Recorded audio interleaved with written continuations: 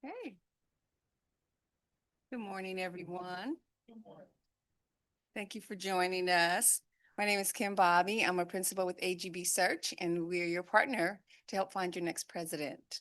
I've been with AGB since 2017 and do searches all across the nation for leaders in higher education and background in education for about 30 years, including being a professor and administrator and also a consultant with the Bill and Melinda Gates Foundation, spent time with the University of Puget Sound, also have been working in governance as well as search. So that's just a little bit about me. And now I'll kick it over to my colleague here to introduce himself. Good morning. I'm Carlton Brown. I'm a consultant with AGB Search as well as with the Association of Governing Boards for Governance and Business Model Development for Higher Education.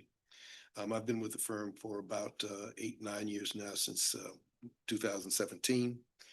Prior to this, I was president first at Savannah State University for 10 years from 97 to 07, and then Clark Atlanta University from 2008 to 2015. Prior to that, I was at Hampton University for 10 years as a dean and then a vice president. So that's our background, and we're very pleased to be facilitating this search for Jackson State University, an institution that I've watched a little bit. I've known some of your presidents, particularly in the past. And so we're just very, very pleased to be here.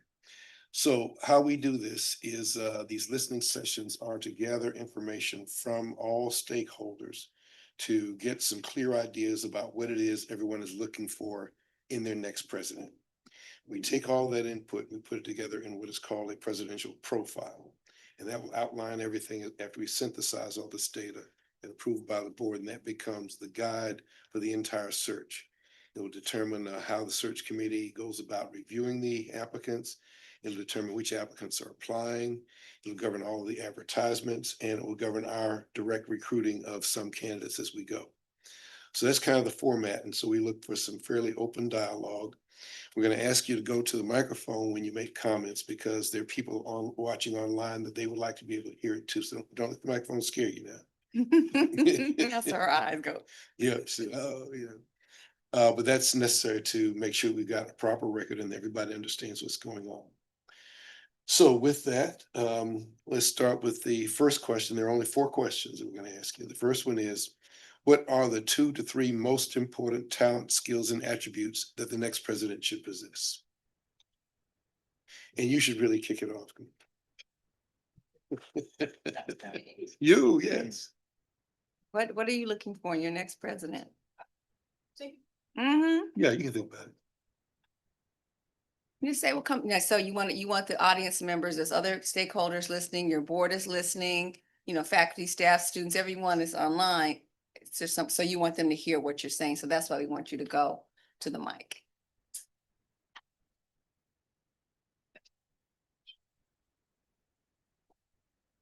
Maybe we can make this fun by you deciding who comes up after you, okay? Yeah, yeah. See, you got the power just like that.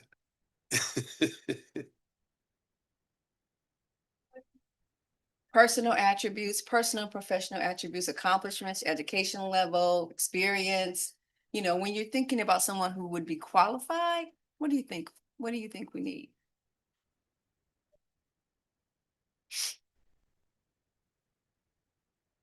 Your name and where you work. Oh. Hi. What a camera. My name is Deja Hawkins, and I work in housing and res life as a community director. And to start, I would want a president or somebody that is empathetic and personable. So a lot of times, especially because I am a JSU alum, I feel that empathy has been left out a lot, as well as I'm engaging with my residents in my building. And I have about 450 residents, ages of 17 to 26, and a lot of them feel that nobody cares. So that's kind of hard to tell somebody and show somebody that you care when they've been so conditioned to believe that they don't. So I would say empathy and personability is one. Of course, having all the qualifications as far as academics and networking and personal experience, because I feel a lot of times that outside of the role and qualifications, the experience and networking can take you much further. So I would like somebody that can come in and bring their network and also kind of, I don't want to say revamp the school, but enforce more traditions in a modern way, if that makes sense. Interesting, okay. Yeah. And my last one, um, I would like somebody that would be the voice of the people.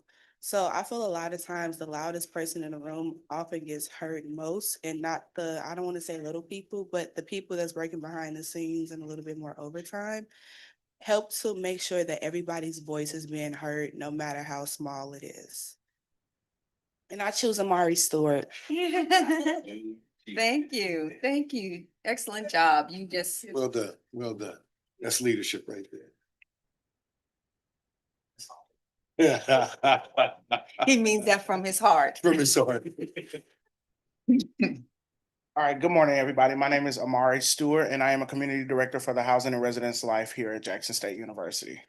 My answer to your question would be for a president to have who will strengthen and support our academic transition for students for career readiness and implementing programs and initiatives that essentially help students acquire opportunities after they graduate. Currently, right now, what we're facing in the world is that it's very common to see that a lot of students or a lot of people don't feel the value in achieving a degree, whether that is a bachelor's, master's, and or doctoral degree. So ensuring that we emphasize and provide those opportunities to those students to where they don't feel like they've just spent the last 4 years in school and now the work search force, it's kind of impossible in a sense. So just building those networks and connections to ensure that students have the opportunity to be able to display their skills and things that they have learned in undergrad.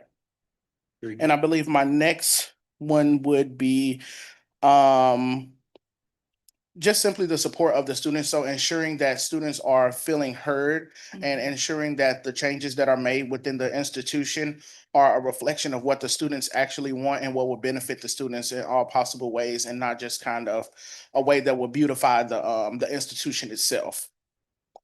Yeah, that'd be all. Thank you. Thank you. Excellent. Do I get the popcorn? Yeah. Why not? Yes, you Yeah, do. absolutely. You do. Miss Graham. They obviously know each other very well.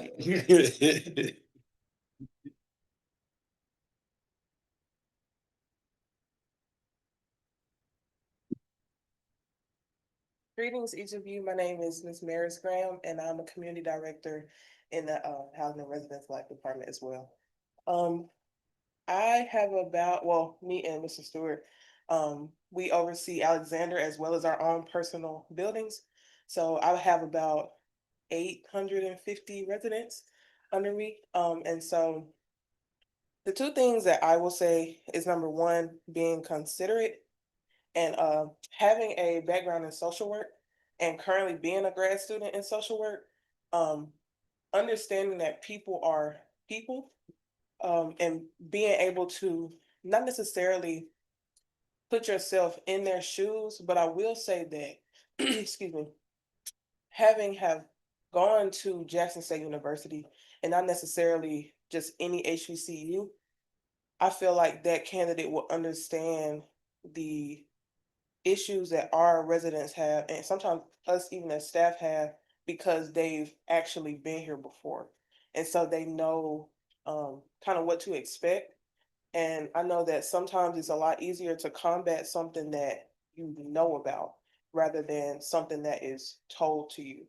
Um, and so the other one that I chose was an emphasis on growth and hard work. Just because the presidential space is not just, so your picture can be everywhere, or so you can go to these, great events, or sometimes even host these great events, but more so about getting in the field and doing the work, because our residents are real people.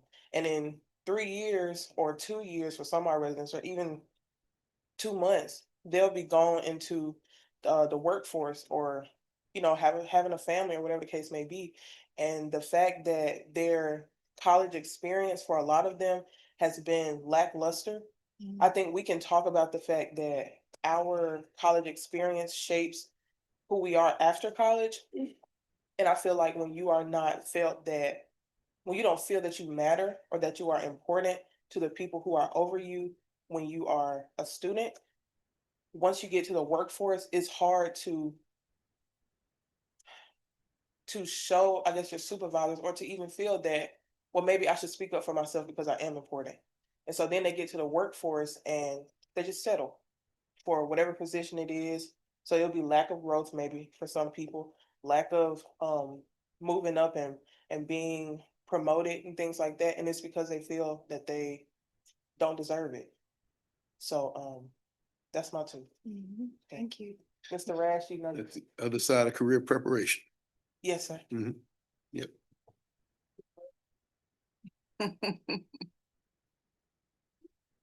You didn't thank her. Hey, well, good morning, you all. My name Good is morning. Mr. Christopher Rash, and I'm a community director here at JSU, Jackson State University also. I think the first character that I would necessarily say that a candidate should possess would be, of course, outside of the educational background and credentials, would be empathy. I think starting off with empathy is something that the culture needs right now. I think that due to the population that the communities that the residents are typically coming out of, that's something that they're not necessarily getting.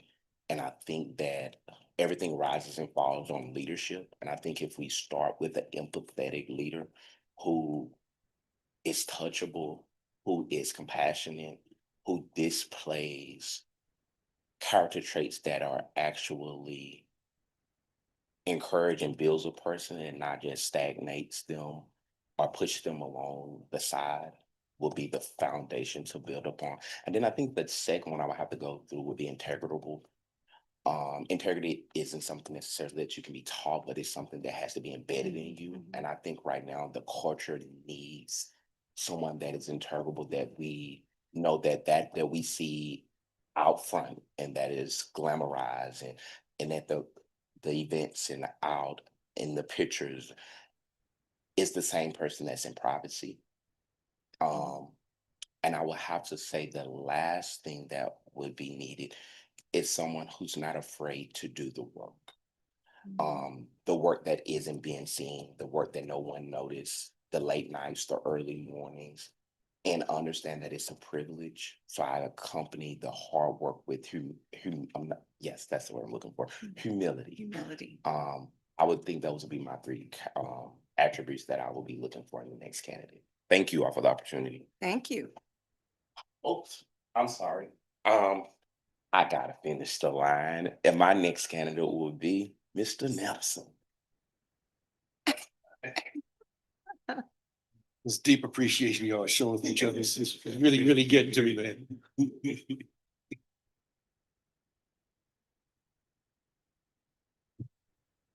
Good morning, everyone. I am Carlos Nelson Jr., and I am a community director in housing and residence life here at Jackson State University. So I've been taking a couple of notes. Thank you for the question. Thank you for the opportunity. And three things that I will think that I would want to see in my next president. And this is, before I start, it's not a direct of what I am seeing now or experiencing now with the interim president, but more so from my years of being a Jackson State alum of the things that I felt like they could have helped sustain things when they were going at a steady pace. All right. So the first thing is result-oriented and forward-thinking leadership. I want an ideal president to demonstrate exceptional operations. So it's not more so responsive to the things that may happen, but being a proactive and strategic thinker beforehand and being able to be responsive, and not reactive when things occur, but to already kind of have plans in place or have the people in place to help just put the plans in motion instead of kind of like running around and trying to figure out what's going to happen. And integrity and accountability. I would like a person who is a true symbol of integrity so they can set the standard for all of the staff, faculty, and workers and hold everyone accountable to their responsibilities through transparency and consistency, but also fairness, and that's to the workers and the students. To cultivate an environment where excellence is the expectation truly and not just on the outside, so growth may extend beyond the surface level. Just, don't be scared to hold people accountable. All right. And to be able to do that, I feel like, in so many words, you got to have thick skin. All right. To be resilient but also to be student-centered focused is to not be one to have to please every single person on a political standpoint, but rather be able to take a couple of hits and maybe not be the favorite in a sense to get everything in line and be more so goal oriented and make it to where it's a situation where the proof is in the pudding. You show through the results of the students. You show our retention rates, you show our success rates, and you show that the culture, like my first colleague said, that you're keeping the traditions but doing it in a modern way. And so I feel like you would need your own brain and your own fresh set of ideals, but you also do need to take account of traditions. But I just feel like you got to have some thick skin to be able to make those happen. And I think that is it. Thank you. Wonderful. Thank you. Outstanding. Very good. Very good.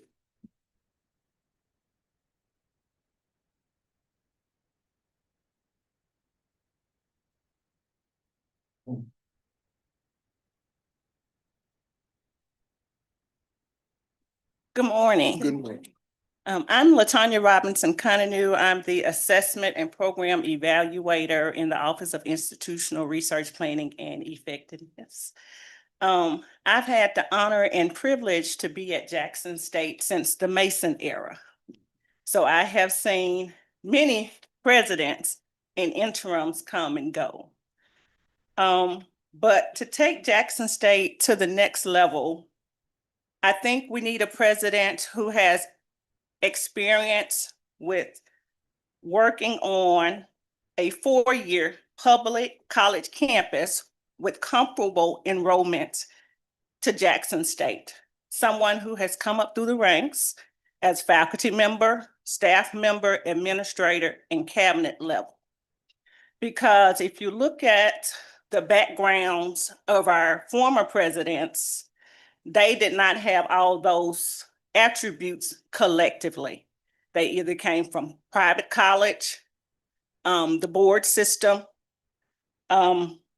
or institutions with smaller enrollment. So we need someone who understands the housing crisis and how that's impacted by enrollment. So that's why we need someone with higher enrollment, someone experienced with a campus that has higher enrollment. The students articulated their attributes very well yesterday. So I think we need someone who prioritizes our students and understands the HBCU student and their needs. We need someone who can hit the ground running and understands the JSU culture, the tradition of excellence that we have here, and understand our community. JSU is a primary economic driver for the Jackson metro area, as well as someone who understands the campus climate. We're battered right now, and we need someone who can bring up the morale of the campus and remove that feeling that if you have divergent or diverse thinking, that you will be there's retribution or outcast, or you're called a troublemaker. So someone who can bring the campus community together and improve our campus climate. We need someone who understands the notion of a team of rivals from Goodwin's book, versus cronyism. Your friend may know how to do the job, but is your friend the best person for the job? We need someone who has their pulse on what's happening nationally, as well as someone to guide the institutional fiscally, because I hear a lot of people talk about campus infrastructure and our needs. And we know that the heirs money is gone that help improve some of those things. and improve the programming that we have to prepare our students. So we need someone who understands that historically, but who can guide us to the next level. And as the young man said earlier, we need someone who's a forward thinker. We only can go up from here. And then the last thing, we need someone with integrity. I know you guys said, I watched every session yesterday, that you're going to do your due diligence, and we would appreciate that. We don't want someone that someone else doesn't want. Okay? So we want you to do your FBI background checks as well as your street committee checks. We do Street all that. committee. Yeah. All that. Because we want a And when leader. the street committee and FBI disagree, we go with the street committee, by the way. That's right. And then we want someone, the last thing, who understands where we're trying to go research, our Carnegie classification. Yeah.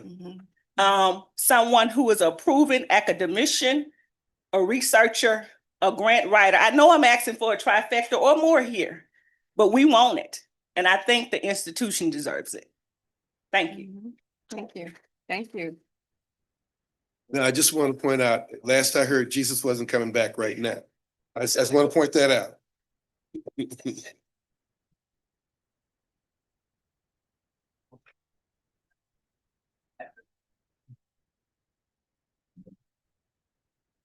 Anyone else?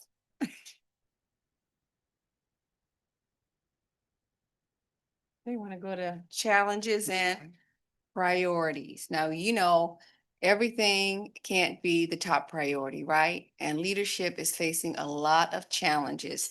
And Jackson State is just like, they're not alone in those challenges, right? This is something that leaders across the nation, at institutions are being equipped to handle. So how would you communicate, or what would you communicate to the next president about what challenges they need to be ready to address as priorities for Jackson State University? Because they can't focus on everything, right?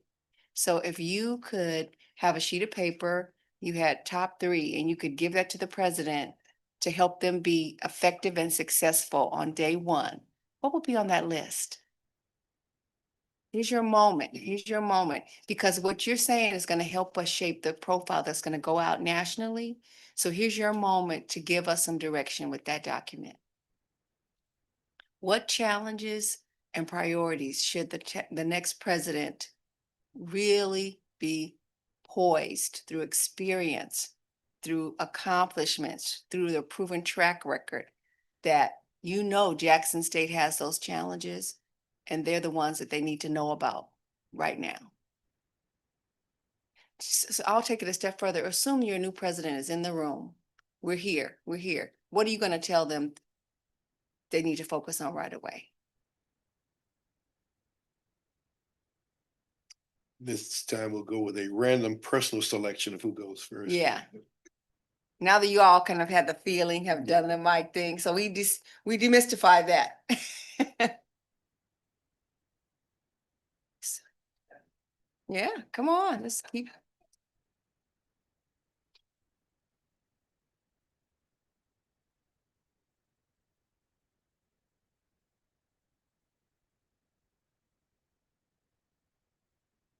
Challenges and priorities. So challenges, I'll start with those first. Okay. Campus infrastructure. We have a lot of deferred maintenance going on. I know the students talked about housing, but for staff and personnel, there's also space utilization issues in those in the buildings that we working in. So, and then the second challenge is we're in a good space right now, but fiscal stability. How do you navigate everything that needs to be done with the state appropriations that you receive and your external dollars? Many people may not know that Jackson State, Alcorn, Mississippi Valley State, their appropriations are less together collectively than one of the PWIs. So some things that our students may see on other campuses that those institutions have, we don't have because we don't have the funding. And then a third challenge would be galvanizing our alumni base to increase the funding for our students.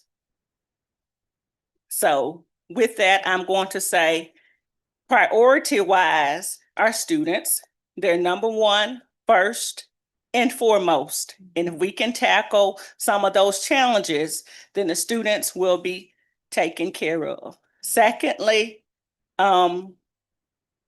academics, that should be a focus. And then thirdly, the campus climate, because when you have people that feel good, they work harder and they give more and they're willing to work outside of their normal working hours because they know they are appreciated and supported by the institution.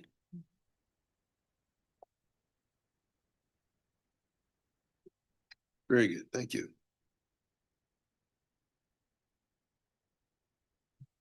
Thank you. Anyone else? Thank you.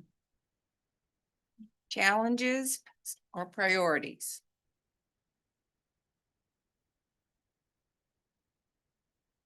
So I know that the lady that went before me, she did challenges and priorities, but I think is in my mind, it's like challenges as the priority. Okay, yes, sure, absolutely. So and a couple of these are a bit, when I say vague, I mean like the how would they go about fixing it will be to their own accord, but that this is a challenge. So the first one that I put was the housing crisis, and she spoke on that already, but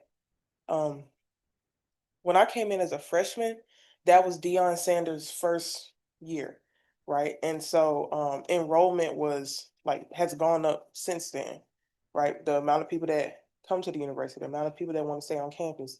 And I think we like the way the numbers look on paper, that yes, we have all of these students that are enrolled, but we also have this amount of students that need somewhere to live and that can't afford to, have off-campus housing because they may not have cars or they can't afford the groceries, the rent, all of those types of things. And so, but yet and still, we still accepted them, even though we knew we more than likely didn't have space for them to live. And so, I think that mindset is a bit selfish because, like I said, it looks good on paper, but where are they going to sleep? And that's important, especially when in your mind, when you come to college, it's like, now I'm kind of by myself. And so I get to live independently and kind of get my own footing. Well, if the getting my own footing is what's slipping, then I'm not really going to be thinking about classes. I'm not really going to be thinking about making relationships or things like that, because my basic needs, such as housing, security, and food security, those are three things that are not being met. So that's why I said the housing crisis, um, the security of our students. And I don't know if it's ever been realized, but male dorms versus female dormitory, right? There is not a single female dormitory that you can drive up to and drop the young lady off and she go in the doors right then. Every place that a female lives, they have to walk some kind of sidewalk, some kind of dark back way, and we know where we are. Some institutions, they're back on their own piece of land, and you drive, like Alcorn, for example. You drive for a good minute to get back there, but once you're back there, you're back there. But for Jackson State, you leave Sweet Spot and you on campus. You can people just walk on campus. That actually happens. And so I know that, they can't pick the campus up and move it somewhere else, but I just feel like the security of our students is one of the top priorities. There have been there were crises while I was in school where we lost students. And I feel that when she spoke about the morale of the university, that had a lot to do with it. That truly before um Jalen Burns and before all of that, there was a different morale on our campus. It was every day was a good day. All times were fun. And it's like after that, it dropped. And so I just feel like the security of our students, the morale of the campus as a whole, and then the housing crisis. I feel like those are probably three of the most important. Thank you. Thank you. Very good. Very good.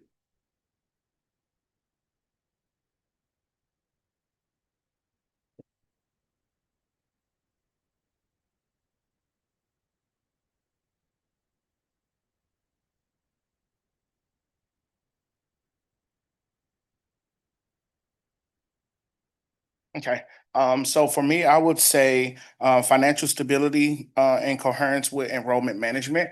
So being able to allocate more funds to scholarships and resources for students who are first generation students, who are transfers, and who are graduate students as well. We're providing them those type of resources where they can actually afford to come to school, because the goal is to get a decent education and to be able to go on, into the world and display those skills. And so a lot of times we see students, we go to these high school days and different events where we recruit all of these students. We provide them, oh, Jackson State has this, we do this, you can come and enjoy this on this day, things of that nature. But we never really initiate financial responsibility and resources to those students who can't afford it. With me being a first generation student as well, it's no secret that affording college is very expensive, and sometimes not even in the plan, but due to the economic class that you may be in. So just being able to prioritize those financial resources that will allow us to not only recruit those students, but to allow them to stay here as well and see out those 4 years. Students shouldn't have to be what they call nowadays plugged into a department or know a particular person for them to be able to receive like a under the table scholarship or work aid or things of that nature. So yeah. Thank you. Very good. Thank you. Others on priorities and challenges.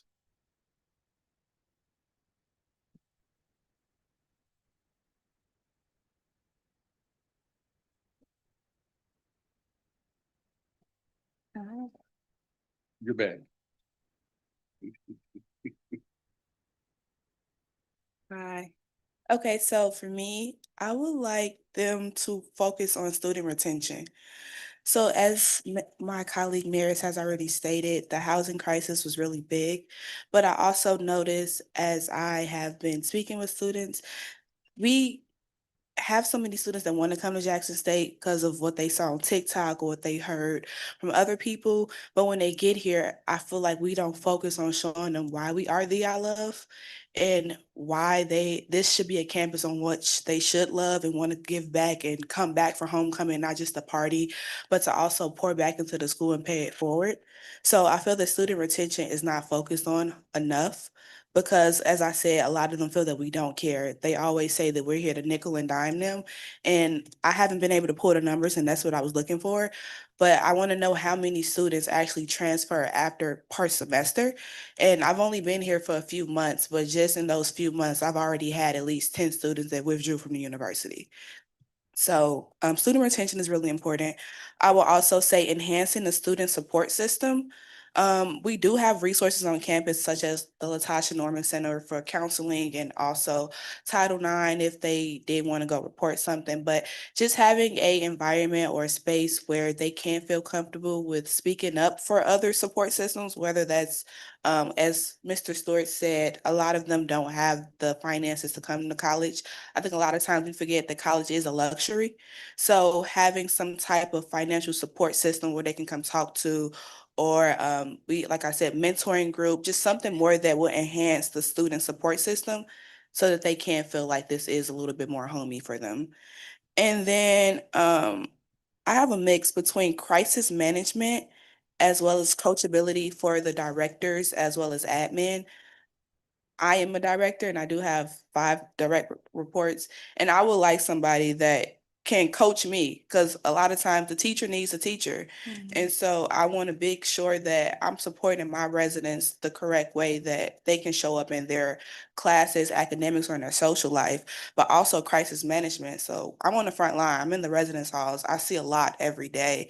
I empathize with a lot of my residents, but again, I won't truly know what they're going through because I'm not them. So to have somebody that is crisis management that can help with, hey, I just had a resident that tried to commit suicide, or hey, I have somebody here that's been sexually assaulted. How would you handle that at a higher scale? I know that when it was handled in the past with the Latasha Norman Center, that's what it became, that center. But also, let's be a little bit more proactive so that it doesn't have to be another Latasha incident. Mhm. That's it. Thank you. Good input. Mhm. Very good. Okay. Anything else? We can always come back. So the next question is about opportunities. What's going well? What's the good news? There's always something good happening because you all keep coming back. So what makes you proud to be here? So what's going well? And sometimes we can learn how to address pain points by examining what's going well. So let's hear some of the good news. What's working? What are the opportunities that candidates can look forward to leveraging and building upon?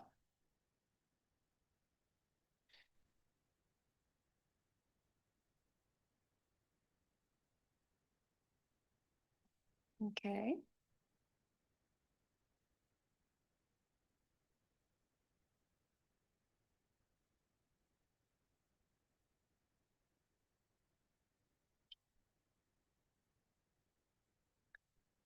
So in terms of what's working, Yes. what's going good, Mhm.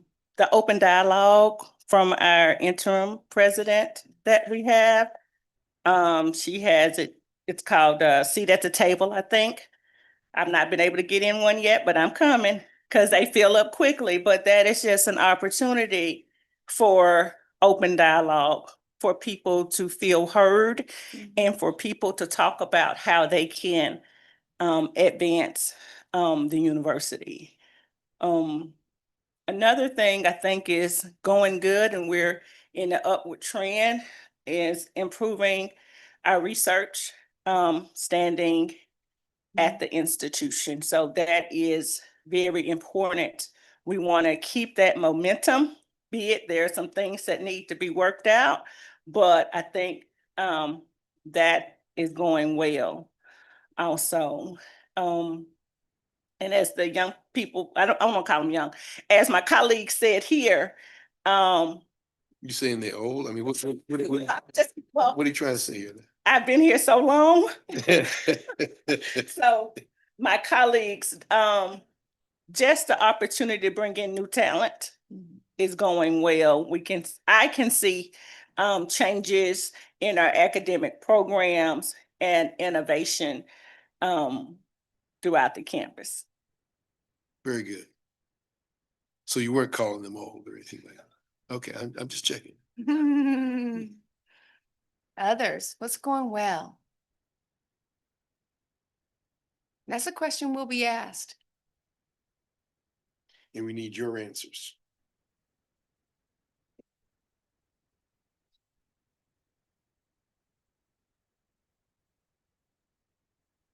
You notice they collaborate on who they send now. I know, I see that. This is good. This is good. This is teamwork.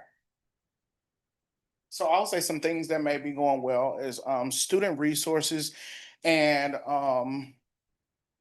student morale and the leadership development. So just in particular, I do want to be a little biased and give a shout out to two departments, the Quality Cares Department with Ms. Mosey, and also the Center for Student Engagement and Leadership with Dr. Scotty Willis. Both of these initiatives provide great insight, not only to assist students, but to develop their characters in ways to where they gain those skills and attributes that they would not only utilize in student leadership positions, but also later on down the line.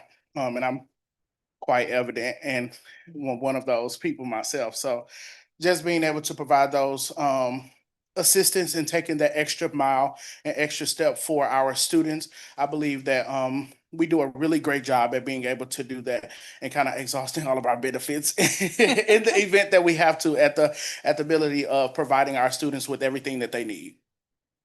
Thank you.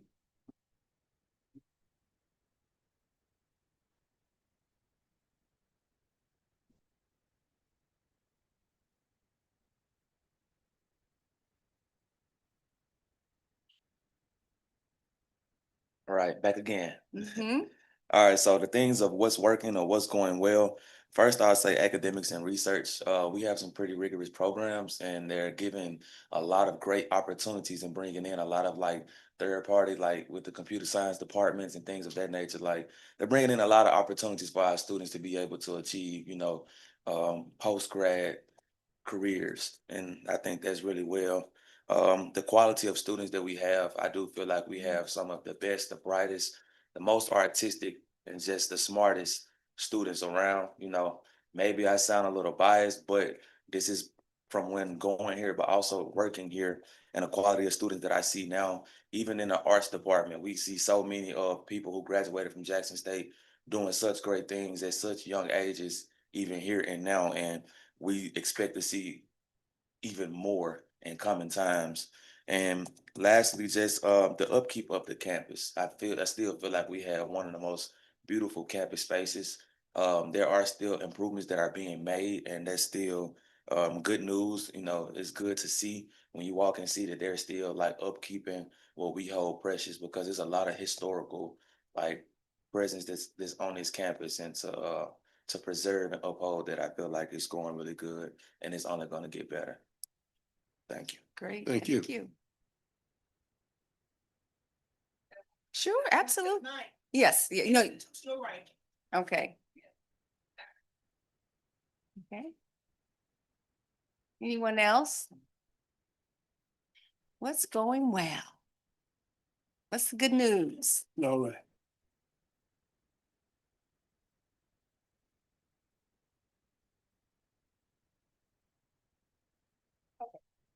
So I wanted to speak to what my previous colleague said about how great the students are. Like I know we, kind of really just honed in a minute ago on the things that aren't so good and challenges and things like that. But our students really are brilliant. We have and I don't want it's okay. We have things in the works for students and their apps that they have made to be used for us and for them, and so not to give too much information, but that's their mind. That's something that they, have the passion about. And I think that the president that comes in will see that these students really are brilliant, regardless of situation, regardless of the things that are not right. They are go-getters without a doubt. And the homey environment. I think that's why our homecomings are so massive. And I don't know if you ever seen the Plaza that Friday, but you cannot see the bricks because there's so many people and so many vendors and people who may not have even been students here, but it's because of the feeling that you get, the feeling in the stadium when the band marches in and the cannon and the woo woo woo, all that thing. That's part of us. And so whenever you join the Tiger family, or if you're coming back, if they're alum, um, you'll feel like like you just left, and so I think that's huge. And oh, back to the opportunity thing.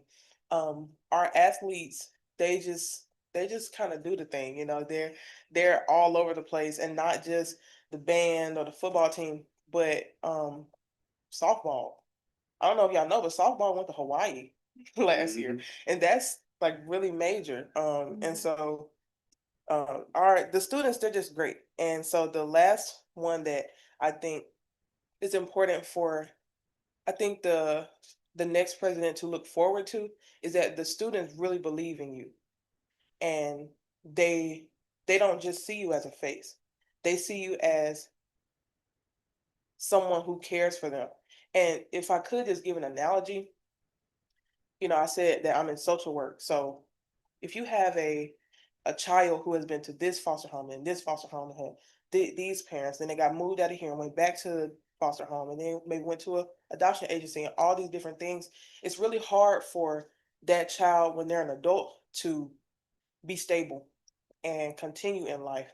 And I feel like when we have a president and then an interim and then a president and then an interim, and we're bouncing back and forth, and she has this ideal and he has this ideal and he thinks this is important, and it makes the staff and the faculty kind of like wobble. And so it makes it hard for us to get our footing and make sure that we acknowledge that, oh, this is new now, or this is new now, or this got put in place, this. And so it's hard for us to be comfortable, and so then that translates to our students.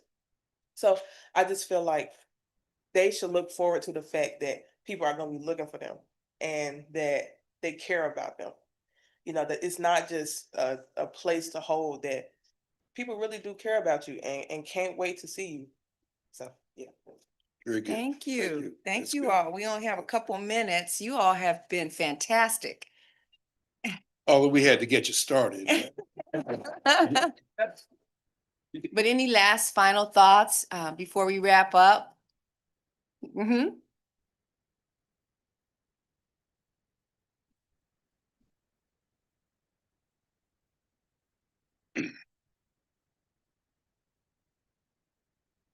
All right, so I have two final thoughts. My first one, I just wanted to quickly touch on what I had written down for question two, because I had to step out. The first one, as far as challenges, just the housing options. Really, we have everything that we need. We just need to get them back in order to the place that we can use them and they can be beneficial to us again. So that's kind of like a challenge, but Challenge, also it has potential right here in front of us. The safety with it being a public school, I know that's something that we touched on a lot, and that's why I think one of my previous colleagues said in question one that they will look for someone who has the experience with a public campus, because it's not like we want to close off and make it private or anything like that, because this is the heartbeat of Jackson itself, Jackson, Mississippi. So we still love that community aspect. We love being that heartbeat. We just do want to focus in on the safety about it. And then making sure the right people are in the right places, that everyone is here for the students and student oriented, and not just, for personal things or anything like that. But to end off on that one, it's just the trust. And to just reiterate what my previous colleague just said, just hoping and knowing that you will be here for the long run, that you take these things into consideration, and that we can have someone for 8 years and 10 years. So that leads me into, I forgot your name. Can you remind me your name, sir? Carlton Brown, yes. Mr. Brown. I wanted to ask you a question of, since you had so many times that you were a president at a university, and even a university like Clark Atlanta, which is probably comparable to Jackson State in terms of the students and the people, and with it being in that circle of what y'all call it, Spell House? No, they call it. They call it Spell House. Okay, well, See, the street committee gave it a name. Because there's mythology that goes around about the Atlanta University. Let's look at it this way. Okay, Clark Atlanta has more women than Spelman, okay, more men than Morehouse. We're a research university. We do high-level research. We're in R2, same as you, although I think we're about 100 million over you at this point. And so Clark Atlanta is the largest part of the Atlanta University Center. okay. So they can spell house all they want. So that's Well, for Clark Atlanta is the backbone. That's what I'm getting from it. But I wanted to ask you, what Mhm. what made you successful, and what qualities do you think would stand out in the next president to make a school successful to that magnitude? Well, you've already named some of those things. I've always been extremely student-centered. In fact, at Savannah State, we built the first 6-year plan off of a 3-day meeting with students. Okay, and that's how we designed the whole thing. So the beauty of that, of course, was that nobody could really oppose us. If they opposed the plan, they were opposing the students, and the students let them know. So that was a big part of it. The other part of it is that you have to do all of your work with the highest level of integrity. You have to be open. You have to spend time with your community. You have to respond to what people need, and you have to respond to priorities, and you have to work with empathy. Lots of stuff happens on college campuses. And the one thing that I know my students can always count on is I'm coming. I'm going to be there. And I'm going to work with you. And we're going to get through crises. We're going to do that kind of thing.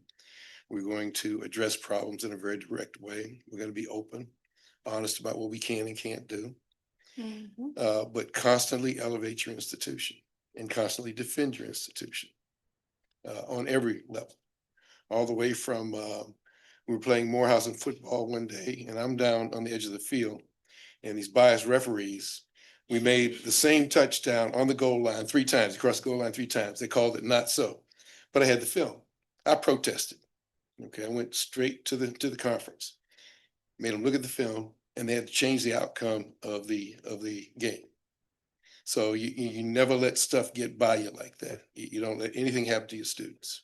Yes, sir. So those are some of the keys to success. Now I got one last question. Can you help us change the outcome of our last football game? Jackson State, we still love you. You know, Thank you. y'all Wrap up. played a great game. Y'all played a great game up until the final moment. And that's the way it goes. That's why they play the game. Thank you all so much. You were fantastic. Thank you for your contribution. And, we look forward to the outcome of this search, because we're going to be able to really talk to candidates about what's really on the hearts and minds of Jackson State University stakeholders. So thank you. Thank you.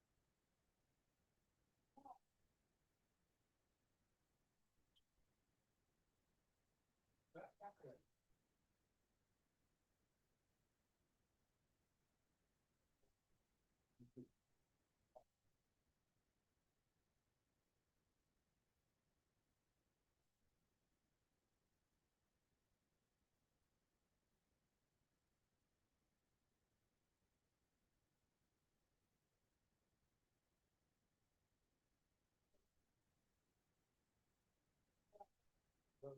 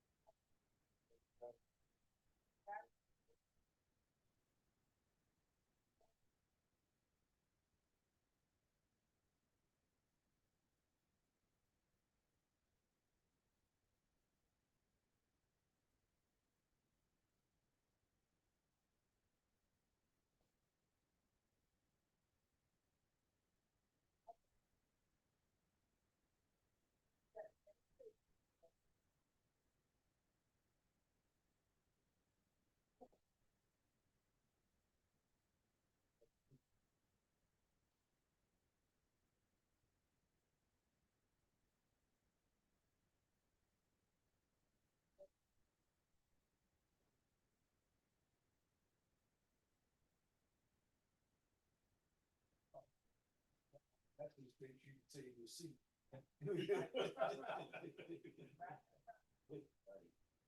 Got me sleep for job.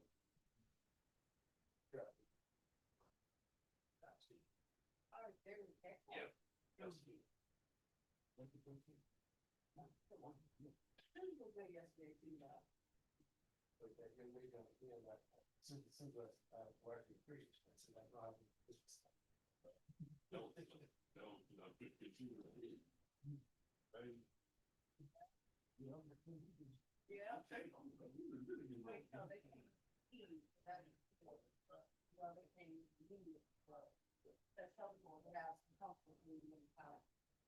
make sure they save your seat. First thing you.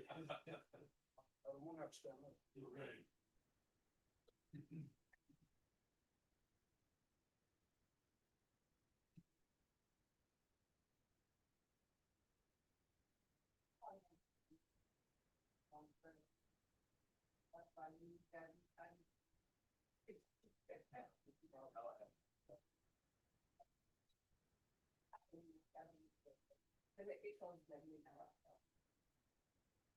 I'm sure.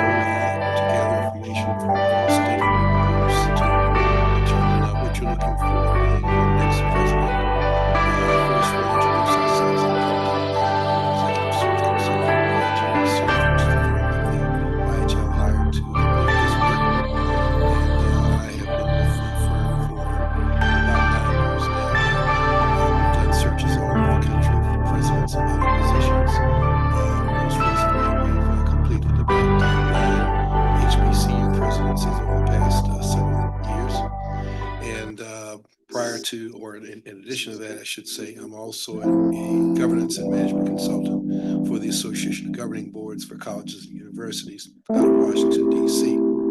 Prior to all of that, I have been a president twice. My second presidency was at Clark Atlanta University, where I was for 8 years until 2015. And prior to that, at Savannah State University, where I spent 10 years as president. And before all of that, I was at Hampton University for 10 years, first as dean and then as vice president. Colin, introduce yourself. Okay, good. Good morning. It's still morning. Welcome. I'm Kim Bobby. I'm a principal with AGB Search. I've been with them since 2017. And as Dr. Brown said, I do searches all over the nation, all sectors of higher education, and notably HBCUs. And I also work on the governance side of AGB as well, working with boards and senior leaders. Prior to that, I was at the American Council on Education, developing leadership programs for aspiring university and college leaders.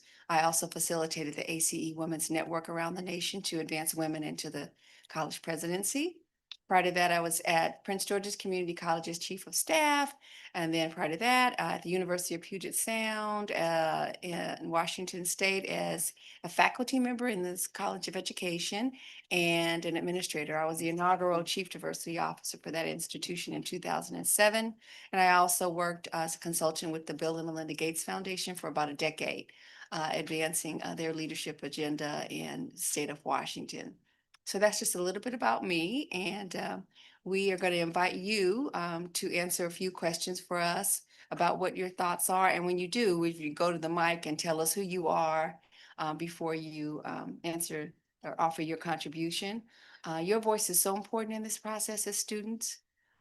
We want to hear what you're looking for in the next president, what challenges and priorities they should focus on when they first get the job. And we want to know what personal and professional attributes you think they need to be successful in the job. And then what's going well. We're going to wrap up with an appreciative inquiry. What's working well and that we can tell candidates. So we're going to synthesize all that we hear over these days of listening. We have some survey links out there. I don't know if you all seen the link. Has anybody seen the link?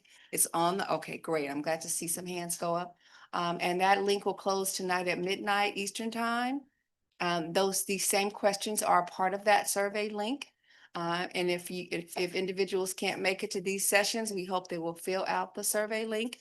Your voice is so important because what you tell us is going to help us tell the national audience of prospective candidates what you're looking for. So this is your chance to put your thumb on the scale to say, this is what we're looking for in the president. These are the challenges we think that should be their top priorities. And here's what's going well at Jackson State. So any questions about any of that? Okay, so why don't we get started? Why don't we start with personal professional attributes? And we always start there because that seems to be a place that people always go back to if we don't start there, because it's connected to challenges that they need to address. They need to have certain attributes and personal and professional accomplishments to deal with certain challenges and priorities. And also, it's a way to kind of have us see sometimes challenges and opportunities can be the same, two sides of the same coin, right? So we're going to hear a lot about that from you, but we need to hear your voice. So what personal professional attributes are you looking for when you meet the next president? What do you want to make sure that they bring to the table, if you will? What do they know how to do, what their skill sets are, what their experiences and background might be, what their capabilities are in terms of managing this institution. And don't all rush to the microphone at once. I see some smiles. I know you have thoughts. You took your good time to come here to share with us. So we know that you care and you took a leadership role to show up today. So somebody's got to be the first one to the mic. And come on over. Before I was this gentleman president, I was a professor, so I was about to call on somebody, but we got to volunteer. Thank you, sir. No problem.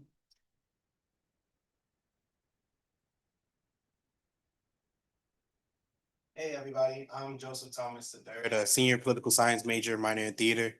I'm part of the SGA. I am the senior class senator. And what I think that the next president should have is being charismatic, being professional, and being organized. That's some of the attributes I think that you should have, because if you're not charismatic, no one will want to be able to speak to you, like the students on campus and things of that nature. And then being professional and organized, that way, if events or things like get conflicted and there's different schedules and things going on, you got to know how to like be prepared for that and be able to switch on a dime, or be able to like prepare in advance where things should be and stuff like that. Great, thank Very you. good, thank you. Thank you for getting us rolling. All right, who's next? All right.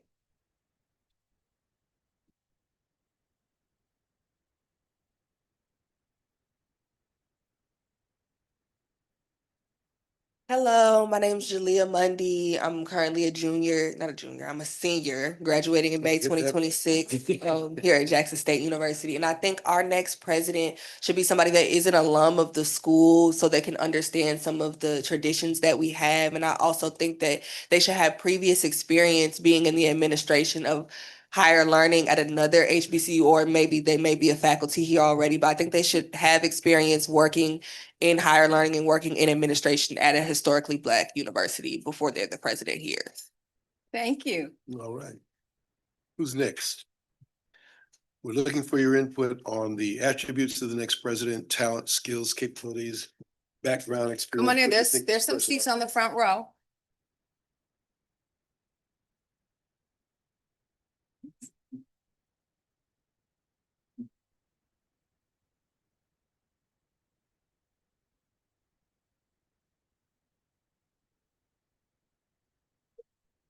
I thought you were going to the mic. So we are inviting everyone to go to the mic at this part in this process. We're on the first question. And that question is, what are you looking for? What personal, professional attributes? What have they done? With their level of education, experience, understanding of HBUs, understanding of Jackson State. Those are things we've heard so far. What would you like to say about what you want to see in the next, what the next president should bring to the table as far as personal, professional attributes, accomplishment, successes, proven track record of what? Okay, so who wants to go next? And you have to go to the mic and speak so that the online audience can hear you. Okay, I see her passing some notes. You want to go to the mic? Okay, sign-in sheet. Oh, you guys are signing in? Okay. So there's some more stuff going on. Yep. I see some smiles. So thinking about the president, this is your time to put your thumb on the scale, and because we're going to use what you say to help us write the document that's going to attract the next president. All right.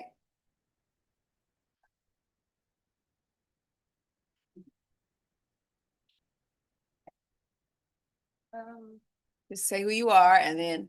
So I'm Blue Durham, a upcoming or a freshman, and probably like a couple things I could think of is probably someone who knows how to lead a group of people. They're more of a friendly type of person and an understanding person, so they help out a lot.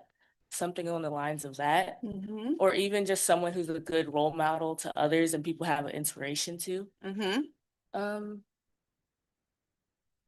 I don't have that many ideas. Like I Yep. just had small pieces, but something of on the lines of like just being willing to help somebody first, or if like they come, like they plan events to help others, things like that. But Excellent. Thank you. That's exactly what we're looking for, what your thoughts are. Thank you. Mhm. Others. Come on. Mm-hmm.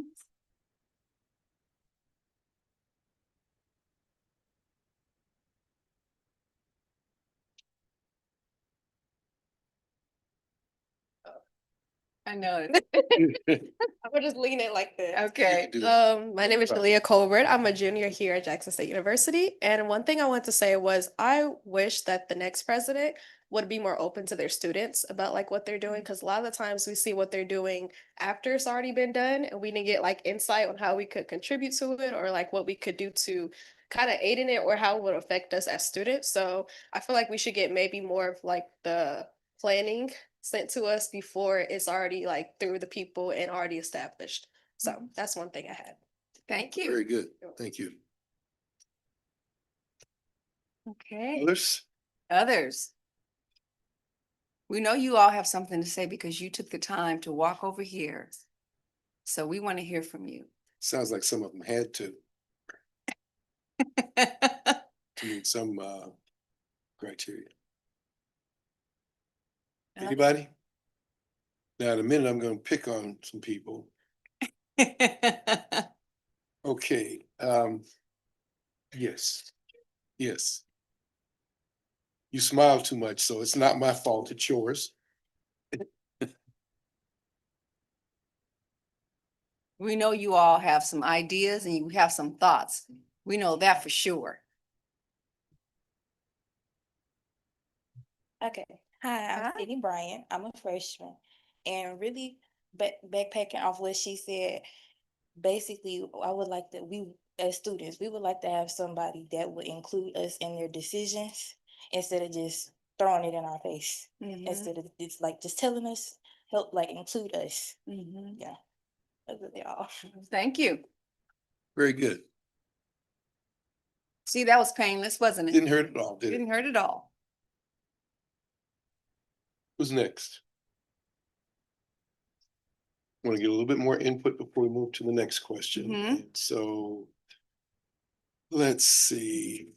They're all nervous, like, okay, who's he gonna pick? Gentleman right here.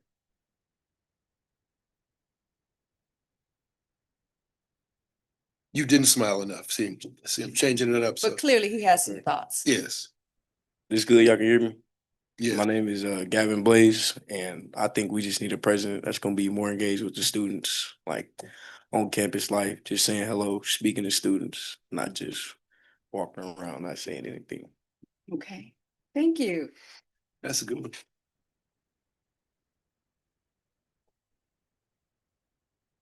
Yep. Okay, very good.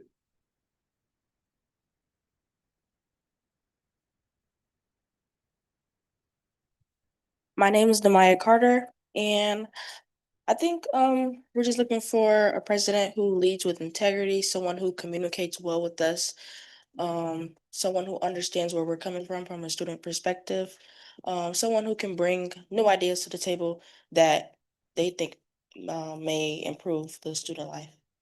And yeah, that's it. Thank Good, you. thank you.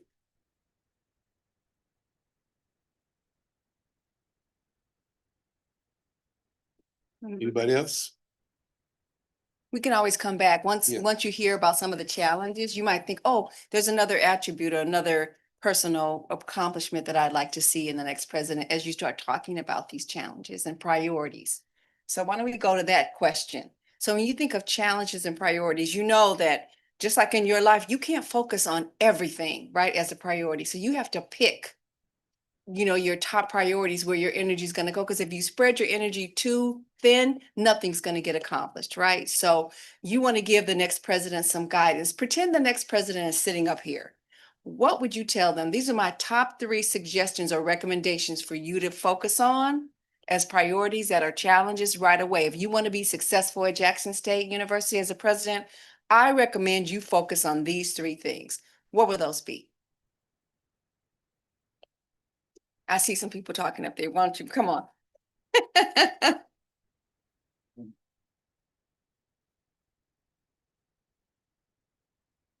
Hi, I'm Darian Walker. I'm a freshman.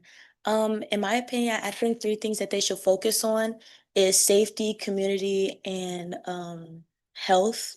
Because a lot of some students don't feel safe on college campuses. So I feel like a president should make sure their students feel safe and their faculty as well. Communication, like how everybody was saying, like they need to communicate what they're doing. If there's something going on, they should make sure everybody on campus knows just in case something could happen. And a lot of people aren't informed. And with health, a lot of students suffer from like health, mental health, and things like that. So I feel like the president should also look into that and help their students and faculty out because people could be going through things. They might not want to speak up about it, but always checking in and making sure everybody's okay. It could be something they could focus on. Very good. Thank you. Thank you. Important points. Come on.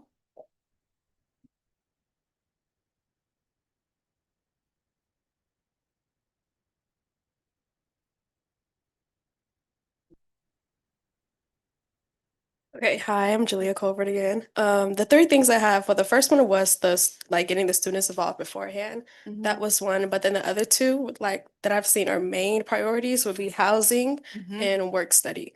Because a lot of students talk about both of them, but we feel like nothing's really being done with the housing or work study per se that we could see because we're not, involved in it as much. But I would say those are the three main things that the next president needs to like heavily rely on and focus on for the students to feel like heard and to feel seen in that aspect because those are like major problems that we're all going through right now. When you say work study, tell me the problem with the challenge or the. So with work study, we're told that there is none, and I know a lot of people were told that there is none, but then we have like emails coming out to us saying that we're looking for students to hire. So it's like two different like responses we're getting from people, and it's like some people's. I was a freshman like early on, right? I went to financial aid and they're like, we don't have work study. And then I went out my own way to the departments and there's like, oh yeah, we've been looking for people to hire, but no one's been coming to us. And I'm like, they told us that they didn't have any. So like we never went. So just the communication could be Yeah. better with that. Mm-hmm. Yeah. Good example. It's very good. Very good to know. Others, oh, come.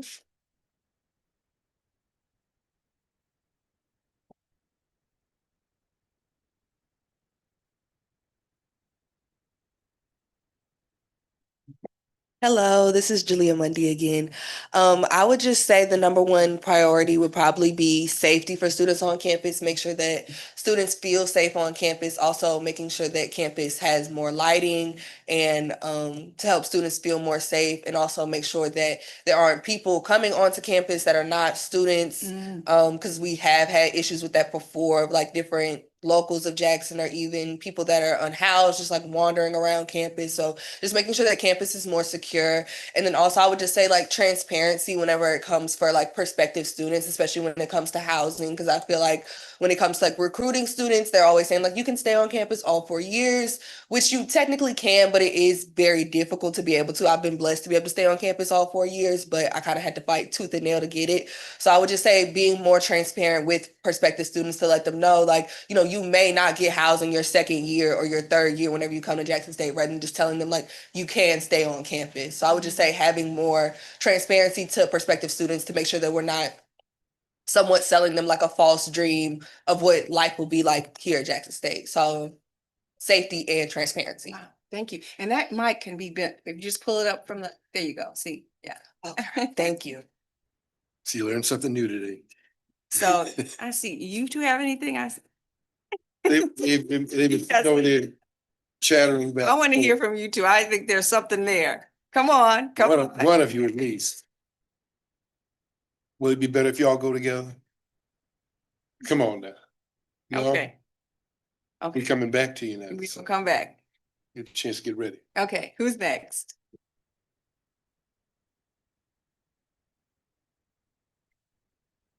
Only you know the real lived experiences of students.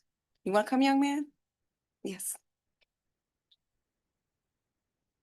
You are the holders of the information that we need.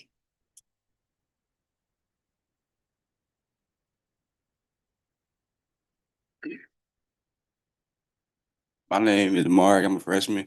I only got one thing, just really not letting one student actually define every other student. Like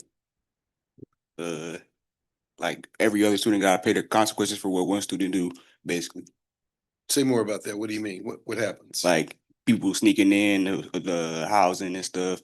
Like we don't got visitation just because what other people do and stuff like that. Okay. So you want people to be held accountable for their own actions. Okay. I like the way you just climbed over that aisle really quick. I wish I was that agile. I may have been at one point. Come on, yes. Okay.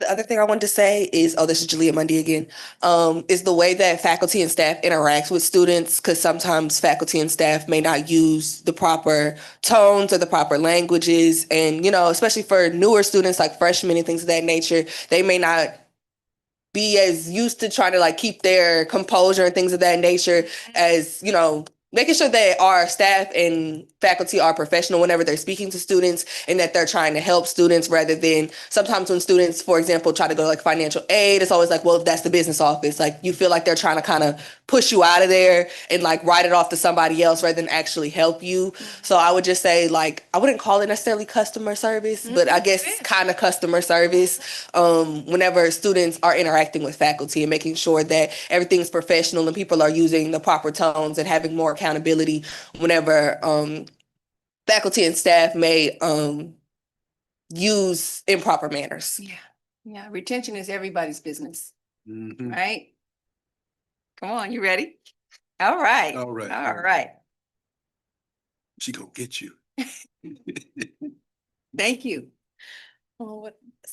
Yeah, okay, let me stop laughing. Okay, my name is Michaela Ward, and I want to elaborate on what he said. I feel like we all should not be hold accounted for everybody else's action, because in this day of age, I feel like we like old enough to know what's right and what's wrong, and I feel like when something go wrong, the RAs that we have should like sit down and have a conversation like with students instead of just like sending out emails or saying taking stuff away from everyone, because we got laundry. Something happened with the laundry because like it was stuff going on, and now everybody is held accounted for it when it's be like certain students that's doing things wrong. And I feel like one person should be held accounted for their actions instead of the whole school getting in trouble for something that they didn't do. Makes sense. Thank you. Others, okay, come on.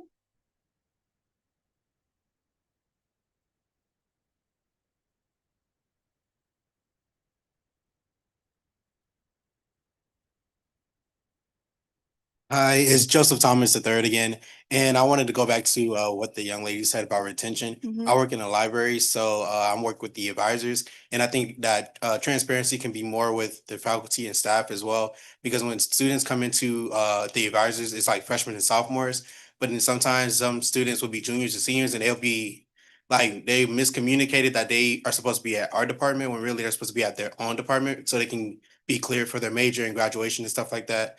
And it makes it really difficult for students because they got to walk to and from. And sometimes their appointments will be at like 9:30, and then by the time they get to their department, it's 9:50, and then they got to reschedule. They miss deadlines and things like that. So just transparency and being able to communicate effectively with students. So important. Thank you. Others, priorities, challenges that the next president must pay attention to. Thank you. Okay, hello. My name is Madison Jackson. I'm a freshman. And unfortunately, with the housing issue this year, I was not able to stay on campus, but thankfully I stay 25 minutes away, so it's not a lot for me to come to and from. But I feel like the president should really focus on communication with the staff on campus, because a lot of times being off campus, I honestly don't have the time every day to drive back and forth to campus every day. I already drive to class. When it comes to communication with like advising schedules, the tax office, a lot of times the staff will not answer the phone, and then I would have to drive up here and come up here and get that taken care of. And that's like a lot of time out of my day, especially with assignments, classes, and everything else that I have going outside of school. And I have one more point. That might be it. But yeah, communication is really bad, honestly. And what they said, like how staff speak with us sometimes staff will have an attitude. When they do answer the phone, they'll be like really rude about it. Yeah, that's all I had to Well, say. thank you. But if you think of something else, I know you said, okay, thank you. Thank you. Thank you. Others.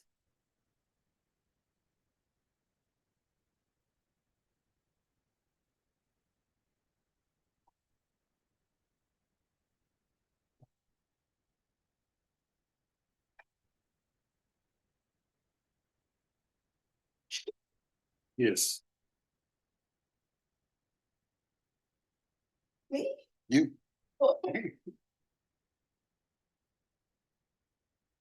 Look, she got her notes and everything. Yeah. No. Okay. Hey y'all, my name is Naya Crudup. I'm a freshman. I would say, as of right now, three priorities need to be housing, financial aid, and safety. Because housing, I think everybody got the same issues with housing. It's a mess. Even like the first week, you had people that didn't have housing, but you have empty rooms in Campbell, which made no sense. Financial aid, I mean, it just gets sad at times because I feel like I worked hard enough to get here. Jackson State gave me no money with a with a 25 ACT and a 4.2 GPA, which yeah. Yeah.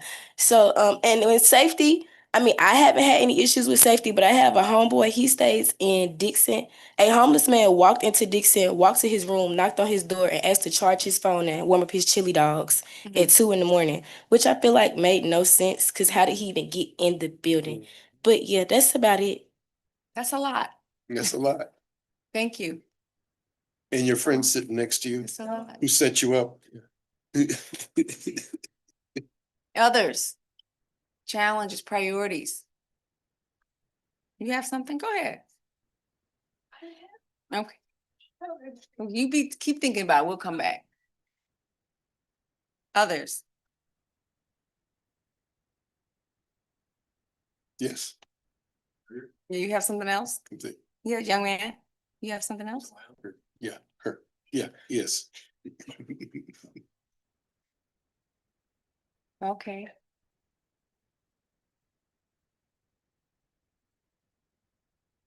So you kept pointing to them, so they pointed at you. Hey y'all, my name is Zariana Small. I'm a freshman.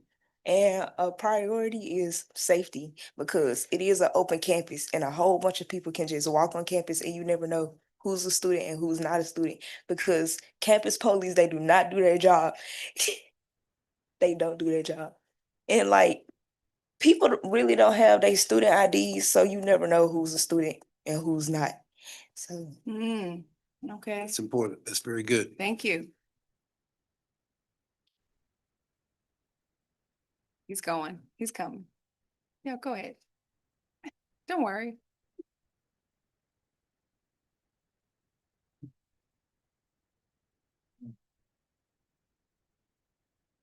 My name Alan Bright. And one thing I say is like the professors, like one of my professors, she not engaging with like the class at all to help us with any assignment. She'll just put the notes on the board, have us do it, and then that's the class. That's it. Is like no engagement with the students. Like my other professors, like Mr. Harris, who brought us here, he engages with the class, make sure everybody does something. But from my other professor, I don't feel the same energy. So that's what I like. It's important. You want to feel like you're getting what you need, the attention. Okay, thank you. So that's how Mr. Harris brought you all here? Okay. Okay, not everybody. She came on your own. Okay.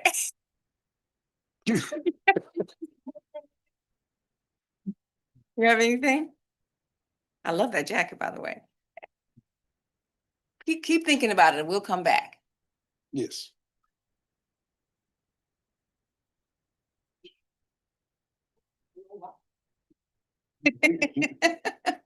Get some steps in.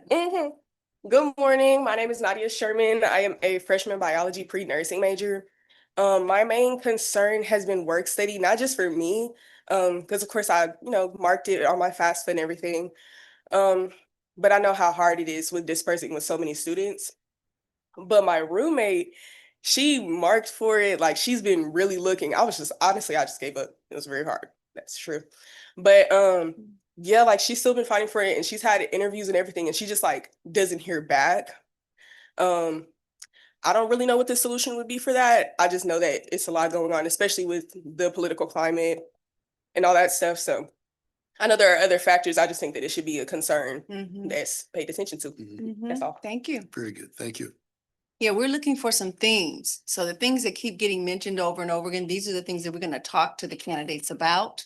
So you're giving us good talking points. Ready?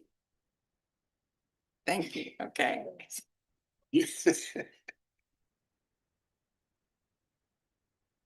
Hey, my name Jabril Rollins. I'm a freshman. I say housing because like I was in a room in trans and then like 3 weeks later, the lady gonna tell me I moved into the wrong room, but they gave me the key, so I had to move my stuff out to another room while somebody moved in that room, then they had a roommate. Okay. That's it. Thank you. They're giving her hand too. Thank you.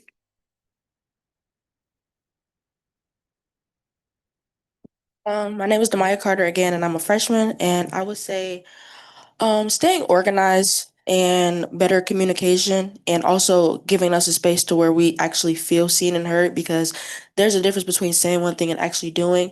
So we might say like, oh yeah, you can come to us about anything, but when we come, there's retention, and like, we have to go to someone else for help or something. And also, communicating with us. For example, there have been problems with housing as well and off-campus housing. So I know a few people who stay in the lofts, and there have been problems with the shuttles, and there hasn't been a schedule sent out, and they'll be out there waiting and not really knowing what's going on and when the shuttle's supposed to come. And as students, we do have jobs to get to, and there's been problems with people not being able to make it to the job because the shuttle hasn't been coming. And I found out that isn't through us, the transportation, as far as like the shuttle, but I think that should have been like, communicated with us, because, that is something that we utilize to go there. And yeah. Thank you. That's what you're relying on to get from point A to point B. So thank you. Others? Challenges, priorities? Yes.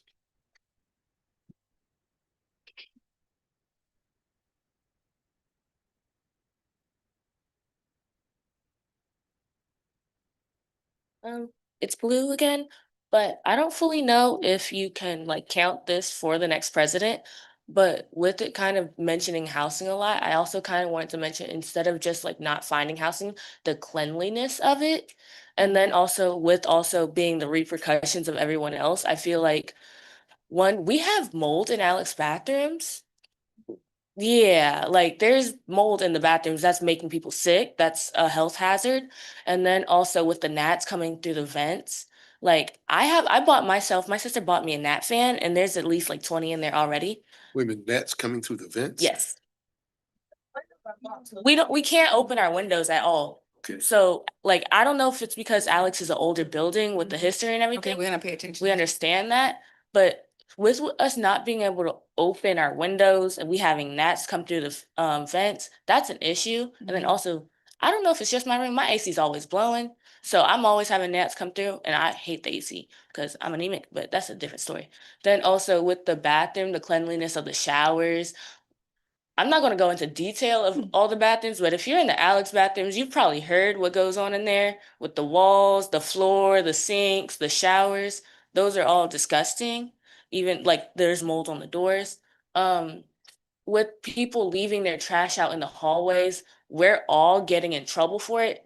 I'm in a single. I get to stay by myself. I take my trash out once a week. I don't see why I'm having a disadvantage with everyone else not being able to walk to the dumpster. I feel like if we have cameras, use them, find who left the trash out. If it's sitting in front of someone's door, instead of charging a fee of the hall, knock on the door, see what's going on with that first. Um, or even like the laundry room, someone mentioned it earlier. We all got our laundry privileges taken away. We now have to set an appointment for an hour, 30 minutes. Some people have their things go on longer. But with that, it was mostly on, like, no offense to East Side, but lots of clothes were left on East Side. West Side also has that issue now. There's people who didn't have any of their clothes because they keep timers and things like that, but we would get in trouble even though we had our timers and we would have our things set out. I feel like that's also not fair, and we're getting fined for those when people were just coming into college, or some people are still having to fund college by themselves, can't pay for all the fines if they're having to pay for school and something else like that. Because I have a car. I have to go take my car to the shop soon, actually, and that's more of a fee that I have to pay off. So I can't fully pay for fees and things like that if I have to pay for my personal life as well. But that's it. Thank you. Thank you.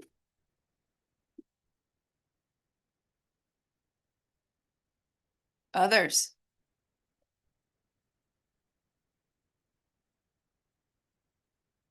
Move to the next question.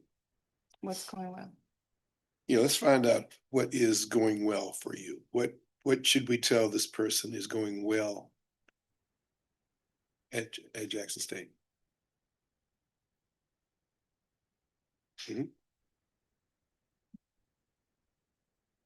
And we always want to know something's going well, and sometimes you can take what's going well, analyze it, and then see if you could address what issues that need to be addressed that are pain points by examining what's going well. Would you agree?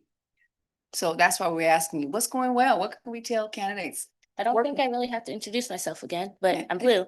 But instead of all the bad things I just listed, I promise there's good things as well. The community here, that's something I definitely looked for when I came here. People are very welcoming. I'm also just one of those people as well, so I don't know if it's just me, but if you just need help, reach out, or even if like I haven't been on the plaza once for a good week and people came and asked me if I was good and everything, and I love that because that was really sweet. Even with your teachers, like Mr. Harris, he checks in on our class. Like when we walk in, he's like, "How are you doing?" Things like that. Having your professors wonder about you, see if like you're stressed out or anything like that. I also like had an issue of going to one of my classes for a while, and I finally just went today, and he was very helpful. He's helping me go back and make up my work and things like that because it's a drawing class. It's one of my major classes. But he was very helpful in asking if I was doing well for that thing because I was out for a while. Even though I still checked in, you should do that as well. So that's also a thing. But then also with like going into new orgs and things like that, like something I went to was like the org fair, like that was really early on. Something more like if instead of just having it once, it could happen like twice or three times just in case you missed it all. Because I was rushing between classes for that. But everyone was just meeting new people, and you could find out even if you couldn't fit into this one exactly, there was probably something else just like it, more your style, more your taste. So having more things like that as well. And then like I'd say like the school events that I've been able to go to, because I can't pay for that many of them, but going to them, enjoying some of them, having my opinion and things like this, I've enjoyed that because it's something that you guys mean that you, sorry, it means like you guys actually care for our opinion and things like that, and that's very helpful and something that you can be heard with, because not a lot of people always care about that now. And then just like having like the fun days where it's like we have a midnight breakfast coming soon. So that's something I'm kind of excited for and my friends are planning to go to with.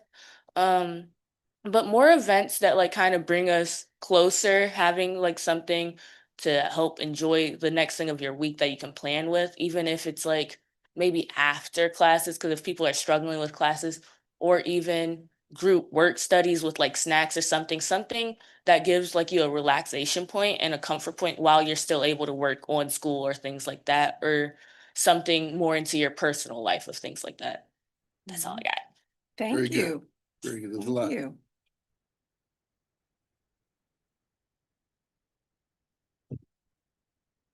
Hey, so my name is Demaya Carter. I'm back again, and I would say I love our school spirit. And to elaborate more on what Blue said, I love the events. I feel like every event we have, I'm always meeting someone new, and even just being out on our campus, I think I'm always, socializing and meeting new people, and also with our professors, having someone that we can come to about anything, not just about academics, but more so our personal lives. Like I am a freshman, and some of us are in this room as well. So it is like a big adjustment from high school graduation, just being on campus on our own. Some of us drove hours. I personally drove 11 hours from Illinois, and I came all the way out here. And when I came to visit for the high school day in November, what made me commit is that I felt like I could see myself here. Like even just with me being on the tour, there were people on campus speaking to me, asking me how I'm liking the school, what do I like about it, stuff like that. And my family liked that as well. I think this is a great university that I chose for myself, and I couldn't see myself anywhere else. Thank you. Others, what's going well? Good news. Got anything? You have anything? Hi, it's Darian. I would definitely say the connections I've made since I've been here has helped with the journey so far. In my math class, she's right there in the blue. Sometimes she doesn't come to class, but I always text her and I'm like, are you okay? Do you need the notes? Like I always check up on her. And my roommate, she's from back at home as well, but we always check in on each other. We help each other with our work.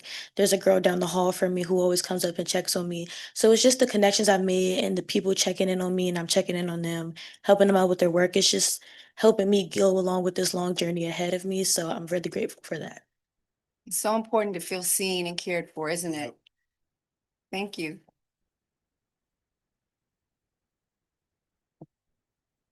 Hello, I'm Simone Horton. I'm a freshman. and a computer engineering major. One thing that I'll say is going good is like the community that we have on campus, but also the alumni that we have. There's a whole bunch of support from the alumni and the chapters like in every state. I'm from Huntsville, Alabama, and so like someone reached out to me when I committed, like on Facebook saying like, "Hey, we have an alumni chapter here, and we want to support you." So I feel like that's one big thing. And then another thing would be like the resources on campus because we do have a lot, like the library, there's a lot of resources in there. And I feel like a lot of students don't know, which could be like a communication thing, but the resources on campus that is very helpful. And that is one thing that has helped me so far. So yeah. Thank you. Others, what's going well? Come on. Thank you.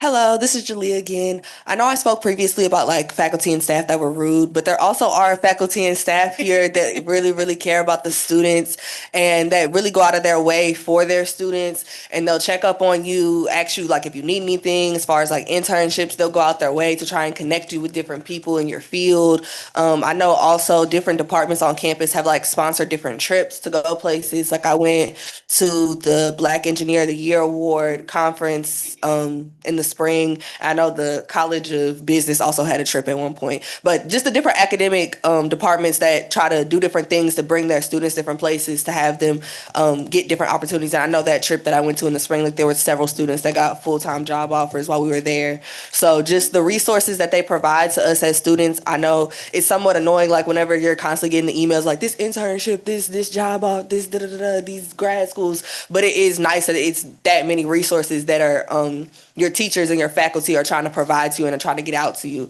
So I would say that's probably one of the main things that's really good is just like the people, of course, the students, but there are faculty and staff that genuinely care about the students and that go out their way to make sure that their students are successful. Thank you. Very good. Thank you. Come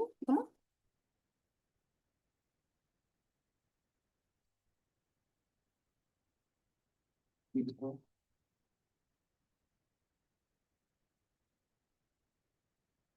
Hi again, Joseph Thomas. And I just want to piggyback off what she said as well. I love the networking and community that I've built here and the plethora of organizations that have been able to help me and get resources and different job opportunities and internships. My advisor for my department was able to give me an internship with the Hinds County Sheriff Department last year, and that was an amazing opportunity. And then now I'm a part of Collegiate 100, and we're going on a conference in Atlanta, Georgia this week. So it's really a really great thing to be here, and it's a really great thing to have these organizations that care for you and pour back into you like you want to pour into your community. Thank you. Very good. Very important. Very important. Others. Good news. Others, something good to share? Or we're getting close to the end of our time, so About 5 minutes. wide open. What are we not asking you? What else do you want to say that we haven't asked you about? Mayor Culpa. Your hand. You right there at the mic. My name, I forgot the short. My name's Anita Jackson, and the only thing I say is it's difficult for me as a freshman, like getting involved, basically. But I'll say that I'm not using my resources wisely, but it's so distance walking from trans and everything all the way on this side. It'd be tiring. So I just choose to stay in my room sometimes. And I like say it could be more flyers and stuff. I don't want to find everything out through Fizz, basically. Through what? The involvement Fizz. What's that? It's a messy app. It's a what? A messy app, okay. So we all heard that this young lady wants to build some community, so I hope somebody will reach out. What's your name again? Sunita Jackson, okay. We'll get out of the room. Yeah, we'll get you connected, right? You got some good fellow students right here. But you got to respond, right? Anything else? Yes.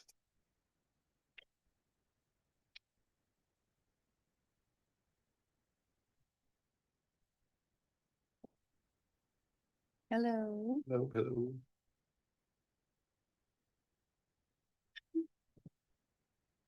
Hi, my name is Anicia Dixon. I'm a junior media production major. And a question that I had was, what long-term changes do we think are necessary to strengthen JSU's future? Because for the next president, I don't know how long they're going to be here. And I feel like every time I've been here, it seems like we get a new president every year. And it's like, I don't know what's going on. I look at other universities, they continue to have their president for quite some time, a decent amount of time. And then I get here and it's like a new president, a new president. And I'm like, what?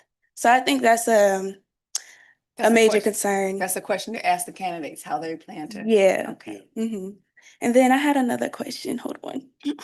I wrote them down. Um, so of course there's this delay that we have, which is why we're here. And I'm so glad that you came to hear us. And so I want to know when they come, their leadership approach. And so I don't know about y'all if y'all have like different ideas on how they could approach us as far as leadership, but I think that would be a great question to ask the next potential president as well. So what leadership approach would work best for you? For me personally, I believe someone stated this, having integrity and communicating with us. That was reiterated over the course of time here. And most definitely letting us see their face.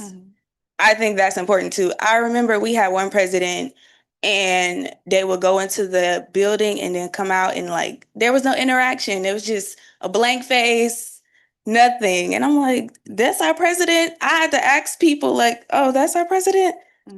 That was not professional at all. So yeah, thank you. Thank you. Very good, very good. Yes, Big J.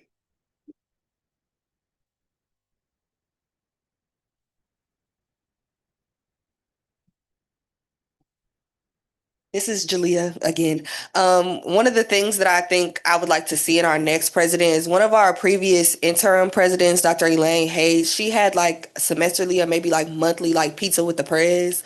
And I think it would be in like the ballroom. And it would basically be just like an open town hall forum where she was able to like communicate with the students and the students could come and bring some of their current issues, such as issues with like, and she would have some of the leadership on campus. Like she would have like the provost in there and like the head of public safety. So I think something like that for our next president to enact, having like semesterly or monthly, whatever town halls to make sure that students have an opportunity to feel like their voice is heard and to actually start to build that rapport with the president rather than just, you see them around. And I know, with the surveys and stuff like that, they put them out, but a lot of times students don't do well with the surveys. They'll do better with, we're having food, coming here real quick. So yeah, I think whoever the next president is, they should try to enact the like at least semesterly town halls for students to come and express some of their issues. At least to some. Very good. Yeah. At least. Yeah. And students are why we're all here, right? Yep. We only have one more minute. Anyone else for the good of this convening? Thank you. This is so fabulous to see your faces. Thank you so much for coming. Any final thoughts? Well, listen, we want you to know this has been very valuable to us. This is the kind of thing that really helps us build the right profile for your president and breed some clarity about what it is that students are needing and looking for. And it's going to help the search a lot. So thank you all very, very much. Thank you. And your professor, Mr. Harris, and who else? Mr. Willis. Who else? Well, the professor. We want to call their name out. Willis, Harris. Thank you to those professors. Absolutely.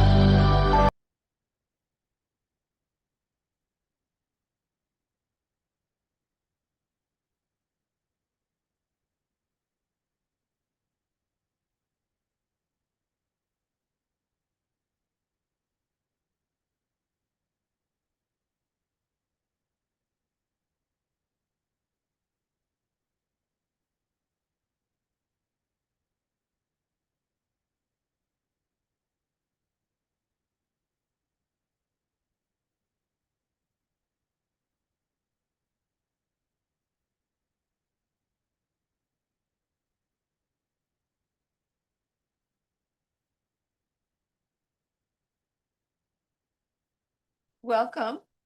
I'm glad that you're here and for this session. And I'm going to just start off with we're going to start off with some introductions and then we'll get right into the questions. And then if you would go to the mic so that those who are online could hear you, that would be great. So and I need to focus on the mic too. Hi, my name is Kim Bobby and I'm a principal with AGB Search. I've been with the firm since 2017 and in higher education for about 35 years. Work on the AGB governance side and principal with AGB Search. Prior to that was chief of staff at Prince George's Community College. Also worked at ACE, the American Council on Education, developing leadership programs for aspiring college leaders. And also facilitated the ACE Women's Network around the nation.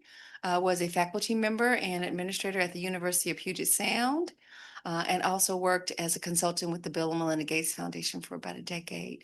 So that's just a little bit about me, and I'm going to turn it over to my colleague here to introduce himself. Good afternoon. I'm Carlton Brown. I'm a senior executive search consultant with AGB Search. I'm also a senior consultant and senior fellow with the Association of Governing Boards, doing work on governance, board operations, business models, etc. I have had a pretty long career in higher ed, longer than most folks have been alive, but that's another matter. So after achieving tenure and promotion to associate professor at Old Dominion University, I went to Hampton University where I was a dean and a vice president. I was there for 10 years. After Hampton, I became president of Savannah State University and again another 10 years there. And then Clark Atlanta University where I was president for 8 years until 2015. So I've been with AGB Search for the past 8 or 9 years and with AGB for about 10 years. And so we're very pleased to be here and very privileged to be in charge of facilitating this search. So how this works is we gather information from all stakeholders about this search and about what you're looking for in your next president. We'll put all of that in a profile document, which will guide the entire search. It will determine what the advertisements look like. It will determine who we're seeking, where and how we search for possible candidates. And it'll also determine the questions that we're asking when we're talking to potential candidates. And so that's what we're trying to do here this week is gather that information from all the stakeholders, synthesize that into that profile document and get that approved by the board and then move it forward from there. So any questions about the search at this point? Okay, let me just start with the first question that we always open with is what are the 2 or 3 most important talent, skills, or attributes that the next president should possess? Talking about background, prior work, education, etc. Any of those things is what we're after. And again, we need you to go to the mic because the people online that want to hear what you're saying as well, including board members. Mm-hmm. So what do they need to bring to the table, essentially, to be effective as the next president?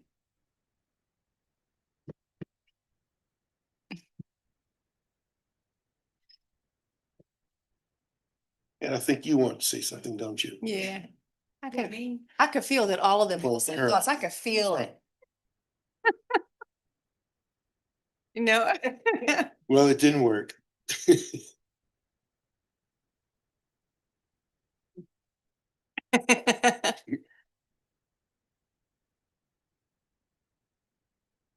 gave yourself away. Good afternoon. Good afternoon.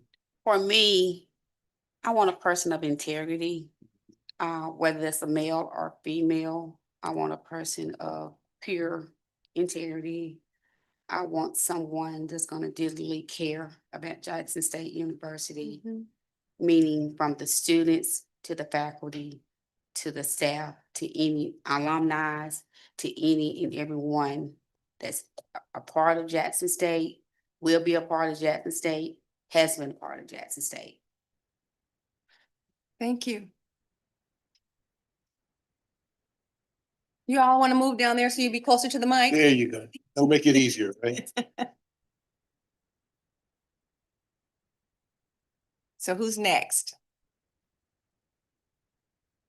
Thank you. Oh, short. Good evening. You can You can pull it down, yeah, Okay. right, there you go. I would like someone, addition to what she said, someone that has a faculty and staff perspective in higher education. Tell me more what you mean about that. So someone that has experience, the staff side of higher ed, having roles where that's in student success, roles that in student engagement, from the faculty perspective, have roles in actually teaching those students and having hands-on experiences. Because I feel like a person that has both perspectives can understand us as staff and faculty. Very good. Thank you. Thank you. Other input. Others, attributes, personal, professional.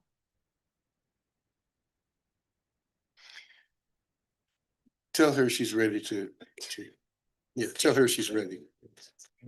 I see, we see some talking going on over there. So share, please share with us.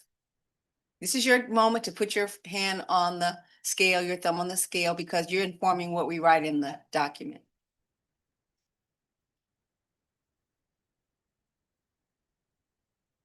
So, as an alum of Jackson State, what I want is someone who appreciates the history, that has a clear vision of where we should go, that embraces our history, but also builds on a future history of the university.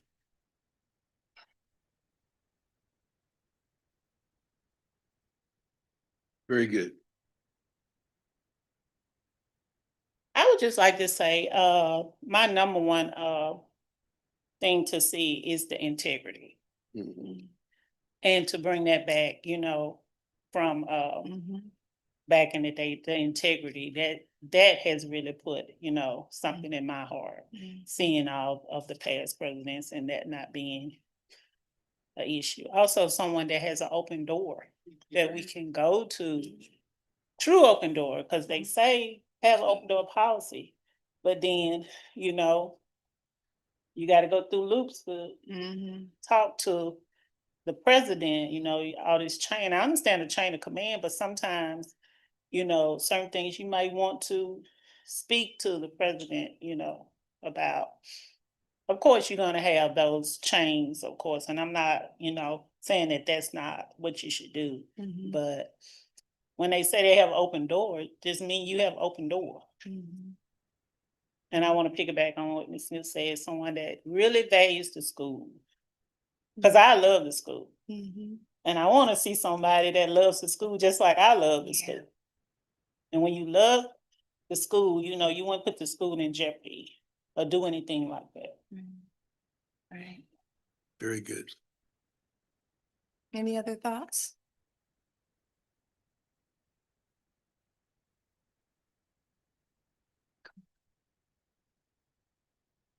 Do you think that this person needs to have any particular kind of degree? Do you think this person has to have any particular kind of degree? You do? Yeah, go the mic. Remember your friends online. I do believe whoever our next president will be definitely needs to be very well educated and experienced. And could be from various backgrounds, but at the end of the day, he or she needs to be very well experienced because I work for the College of Business. I'm an advisor there. We have 8 majors. I know we have School of Education, we have School of Health, and liberal arts in the various colleges we have here at Jackson State. So we need someone that's going to have at least be knowledgeable in all those areas. Thank you.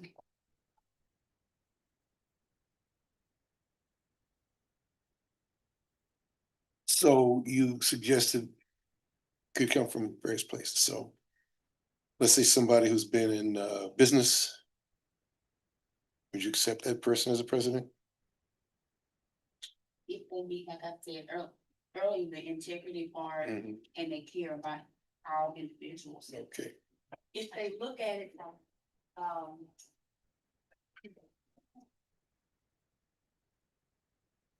So if they look at it from two aspects, I understand the university functions as a business, but also we function as education. We have to still add the caring piece in there. I used to be a nurse in the hospital, and I know sometimes hospitals function as business now, but we have to put students first and faculty and staff second. So we cannot just function as a business. Right. Thank you. Very good. Excellent. Could you move down? So you can be near the mic. Oh, no, you're not, okay. She's reporter. Anything else you want to add to that particular question? Attributes, personal and professional attributes. What do they bring to the table?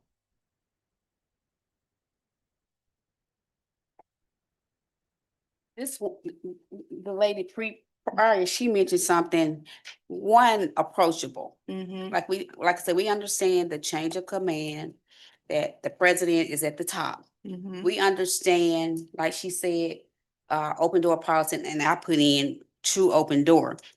I think in every industry I've been in, you hear that it's stated, I have an open door policy, but it's not always really felt to the individual, to the employee, that there's a true open door policy where I can be genuine, because you hear all kinds of things when you do open up. It can be taken out of context, or it can be retaliated against you after, say, having meetings and or speaking your minds and things of that perspective. So just to be, like I say, someone that's approachable, that is still realize, hey, you may be the president, but we all are human. We all are adults, because that's what we are.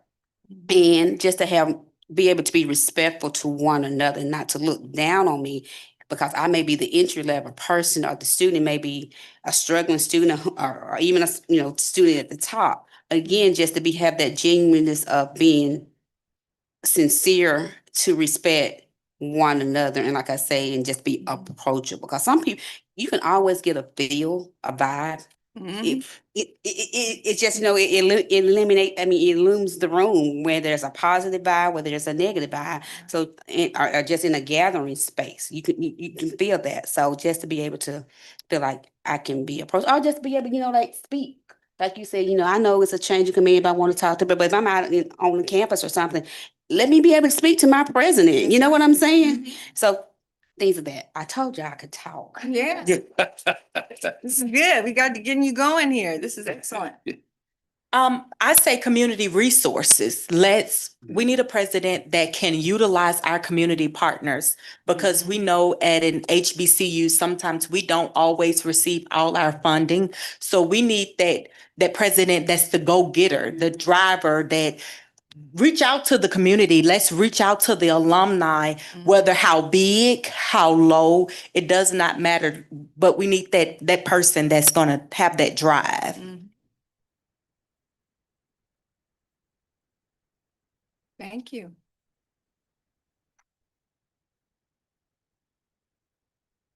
Should we move to the next question?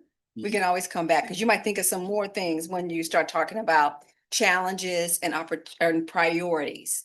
So, the president can't focus on everything at once, right? You all know this. You all have a plate that's full yourselves. You have to pick, and you want to be very, use a lot of discernment, and getting feedback and getting direction from individuals like yourselves are going to help us communicate priorities and challenges in the profile.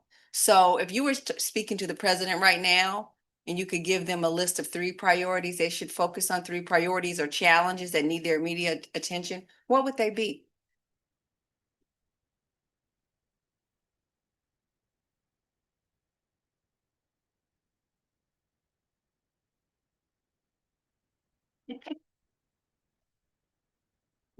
First challenge, student retention. Second challenge, housing. Third challenge, scholarship. All right.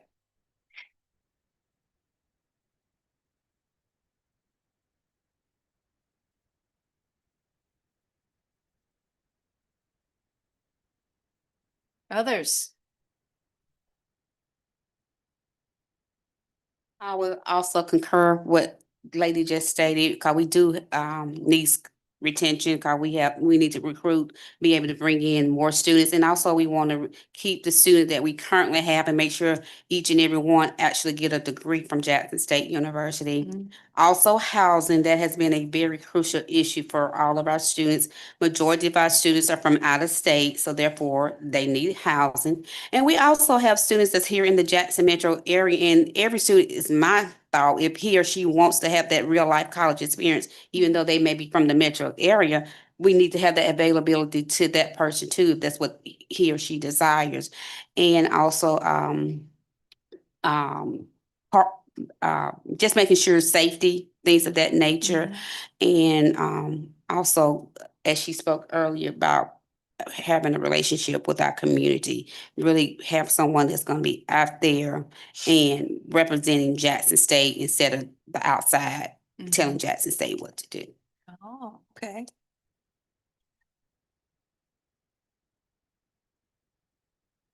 Other priorities.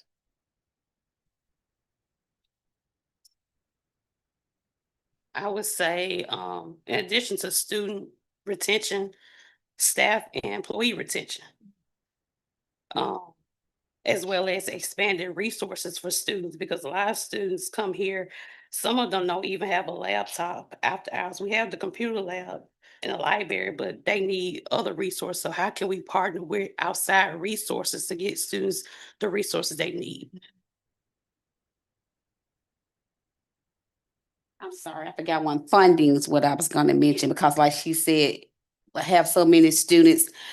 I've been here 2 years, and I tell everybody, my biggest culture shock or aha moment is when I thought every child had that village, like a parent, grandparents, or somebody. But I have soon realized some students only have themselves, and they're doing the best that they can with what they know and what they have. So they need people that's going to pour into them. I have students coming to me all the time. Well, how can I get an internship? Or I need scholarship. They need funds to continue their college education until they actually reach that college education. So therefore, funding is also a priority.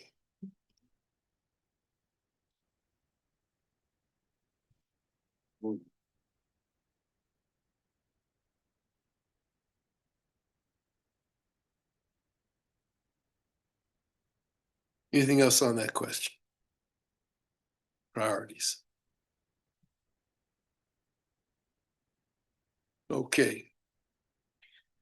So when your next president is selected and arrives on campus, what are the biggest opportunities for success? What are the things this person can do fairly immediately that begins to get to success?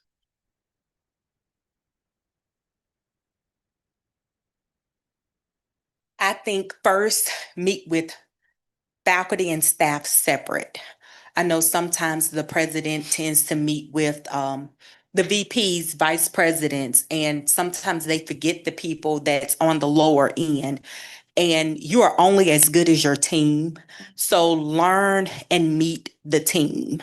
Everybody from the VP to I serve as the nurse practitioner, to the nurse practitioners, to the janitors, everybody, just meet the team.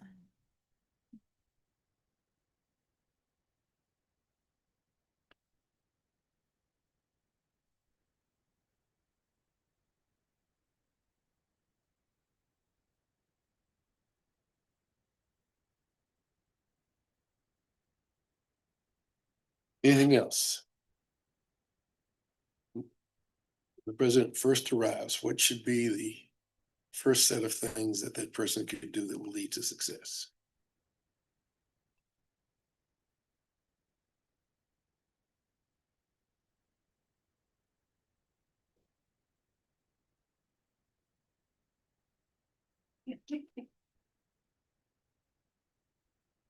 Identify their vision for the university.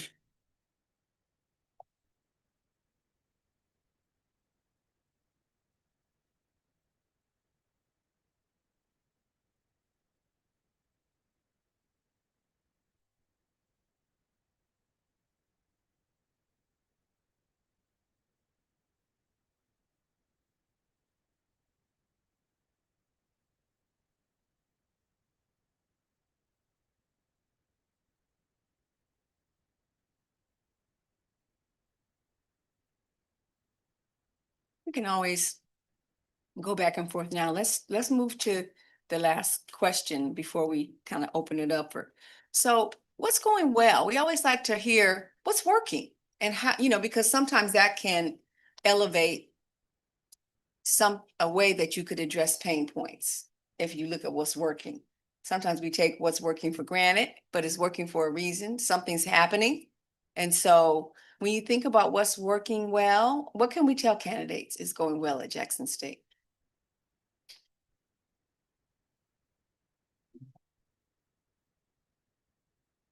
For me, what I would say is the genuine love for those that do genuinely love Jackson State. When they say the I love, it's the I love. The I love. You know, that's from the alumni, Mhm. that's from us that works here, that's from our students, that's from the faculties. I mean, there are genuine people are, as they say, they bleed, JSU. So that's one thing that is working is the love.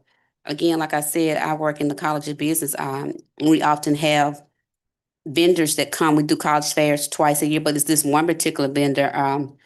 The person that she works for that company, but she was the alumni of JSU. So she comes back and she gives back to JSU. So that's one thing that's working. People that have that genuine love and that respect. They want to see JSU prosper. They don't want to see us in a negative sight, in the news and things like that. So it's just that genuine love for the university as a whole. And as she said, wants to see it succeed. We want the community to be involved in things of that nature.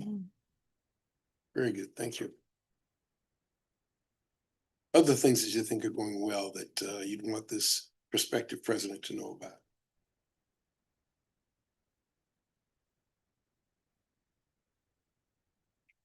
Alumni buy-in. Although we've had negative feedback over the past few years, alumni giving has increased.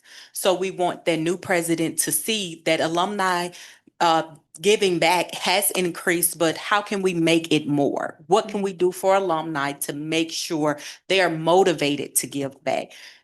Go out and meet these alumni organizations so we can give more money back to the university.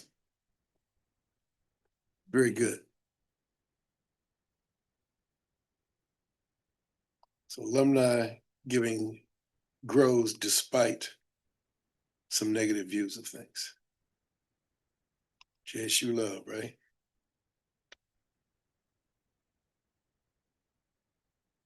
Anything else? We What's got a going good well? news.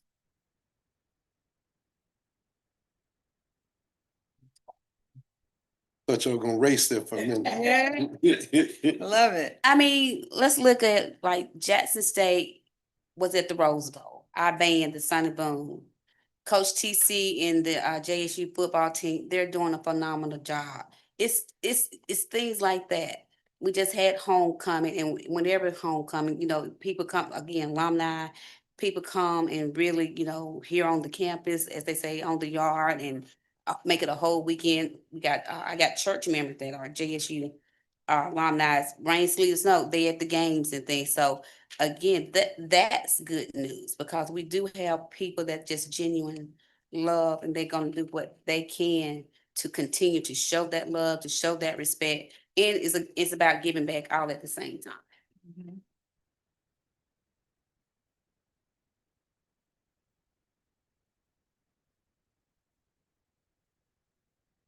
I would say, despite some people may have negative views, in addition to what Ms. Lewis said, what she said, I think Jay's just working well with what we have, but we want better. We're working well with continually increasing the alumni year. We're working well with the love that we already have for the university. We just want it to continue to get better.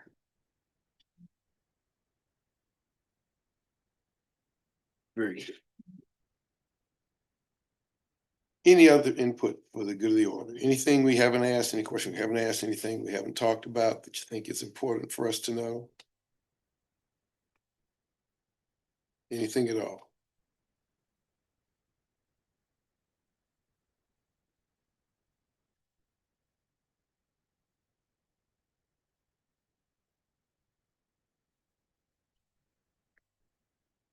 Guess we got what we can out of you right after lunch, huh? Yeah, it's hard after lunch, but the survey link is still open until midnight tonight. So if you, did y'all know the survey link was out there? Okay, so you can still, if you have some other thoughts, if you want to share, it's gonna close tonight, so that can give us a chance to synthesize everything and the themes that came out so that we can really start to work on the profile, and really, hand it off to marketing and communications in a timely manner so that we can launch the search. So once we launch, be on the lookout for the profile. It'll be on our website. There may even be a link on the JSU website, but share it with those in your network. Nominate people. We will be the confidential consultants that will work with any nominees and see if they're interested. And so you should feel free to do that as well. So this is pretty much just the preliminaries. Yeah, this is the beginning of the process. Yeah, This is where we find out who we're looking for. And but we need your input to help shape that message to a national audience. You're telling the world that Jackson State is looking for its next president. Here's the kind of challenges and priorities they need to be experienced and capable of stepping into and leading effectively. Here are the opportunities. Here's what's working well that they can leverage. And then here are the personal and professional attributes we think the president needs to be effective at leading for now and in the future.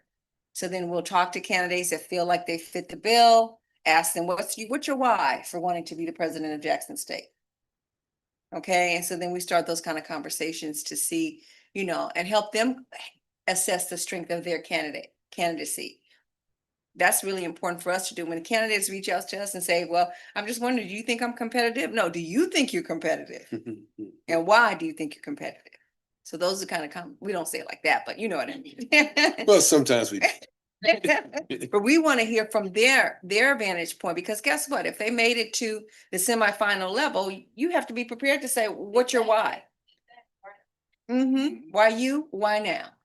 So when you narrow it down to candidates, do we reconvene and come back to see the university? Can we see the candidate, not the final, but just No, so we don't ever get to the it's a confidential search, so anybody who gets in the pool is confidential in perpetuity.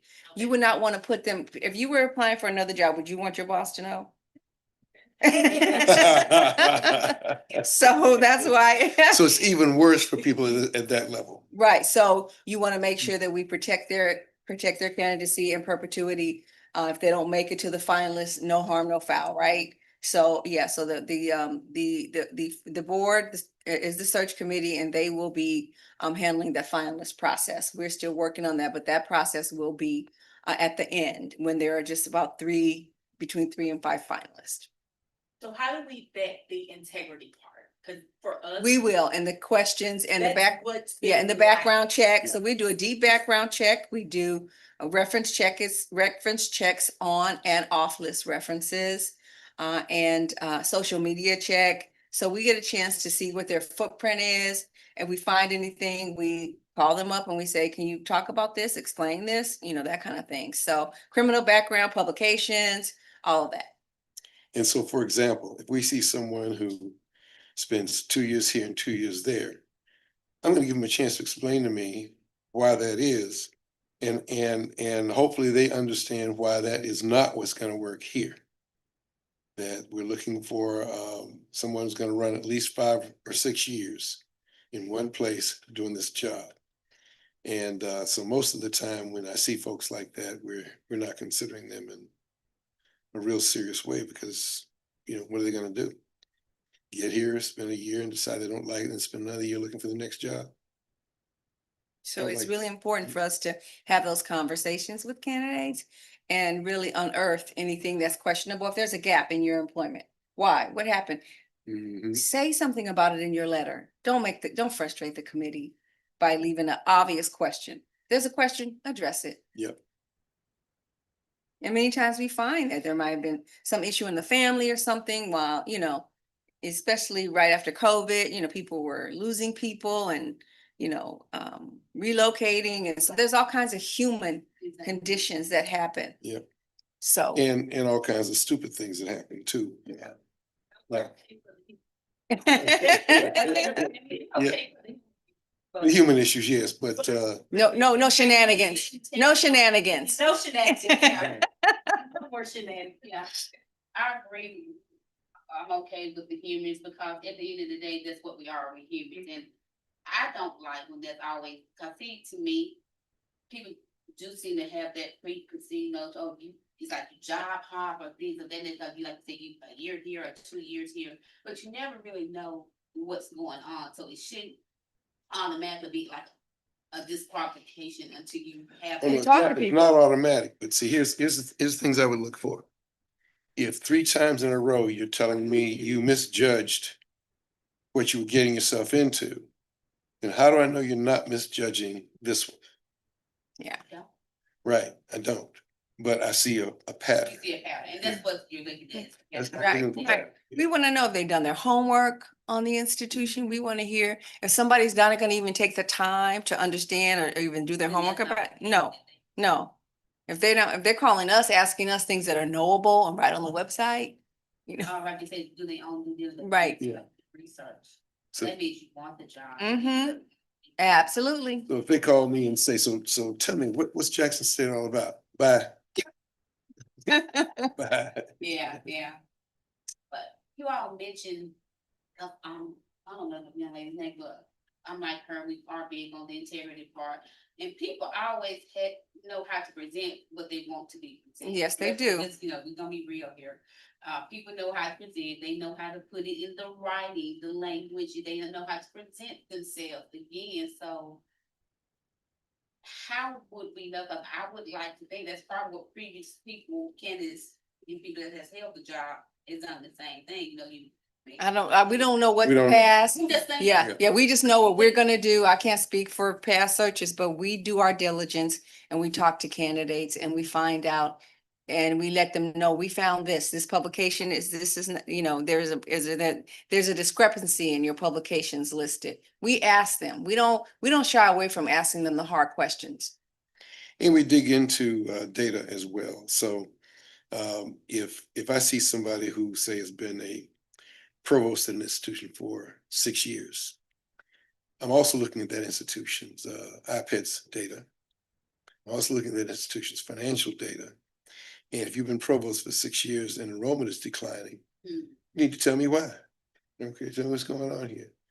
If you've been provost for 6 years and you're now sitting around with 5 acting deans, what's really going on? Talk to me, okay? But on the other hand, if I see somebody who's been a provost and when they got there, there were 3 acting deans, now they're all in full-time positions and the institution's progressing, then that's some of what I know about that person and how they work. And we have to talk to people because, you know, with AI, seeing is not believing. Right. So we have to really be more diligent at getting the real information because there's a lot of inaccurate information out there. So as seeing is not believing. And our network is pretty deep. Again, you've heard how long we've been in this business, so it's hard to find an institution that we don't know about and know people at. And just like people call us to nominate folks, sometimes they call us to warn us about folks. Say so-and-so is going to apply, and let me tell you, you don't want them. Here's why. You know. And we don't give any commentary. We just listen and thank them. Have a nice day. Mm-hmm. Can I had actually sent text message to some people, my family members of mine that's alumni of JSU. And I asked a question about what they think when is it okay to tell you what one?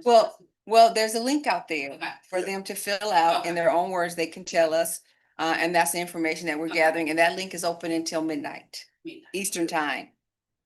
So this, yeah. Okay. Okay. Yeah. So this y'all last day? I think it was just. Yeah, we have 2 more sessions. As I said, there's always folks online, your board's online, other stakeholders are online. Some people have been listening to all the sessions online. So that's why we want you to go to the mic. And we have 2 more sessions today, 3 more sessions today. Mm-hmm. And then we start to work on the profile.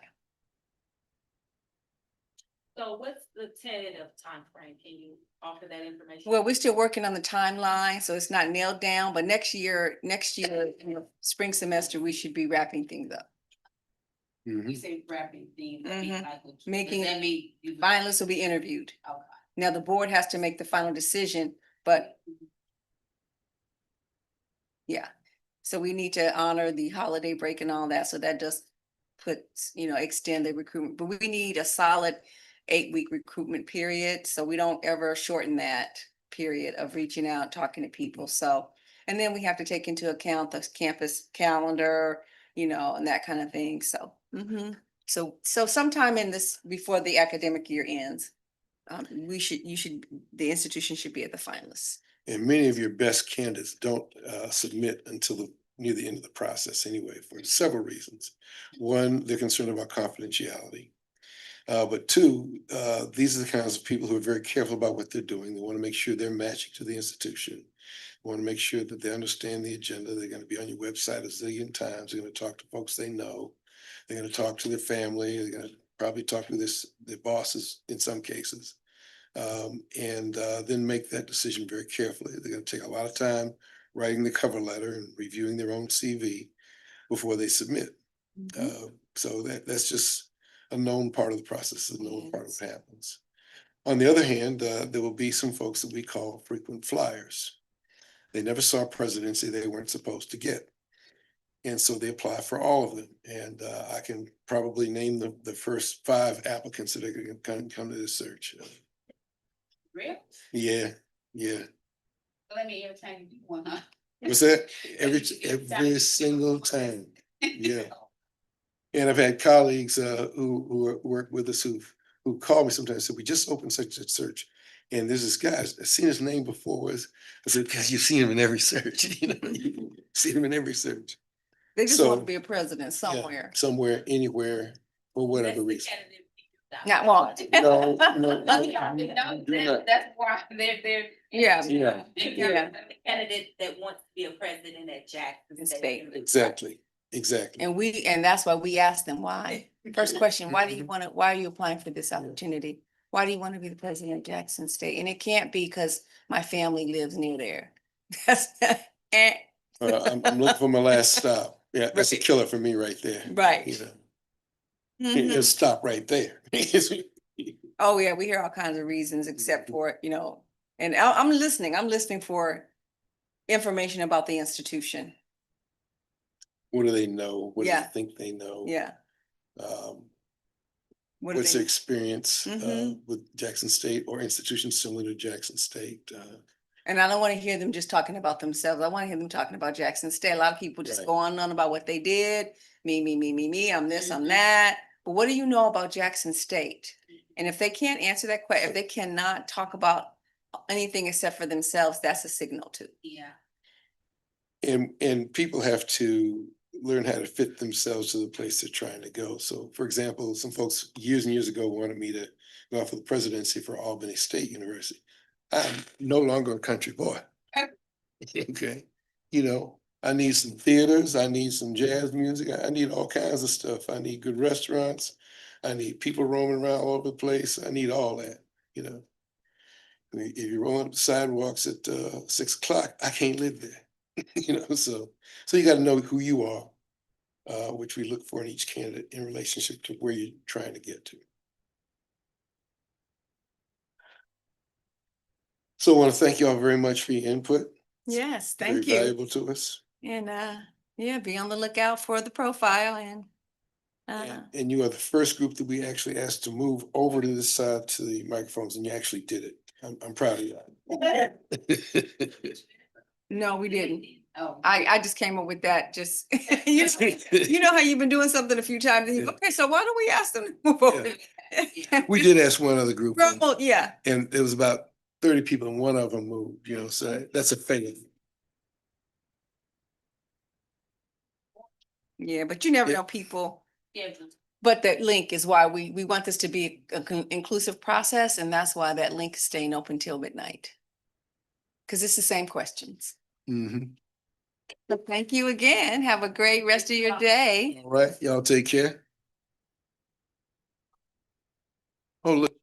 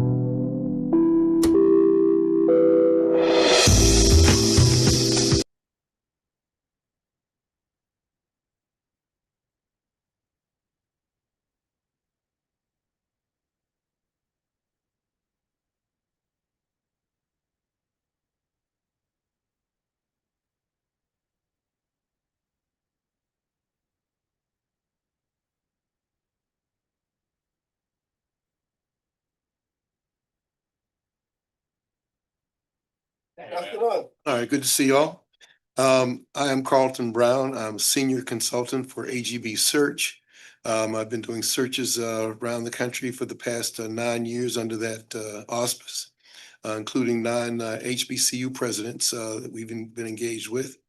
Tell you a little bit about me so you'll know who you're talking to. I'm a former president. I was president of Clark Atlanta University until 2015, so that was 8 years there. I was president of Savannah State University for 10 years prior to that. And before that, I spent 10 years at Hampton first as a dean, then as a vice president. My colleague was called away to another meeting, but she is Kim Bobby. She's also a higher ed professional, and she's been in the search business for about 8 years as well. So here's how this works.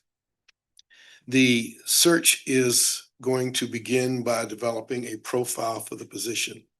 That profile is derived from all the information we get from the listening sessions, from documents, from the board's input, et cetera, and making sure that we are looking for the exact person that the institution requires.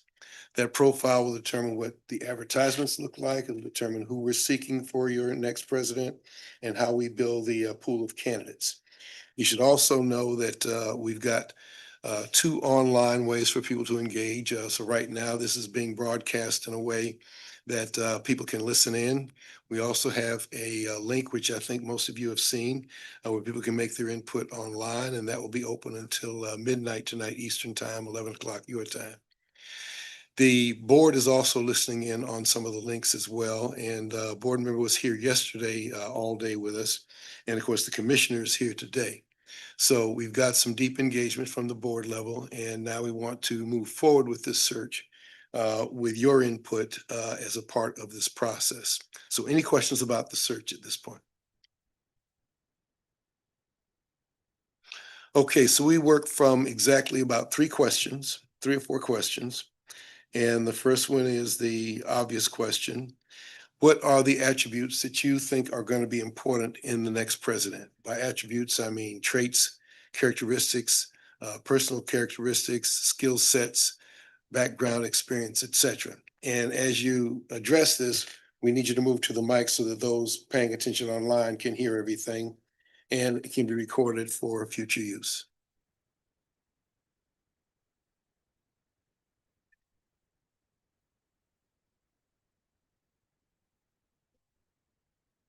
And please let us know who you are when you begin. Hey, good afternoon. My name is DeAndre Ori. I'm a professor of political science here at Jackson State University, and I'll make this quick. I think, first of all, we need someone who can hit the ground running, who has experience in a number of areas I'll discuss. First of all, they need to recognize, well, not first of all, equally, they need to recognize this is a research-intensive university, and they need to come in and learn that we have resources and we have the lack of resources that keeps us in this status, but can also be challenging. But equally important, they need to know that we also have a great need to be or have excellence in teaching. We need someone who's well versed in grantsmanship, who has a record of establishing networks, either by securing grants or by serving as an ambassador to help accumulate those grants. And then we also need someone who has the political acumen to court the legislature and legislative bodies to work in coordination with those legislative bodies, bodies to enhance the growth of the university. And then lastly, we need someone who can shake trees and go out and raise money. We need someone who has a record of fundraising. And so in short, I think we need someone who can come in here who has or can create skillfully the balance of teaching and research, stewardship. And I think this is what can move the university forward. Thank you. Other input?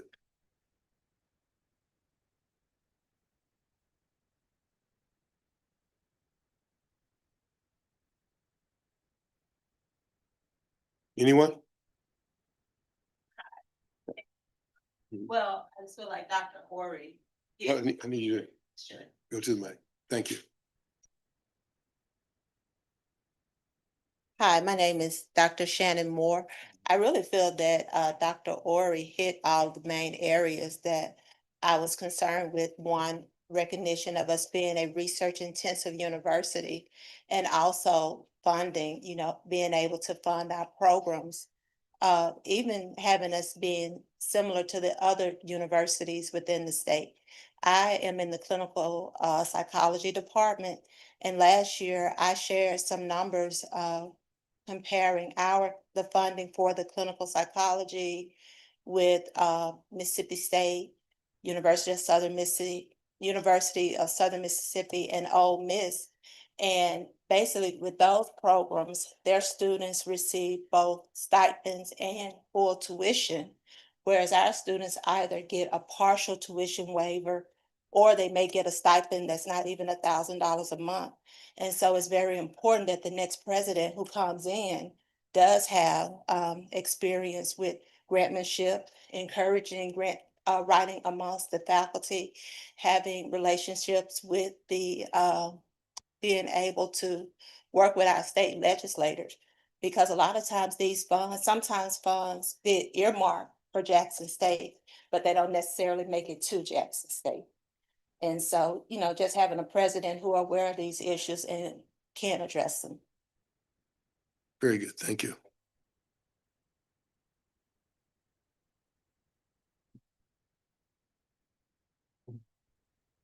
Yes, sir. I'm gonna have to adjust this mic. It looks a little. I can see that. Yes.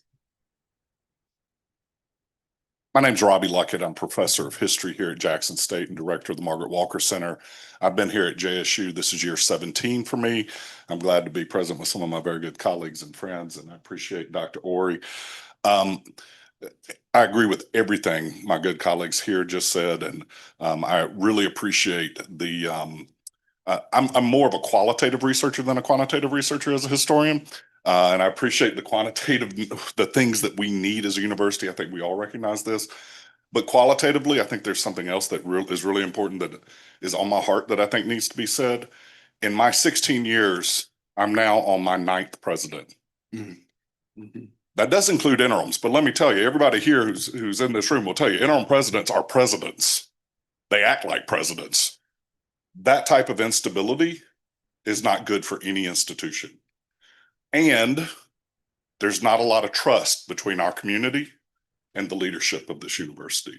There just isn't. When I talk about community, I'm talking about alumni, faculty, staff, and students. Qualitatively, you're going to have a leader who rebuilds that trust with the leadership of the institution, but also with IHL. And that's real. I mean, I don't think anybody would be shocked to hear that our last 4 permanent presidents have been disasters.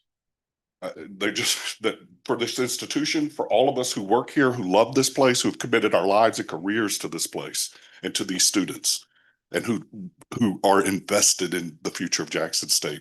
And so qualitatively, we need someone who can come in, who can rebuild that trust, and please someone who's going to be here longer than 18 months. That type of turnover, even in terms of long-term planning for the work that we do through the centers that I run, trying to have strategic long-term planning, you turning over a president not often, you're starting over every single time. And so no, you're starting backwards. Yeah, you're starting backwards. That's right. You're hustling backwards. And so we need someone who has that capacity, who has those human skills to come in and rebuild that trust, who does understand how to work at a university, how to raise the money, who understands what it means to be at a research university. We need all of those skills that you need in a president at a research university.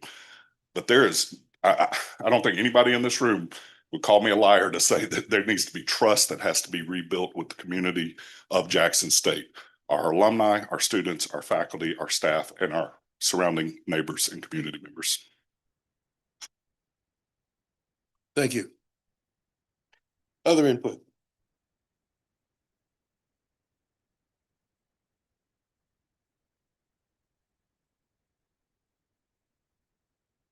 Hey, good afternoon. That's the long and the short of it. Yes, I am Stevenson Paradeshi. I am assistant administrator here. I work in IT. and I'm also adjunct faculty serving in the technology department. I have just a few points regarding the international programs. Whoever is going to be our next president should be able to work with our national and international students and their relationships, and be able to get good programs for those student groups. Also be able to help our global office. We have seen a huge shift. I've been here 20 some years, and I've seen our back in the day international office, and now we have seen a lot of changes. Personally, I had several friends who had come here, and the way the process was done, they had to leave, several of them, because we did not have students. We had students who come here with the papers, but they were not fully processed in the college, and that was really bad. They had left everything, paid everything, and come here, and they don't have a place to go to. So they had to unfortunately, run to another universities and just go that way. And that is still a shock for several students coming over here. And also, because we serve our students, there are who we are proud of, and we want to help them, develop them, and produce able bodies in the workforce. He or she should be able to understand that and be able to, one, engage with the students closely, and be able to understand where they're coming from, how we can help them and equip them to be able to better people. Like everyone knows now, nowadays students, they are not ready for the workforce. For whatever the reason, we want to be able to understand the challenges that we have and be able to help them to be able to be ready for the workforce. And they should be able to build that local relationships with the local state partners, companies, for our students to be able to easily integrate into workforce so that it doesn't become hard. Especially if you see bachelor students, they are fresh in the market, they don't have good footing, and we want them to have that smooth transition where that experience is easier. I remember when I graduated from Jackson State in my bachelor's, when I went to find a job, I did not get one because they wanted someone who had experience to be able to go. Now I understand, because the employers are not doing charity, they're trying to make money, and we are trying to help them. And I would not give anyone a position if they don't have experience. So we want them to be able to gain that experience in the first 4 years of their education, so that it'll be easier for them to get out there. And especially, I like Mississippi. I want to help in the Mississippi economy and whatever. Especially if they're from Jackson State. Hey, we are the Jackson State, and I would be really happy to see our people go everywhere. And we need to have JSU students more marketable. When someone says, "I'm coming from Jackson State," they should be like, "Hey, come on, let's go. You are the one." But we don't see that now. We want to increase that morale, and whoever is coming should be able to understand that we have a vast history. We have gone up and down and everything, and we survived. And we want them to understand that and move us forward in a positive direction. That should be it. Thank you. Just a couple of questions for you, to make sure I understand everything you're saying. Obviously, you're being impacted by federal decisions like everyone else, but I think I was hearing you say there's some errors with how we do our part of that job here. The federal decisions are now. Yeah. I was trying to capture this 20 years of global office, how it has changed. Yeah. It has hurt a lot. So because in the international community, you have people talking to other people. And when they see there is not good stability, they don't want to waste time. They want to go to someone it is easier. When it comes to the current federal standing, if you are applying for all of this stuff, each country has their own immigration process. Even if they're coming to United States, they have to wait in queue. That's just a normal process. Yeah, I'm familiar with that. Yeah, so we just have to wait and go through whatever is being established. Yeah. But in terms of the part of the job that Jackson State has to do, is that in good shape? It has changed. It needs to be better. I would definitely say there is room for improvement. Definitely. Okay, I wanted to make sure I captured that. Yes. Because when we begin to source candidates and talk to candidates, these become some of the kinds of things we want to see that we can find in their background, that they know these processes and know how to build them or rebuild them or repair them.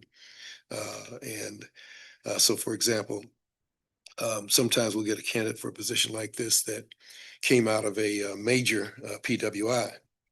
And we got to see where they were in that process to see if they really know those parts of the process. See, so whatever you need to fix, we got to make somebody that at least has an understanding of what that looks like. Right. I mean, you can ask anyone. If I ask you guys here at Jackson State, in a year, how many times have you heard about any international event? How many times have you heard? Maybe one time when we have the international festival, that to a smaller group of people. No one knows how many international groups we have, what's happening. For us as faculty, staff, or whatever the groups that we are, we don't have enough opportunities to engage with them. When they come here, they are just by themselves. No one knows who they need to go to, who exists in this campus. I'm sure everyone is busy, but what I'm saying is we don't have that kind of input where we get an opportunity to engage with these groups. So that becomes really difficult. Why would someone want to come and get a degree here when no one cares? Exactly. So they need to come with that understanding. We are not the only ones. There are other people we need to help. Very good. Thank you. All right. Thank you. Thank you.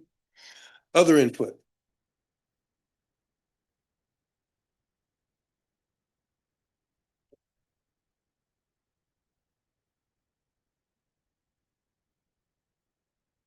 My name is Jean-Claude Assad, and I'm an associate professor of economics here. Been here for many years. My angle is a bit different. You ask us what we're looking for in a leader. And what my colleague expressed a lot of things that the university needs and what we need in leadership. I have an issue with trusting IHL in the decision that they make on behalf of the university. I serve as one of those campus advisory committee to the board in the past. And I was dismayed at the attitude of members of the board when we review candidates. And that brings me to a point of from your position from a search group. There were candidates on the poll that we reviewed, and you wonder if the search firm took the time to actually do some basic vetting of people with their qualification for a position such as president of a university. We had a candidate that had been provost to a university that had lost accreditation, defunded, shut down. But the search firm said it wasn't on them because the person had the qualification for the job. And when I say that, the first representative of the search firm said that because I questioned representative of the search firm who participated in the meeting that we had with the board. So we see from that point, we recognize that the search firm and the president of the search firm representative was a minority. Okay, so we see these people there for their position as consultant to the board, but really not paying attention to the importance of the position. Then when we, as members of the advisory committee to the board during that search, it was made clear to us that that's what we were there for as advisory, to offer some advice, but not important in the decision-making process. The decision-making was the responsibility of the board. And that's how we ended up with those leaders that we ended up. Because each time, at that time that I served, they brought in William Banham that was rejected on the first round from after the first round of interview. Then they still brought him, dump him to the university. Then the board handpicked whoever they wanted, no matter what we say, no matter what our community expressed to the board.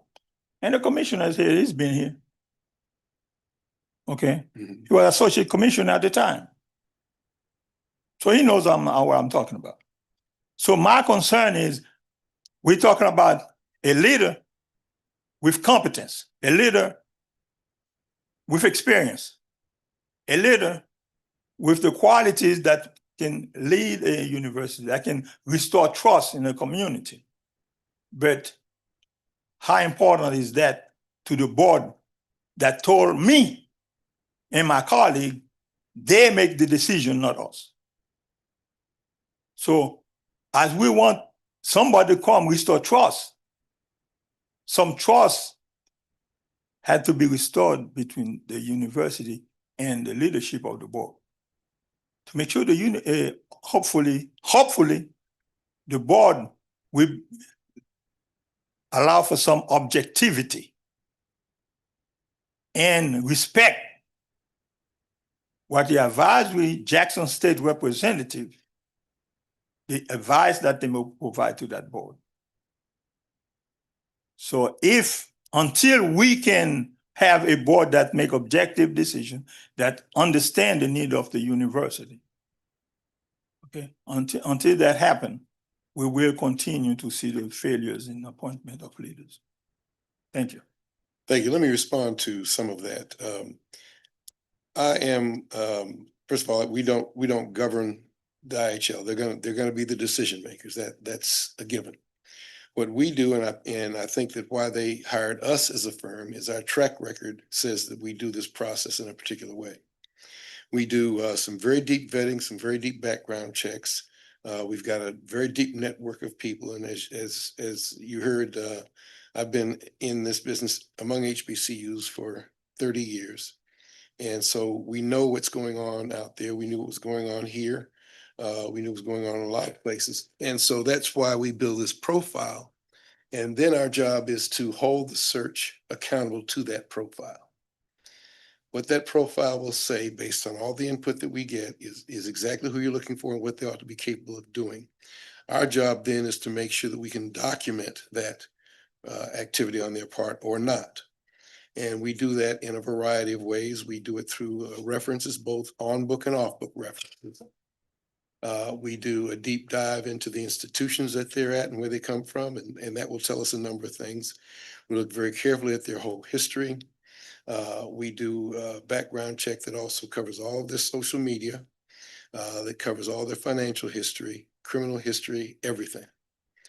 And then we talk to colleagues. And through that process, we will provide to the search committee all of the candidates that apply. And they get to look at all the candidates that apply.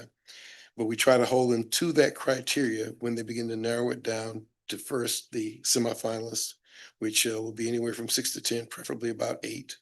And then we provide a rubric by which they will assess those 8 candidates to make their decision about who the finalist candidates are. And we move on from there. So it is my expectation that the process will bring you the right candidates for this position, and that the board, in doing its work, will endorse one of those finalists for your position. Well, it's funny you say we provide a rubric. Mhm. I took the task to providing a rubric to my colleague from the Jackson State advisory group. Okay. On behalf of it, because a rubric was not provided to us. And when I raised the question about the rubric, and we were told by the board, we can tell a good candidate when we see one. We don't need rubric to evaluate, to assess. We can tell one when we see them by there, once we look at De Vita. That's what I was told. Okay. So, Well, so again- hopefully, if you suggest a rubric, the advisory committee will have a chance to review that rubric, and hopefully the board will welcome somebody else's insight outside the members of the board. Okay, Thank you. thank you. Other input on this first question, the attributes we're looking for in your next president.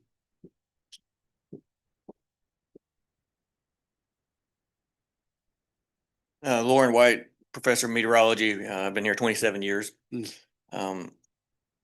I have three general areas. I think they overlap a lot with the others, of course. First one, and all of these, of course, are hard to qualify and even to evaluate ahead of time before we find out what people actually do. First thing that has been the concern has been character and wisdom, that they will do whatever is required to keep us as a university, as a community, out of trouble, whether that's legal, whether that's publicity, bad press, security, all these issues that one small incident can become what everybody remembers of us. Secondly, overlapping again, commitment that they will stick through. A minimum of 5 years. There's no point in developing a 5-year or 10-year plan if you don't stay around for more than 1 or 2 years. And I would appreciate some way that IHL could come up with to enforce that. Some kind of penalty if they leave after 2 years into this financially, whatever else that they have to pay back, whatever, some kind of mechanism so that it's not just attractive for them to go up on a ladder somewhere else. And then thirdly, the infrastructure issues, of course, they're coming into a place that already has problems. You can blame it on the previous person or you can do something about it. Housing in particular for students, as well as, of course, a lot of the offices and instructional areas that have been neglected year after year. And students come in expecting to have housing and find out they don't have it, and they're left in difficult positions. They get bussed off to hotels. And yes, it's great that you can make arrangements, but these things shouldn't be happening in the first place. Believe me, students filled us up on housing a few times. Good afternoon. Good My afternoon. name is Okechukwu. I'm a professor of economics and finance here at Jackson State. I've been here for a while. You said, wow, now everybody else gave me some years. How long is your while? About 29 years. Okay, that's a while. Thank you. So my question is, did the board assure you that they're going to use the rubrics that you're going to develop, or this listening session will culminate in getting a good candidate for the university? Because as my colleagues have stated, the level of instability from the leadership that is squarely from the board, I don't think anywhere, any institution can thrive under such circumstances. So I need to hear what assurances that you have that this is going to lead to getting a stable leader for the university who will do most of the things that my colleagues have articulated. For example, if we have a leader who doesn't have character, it's nothing. Mm-hmm. Thank you. So here's what I can say that I think we have. When we submitted our application to do this search, we're very clear in our documents about how we do this work and what's expected of all the parties involved. Secondly, before we began the search, the board asked for a session from us on best practices for search. We provided that session. These things were in that session. We're continuing along the lines we've already laid out.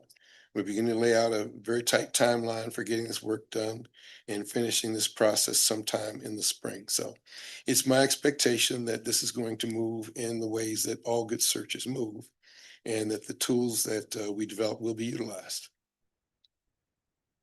And that's what we're going to do. That's what we're going to push for.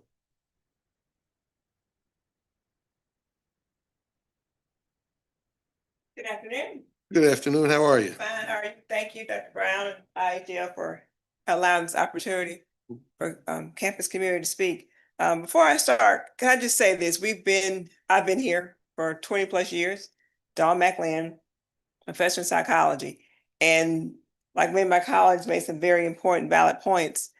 But I think sometimes from a psychological perspective, people haven't thought about the trauma that this campus community has experienced. Dr. Ori, you do research in trauma. You're a clinical psychologist. We've had trauma on this campus. Our students have dealt with it. Our alumni have dealt with it. Parents, faculty, staff, anybody tied to this community has dealt with trauma. And research shows that trauma affects everyone. It has little ripple effects on your campus. Morale, apathy, empathy, how we interact with one another. And I don't think anybody has truly addressed the trauma that this campus has experienced to heal from it. The second thing being that my colleagues have made very, very good points, and I'm just going to share some of these with you that I think, from my perspective from seeing here, we need a leader who has values driven in their leadership. Jackson State has core values. Core values this institution has had for a long time. We need people to uphold, lead with those values: integrity, accountability, service, excellence, what we said about our students and our population, nurturing, learning. These are the same values we should be instilling in our students. I'm a graduate of Jackson State. Those values were put in me. I had faculty who instilled them in me. We had leadership, presidents. We did that. So when I want my students to leave my classroom, I'm doing them a disservice if I'm not giving them the same core values. We need to get back to the basics. We have an ivory tower that our administration is housed in. People need to come out of the ivory tower. They need to walk the campus. They need to talk to the students. Faculty, my colleagues, we're on the front lines. We're in the trenches every day. We understand when students are having housing issues, bursar issues. We hear it, we understand it. The environment for advisement needs to be revamped. The pathways, career models.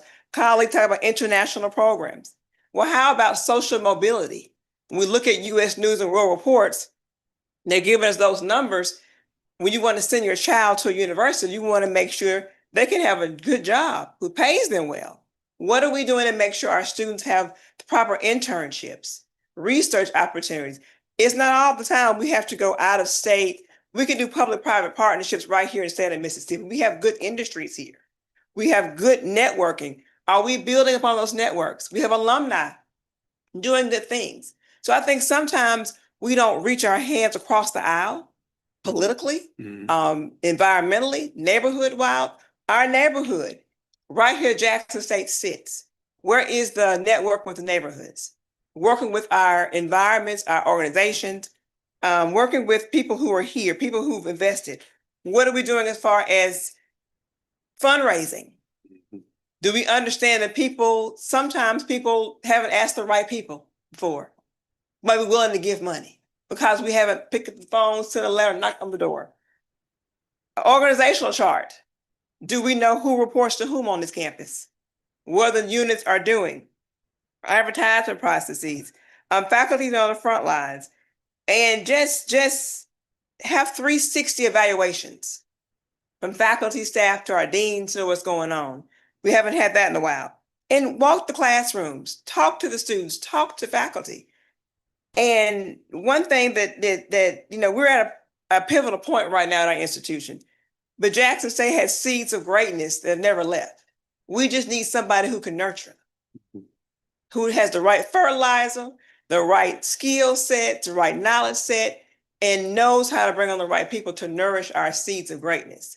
And hopefully we can get it right this time. And listen to people, data-driven decisions, but make sure you have the right data. Make sure people are giving you the right data in your data-driven decisions, and make sure people are giving you the right information. Thank you. Thank you. Let's change the question a little bit and say, when you are receiving your next president, what are the priorities of action that you're going to be looking for? What should this person be doing first, second, and third once they get to this campus?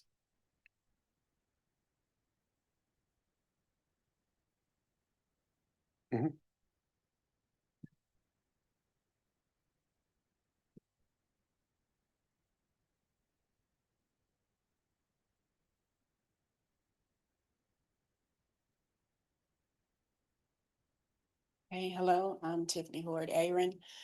And I think the first priority of any person selected as our president would be the immediate approval by IHL to select their own executive cabinet members and to replace any executives that we still have in positions of leadership left from the previous two presidents. That's not in a slight to any of those people, but I don't think that anyone will be able to move forward properly under other people's selections. And that they select qualified candidates. We had a discussion last week with the faculty senate where there have been too many positions given, too many people in positions that don't seem to understand what those positions are, and just flat out are not qualified to hold those positions, except for being given those positions. And that is something that has become far-reaching on this university's campus from the very top all the way down. So I would like for the next president to have the authority to bring in qualified, vetted people for their positions of the cabinet, all the way to director level.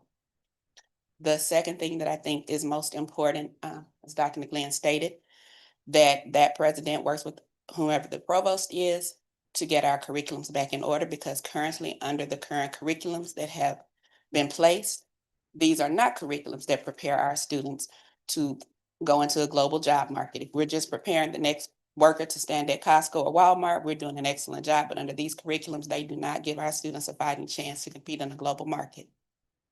And the third thing that I think is most important will be to definitely have someone in our human resources, as well as whomever the chief of staff will be, understand the issues of and the provost to understand the issues of pay equity across this campus. There are just a lot of issues that are systemic that have gone on over the times, where people who have been here 20+ years have been used to state employment. And so there just needs to be a revamp in how we go about measuring how pay is given, and where it's sort of removed from the discretion of whomever is giving the person the job. We do need a actual rubric, a guideline that most every other place that I've ever been has. And we don't have that here. So if I were in a position to hire you today, I could pay you whatever I chose out of my budget without regard to your title, position, and or experience. So we do need someone that can come in and also understand that that's one of our biggest issues that I think IGL would look at and see. We're kind of top heavy on some things when it comes to salary that can't be explained. There are secretaries making large salaries that could not go anywhere else in this country and make that unless they're a personal assistant to a billionaire. So, and then you'll have a faculty member that's been here for decades not making as much as a secretary. So there's a real issue with people being able to discriminately choose how they're going to pay someone. And I'm not complaining. It does not affect me, but in the many positions I've held, I do know that these positions, that this is an issue. All right, thank you. Others want to speak to priorities?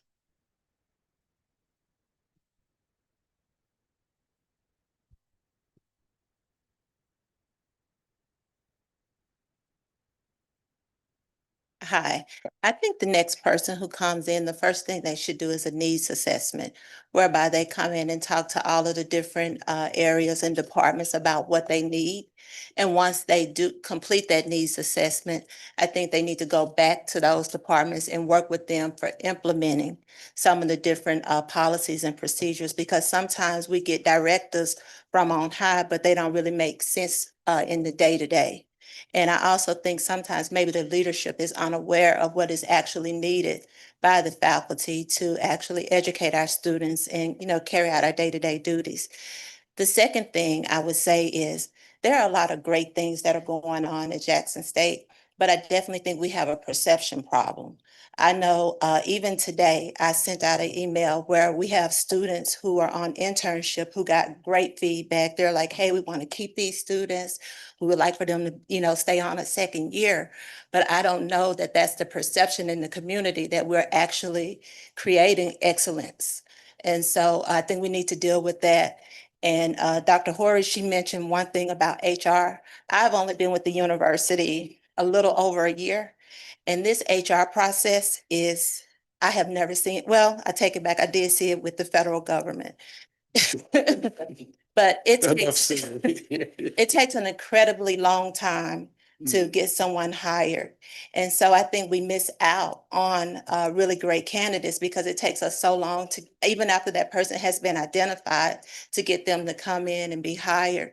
And I also do not think that our salaries are keeping track with the private sector. I understand we are public, but we are very far behind. And as a clinical psychologist who we try to recruit clinical psychologists into the university, it's very hard because the salaries are just not commensurate with what they can make in the private sector.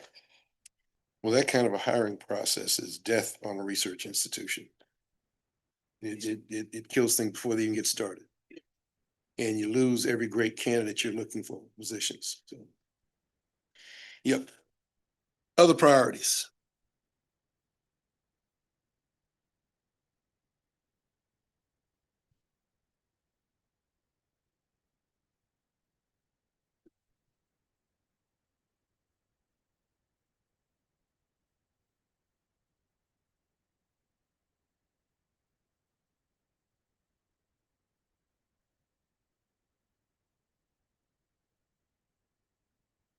Right. Obviously, the first one is to assess, and like you have shared, talking to the departments and everything, be able to listen and understand what we all are going through. Talking to students, employees, get an understanding of our pain points, where we need help, because everyone pretty much who are here, they want to be here. Nobody forced them for them to Clearly. be here. And we want to be able to serve the community well. Also, my colleagues talked about the salary spot, employment, all those things. Once they have assessed the situation, the next thing would be able to fill the positions. We have, I can say, like, pretty much all the departments are understaffed and everything. And when we are working, just because one person is able to do whatever the amount of job, they just let that person do those jobs.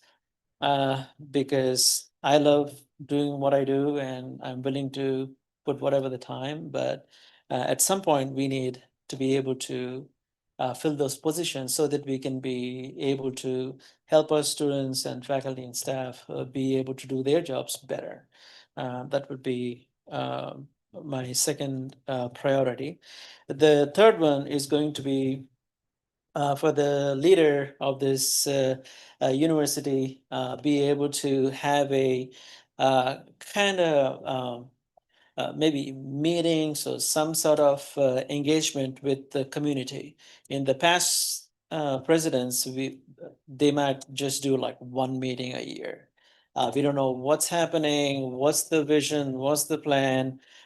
In that one meeting, we will be given like few bullet points and we are working on it, but no one knows what's happening. And 1 year goes and then we're in the same situation and nothing has changed. It's like the law of insanity, you know. So we have been doing that, and we are not insane. We want to be able to do You like better. express your sanity. Yeah. Yes, yes, and find some solution. Probably, you know. That's what I have. Very good. Thank you. Anything else on priorities? Well, this may be coming at the same thing from a different angle, but again, what are the biggest and most important opportunities for success for your next president? What would you say those are?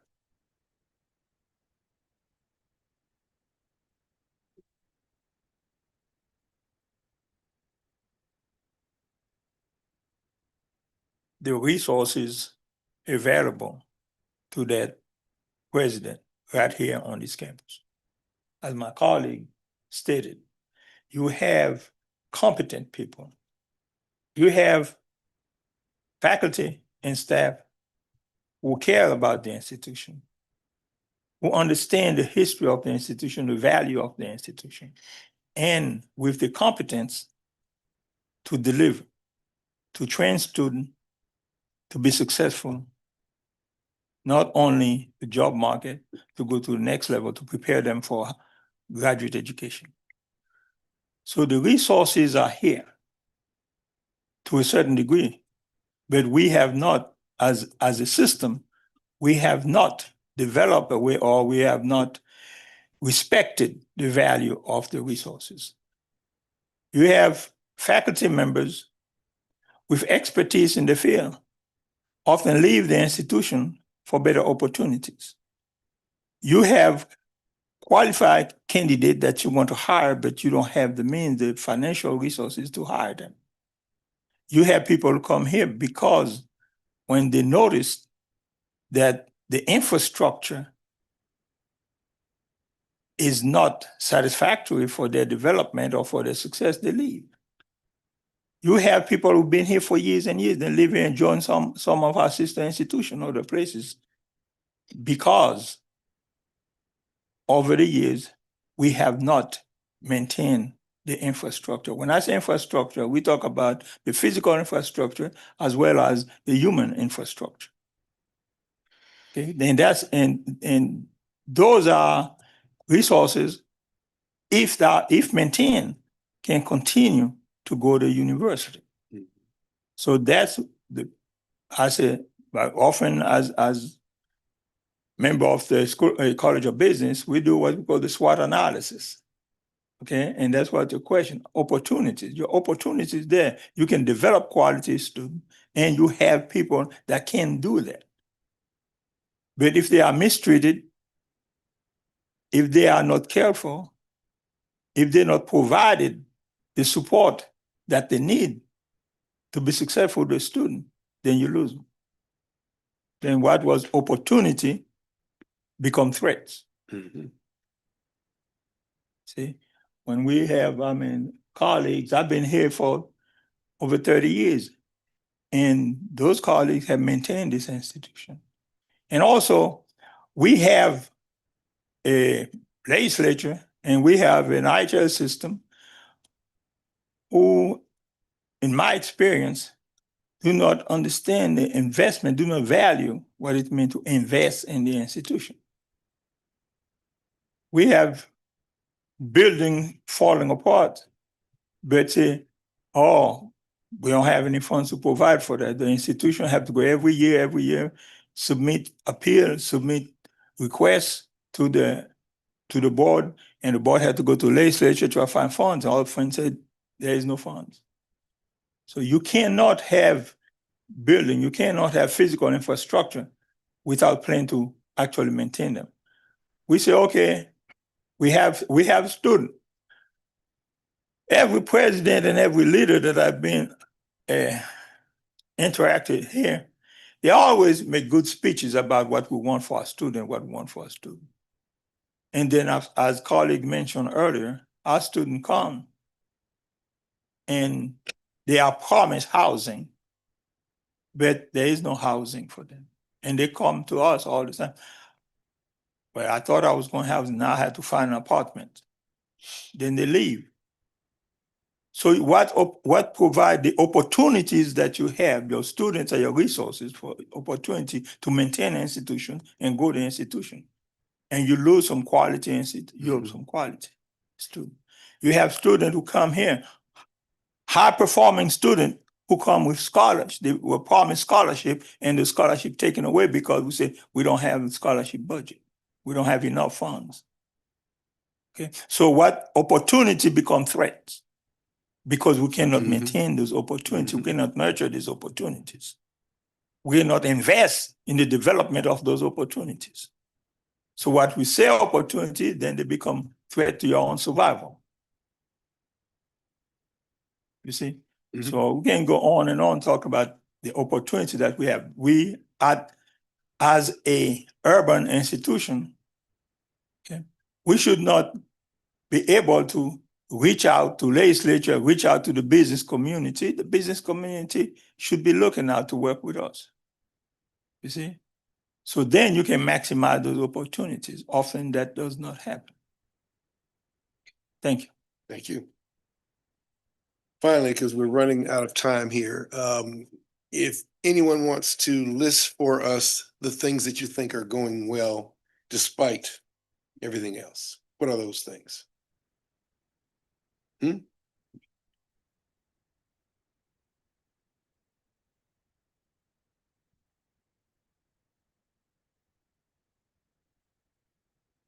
We have students and faculty who are doing outstanding things. We have students who are part of outstanding programs, faculty who are doing outstanding research. With band, besides that, athletics is doing well, but the core of this university, its mission is to educate our students. We have some faculty here who doing research nobody knows about. They don't hear about it. We don't get our story out there a lot. We know about it here on campus, but that's why I said we have to enhance our networks nationally amongst other HBCUs, tell our own story and tell it appropriately. We have projects that we're doing from CSET to College of Business projects, but unless you are in a room with your colleagues, talking to them on campus, people outside the university may not know about it. So we have to work in telling our story. Another thing, the question you asked a few minutes ago, I think was a priority. Could you repeat that question you asked? Yeah, what the priorities that you expect the incoming president to address? Our enrollment. Mm-hmm. Our enrollment. At one time, we have an honors college. At one time, we were admitting students under that enrollment college who took only honors classes. Well, that program has been revamped. Now they're sticking, the honors students take classes with everybody else, and those students were under expectation that they'll be having some kind of high level instruction, interactions with their college, with their faculty members. At one time, our honors college was a huge selling point for students enrolling in Jackson State. You had certain things with the honors college and the honors college program. So I think that's a priority we need to get back to, honoring those students who are doing very well academically, giving them opportunities. This might be kind of unconventional, but sometimes in Fortune 500 companies, sometimes in higher education, sometimes CEOs and presidents might ask everybody to give me an updated resume. Let's see your resume, what you've been doing here in the past 2 years. Mm-hmm. Is your resume looking the same way it did when you entered these doors in the academy? Let's see what kind of work contributions you've been given to this university. That's a priority. And I think that we really should have some real strong talks. I think Dr. Assad, maybe Dr. Luckett said it. When I do community-based research. Mm-hmm. So we go into the community, we get feedback from the community, but sometimes some people in that line of research, they never come back to the community and tell us what's happening. So I think that even with these listening sessions today, it would be nice if 30 days in, 60 days in, 90 days in, IHL or somebody could come back and tell us, hey, this is what we're seeing, what this person is doing as a leader. These are the things that we like. Do you all have any challenges or any issues still there? Maybe some check-ins from time to time with this community. Thank you. Thank you.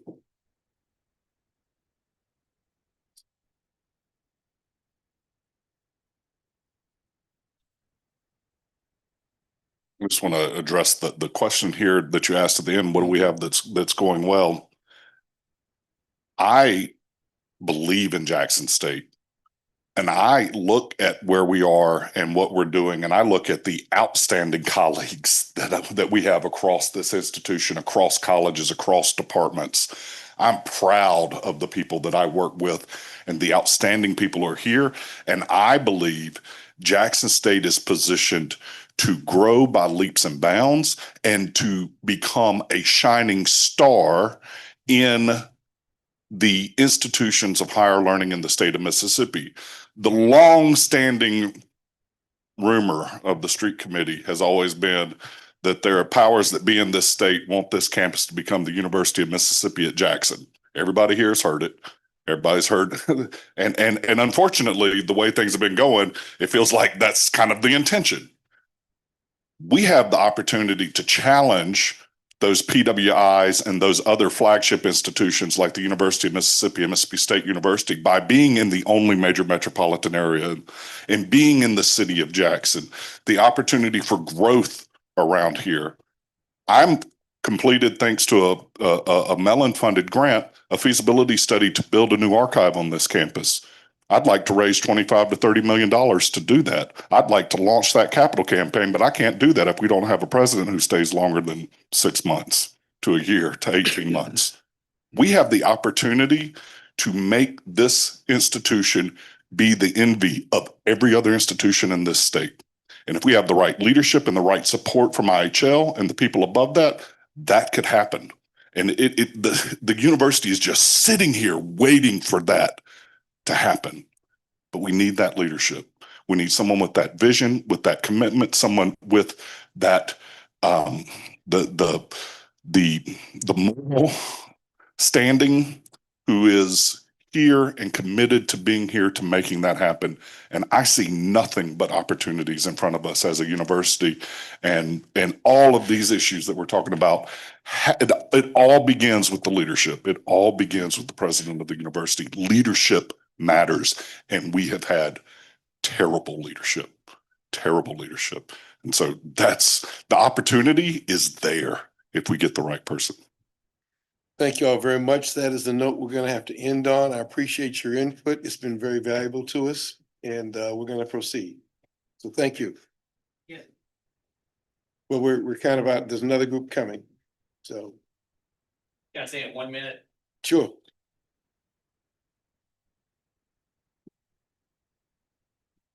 I'm not sure where this would lead, but for the last couple of decades, we've been represented as Mississippi's urban university.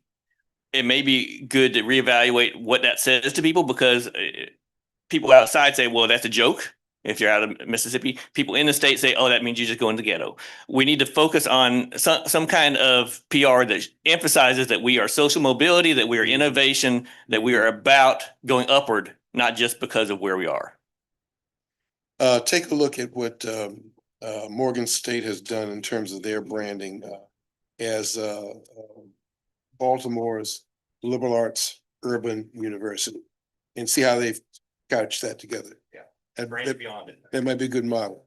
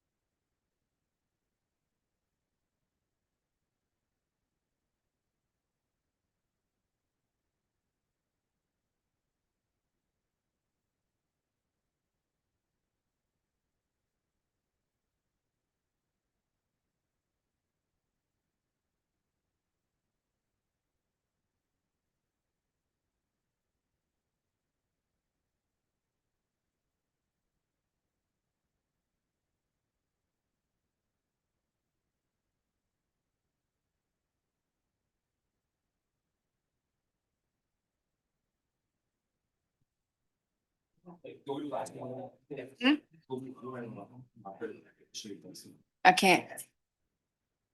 We have to get started. Okay, we'll just win. Okay, I'll split the baby. 1 minute.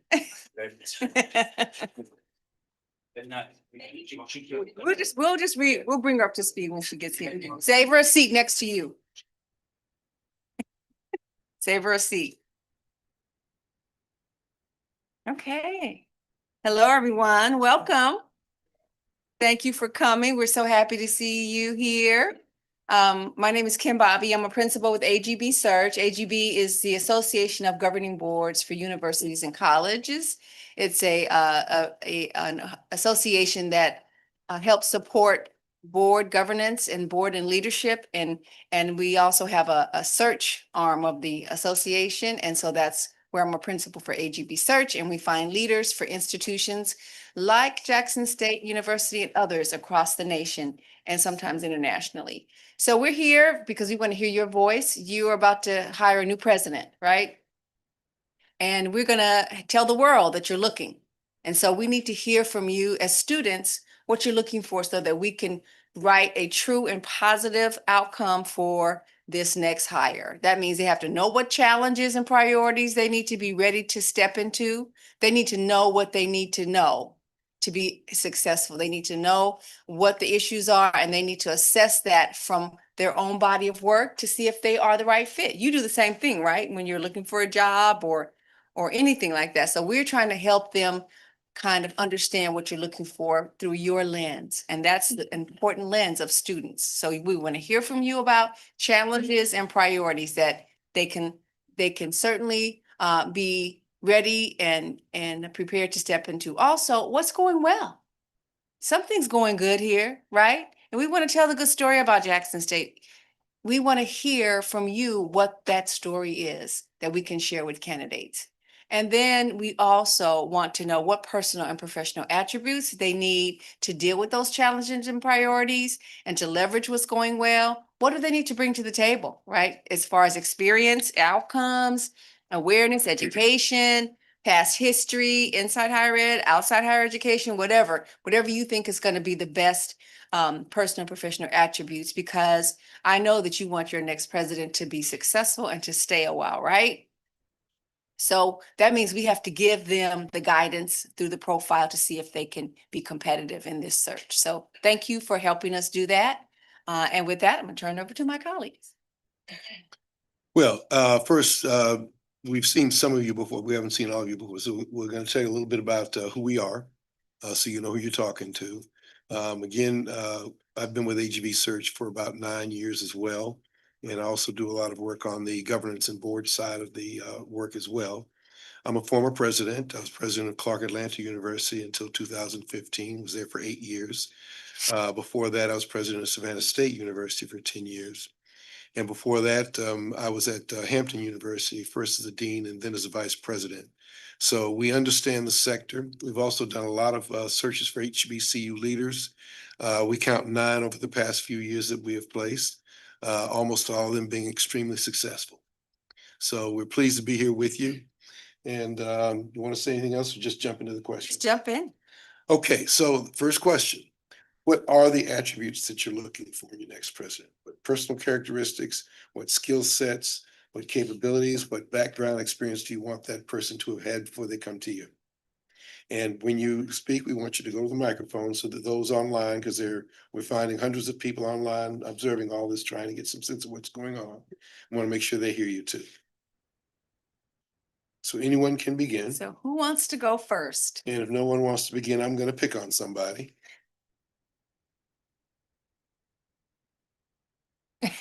Thank He you. just saved, I'm going to tell you who he saved, but he saved somebody. Took the lead. Thank you. Good afternoon. My name is Zane McCorvey. I think to answer that question, I have for me, one thing would be a visionary leader. So one who believes in the vision of what Jackson State University is. And then my next point would be stability and commitment. So one, of course, who's looking to be the president of Jackson State University, but not see what's the next stepping stone for them. Again, we're looking for stability. And when we talk about presidents, of course, we know the tenure is between a 6-year period. Being at Jackson State, I've had for the last 4 years, being a senior, I had a different president every year.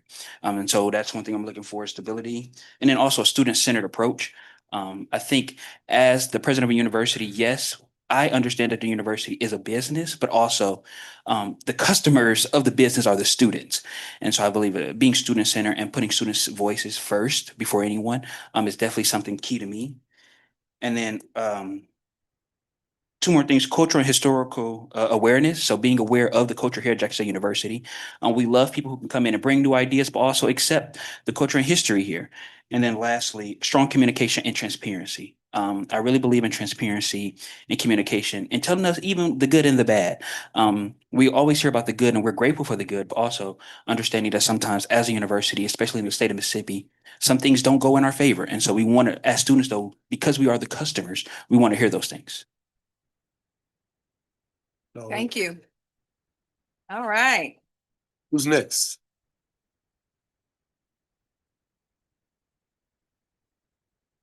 Hey everyone, how y'all doing? My name is Jakari Holland. I'm a junior political science major and I serve as the current Student Government Association Vice President.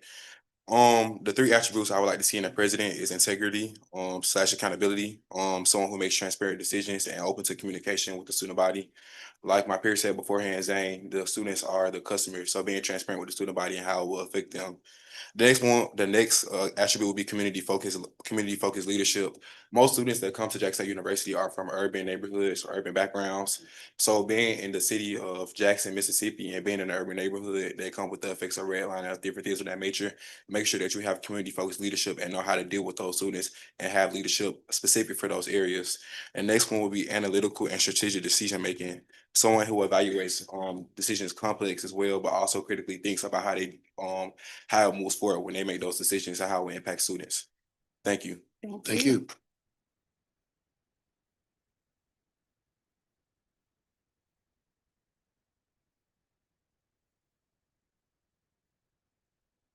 Hi, Reagan Johnson. The characteristic or attribute that I would like to see in the upcoming president would be somebody who values our faculty and staff. Yes, the students are the customers, but the faculty and staff are the people that cater to our customers. Here at Jackson State, we do have a higher turnover rate for our faculty and staff, so ensuring that they're taken care of just as well as, yes, just as well as students is what is important to me as well for a person coming in to be potential president of Jackson State University. Thank you. Thank you. There's some seats down there.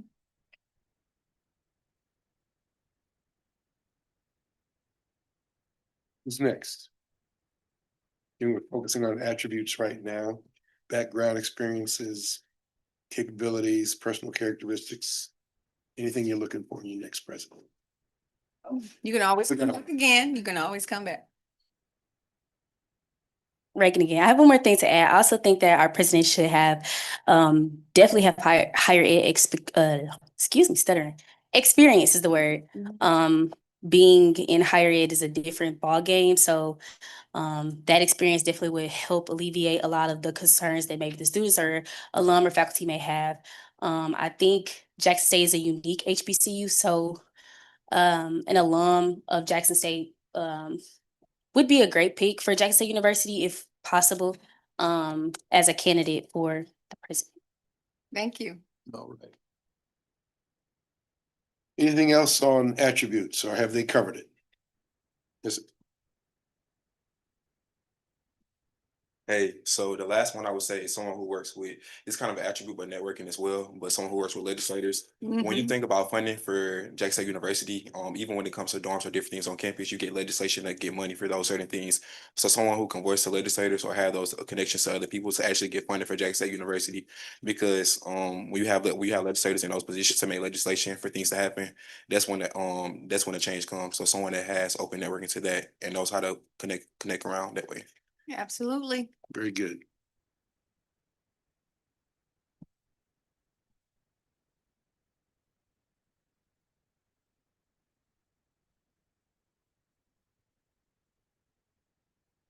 Hello, everyone. I'm Zion Washington. I'm a sophomore political science major, and I just prefer that the president actually isn't a JSU alumni Preferably because I just feel like it's better to have somebody with a diverse set of experiences outside of the institution. Yes, I understand that it's important that we know somebody, that we can have somebody that knows the institution, has been here, has experienced it, and understands what that the students are going through on the ground. But at the same time, it's also important that we have somebody that has different set of experiences, has seen other institutions and how they function, so they can bring something new to the table.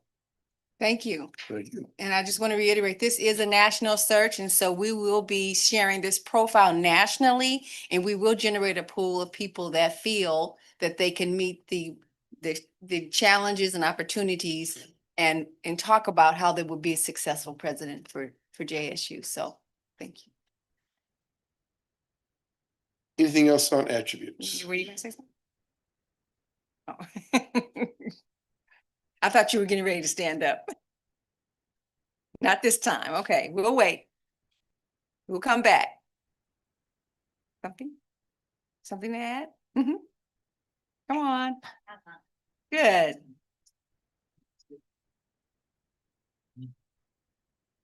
There's some seats down here. Hi, y'all. Yeah, you can pull that down. Yeah. Hey, my name is Cameron Patterson, and I would just say that the attribute would be like someone that has genuine intentions when it comes to our school, someone that's making sure that they're doing whatever it takes to make sure that we're succeeding as students, as an institution, and also as faculty and staff. And that it's not just like another job for them, that this is something that they really take pride in. And yeah. Thank you. Anything else on attributes? We can come back to it, but let's move to priorities now. When your next president arrives, what are the 2 or 3 most important things for that person to begin to do?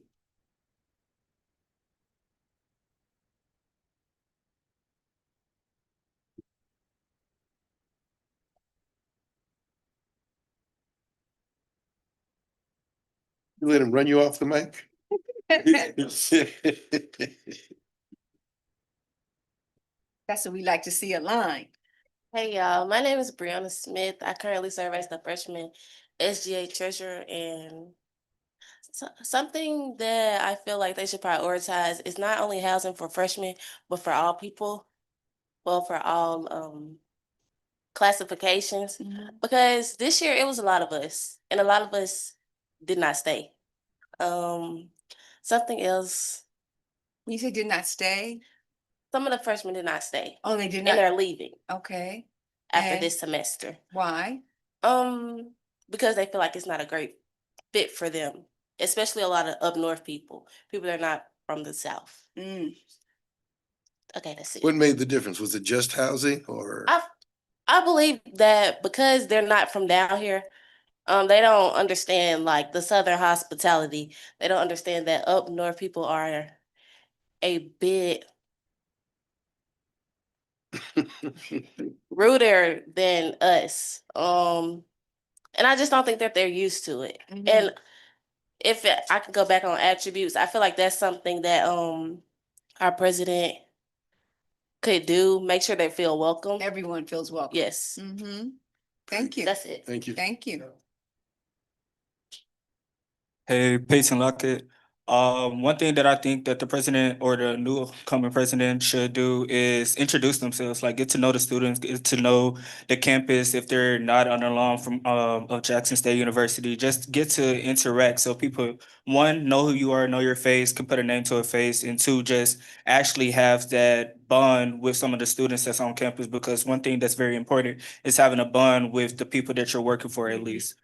Another thing is having the accolades behind them, or like actually bringing solutions to the problems that they already know, or the problems that we're already giving out. So like, okay, if we have this problem, or you see this problem is something that's arising, already coming to the table with solutions for those problems. So have it, whether that's like a town hall, sitting down with all of the students, faculty, staff, just coming in and just talking and be like, hey, these are some of the problems that I see y'all having. These are some of the ways that I see about going about making this change and making it happen, bringing it to life. So those are like 2 things that I really want to see from our new upcoming president. Very good. Thank you. Other priorities for the incoming president.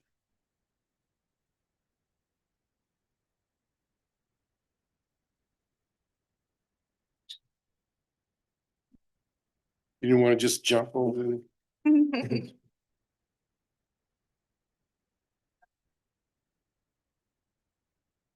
Hello, I am Hannah Robinson. One thing I hope the new president would do is make connections with potentially other schools or surrounding areas. Mainly because we are in Jackson and we don't have too much resources. Our main thing should be outreaching to gain more resources. That is the biggest problem that we have now. So making sure that we have a president that can kind of already have like the charisma and like the confidence to go ahead and talk to more people and actually like kind of put down a game plan on like a mission. Like this is what we hope to see for our school in the future. Hope to like fix out the roads, the potholes, all those complaints that we constantly have. Hopefully they're actually like being heard. Thank you. Thank you.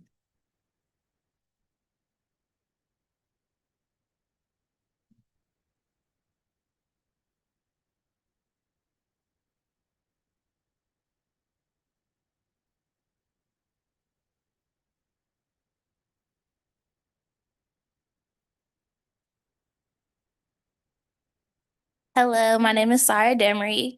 One thing that I feel like a new president coming in has to focus on is infrastructure on campus. I feel like a lot is outdated and we need a lot of help with that. Not only like dorms, but like the library needs help, even in the like social center. I think that there's a lot of space on campus that can be used in better ways. And I know it costs a lot of money, but again, like they said, we need to be working with like funding, working with the government so that we could provide better spaces on campus. Somebody talked about a lot of students don't always stay on campus. We need to be doing a better job at ensuring students do. I am a student from up north, and luckily I do have felt at home, but you have to find your space. And it's hard to find your space when there's no spaces on campus. So that's something I think we need to focus on. Thank you. Very good. Where So- up north are you? Chicago, that's north.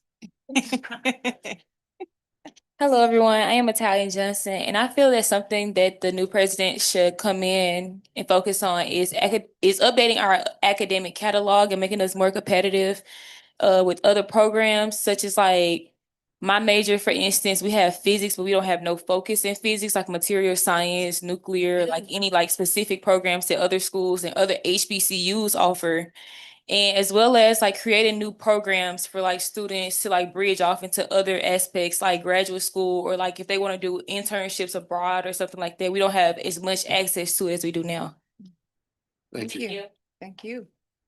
Hello, my name is Kyla Harrison. The first thing that I would like the upcoming president, sorry. Yeah. Can you hear me? Yes. Okay, my name is Kyla Harrison. The first thing I would like the upcoming president to focus on would be evaluation of departments, faculty, and staff.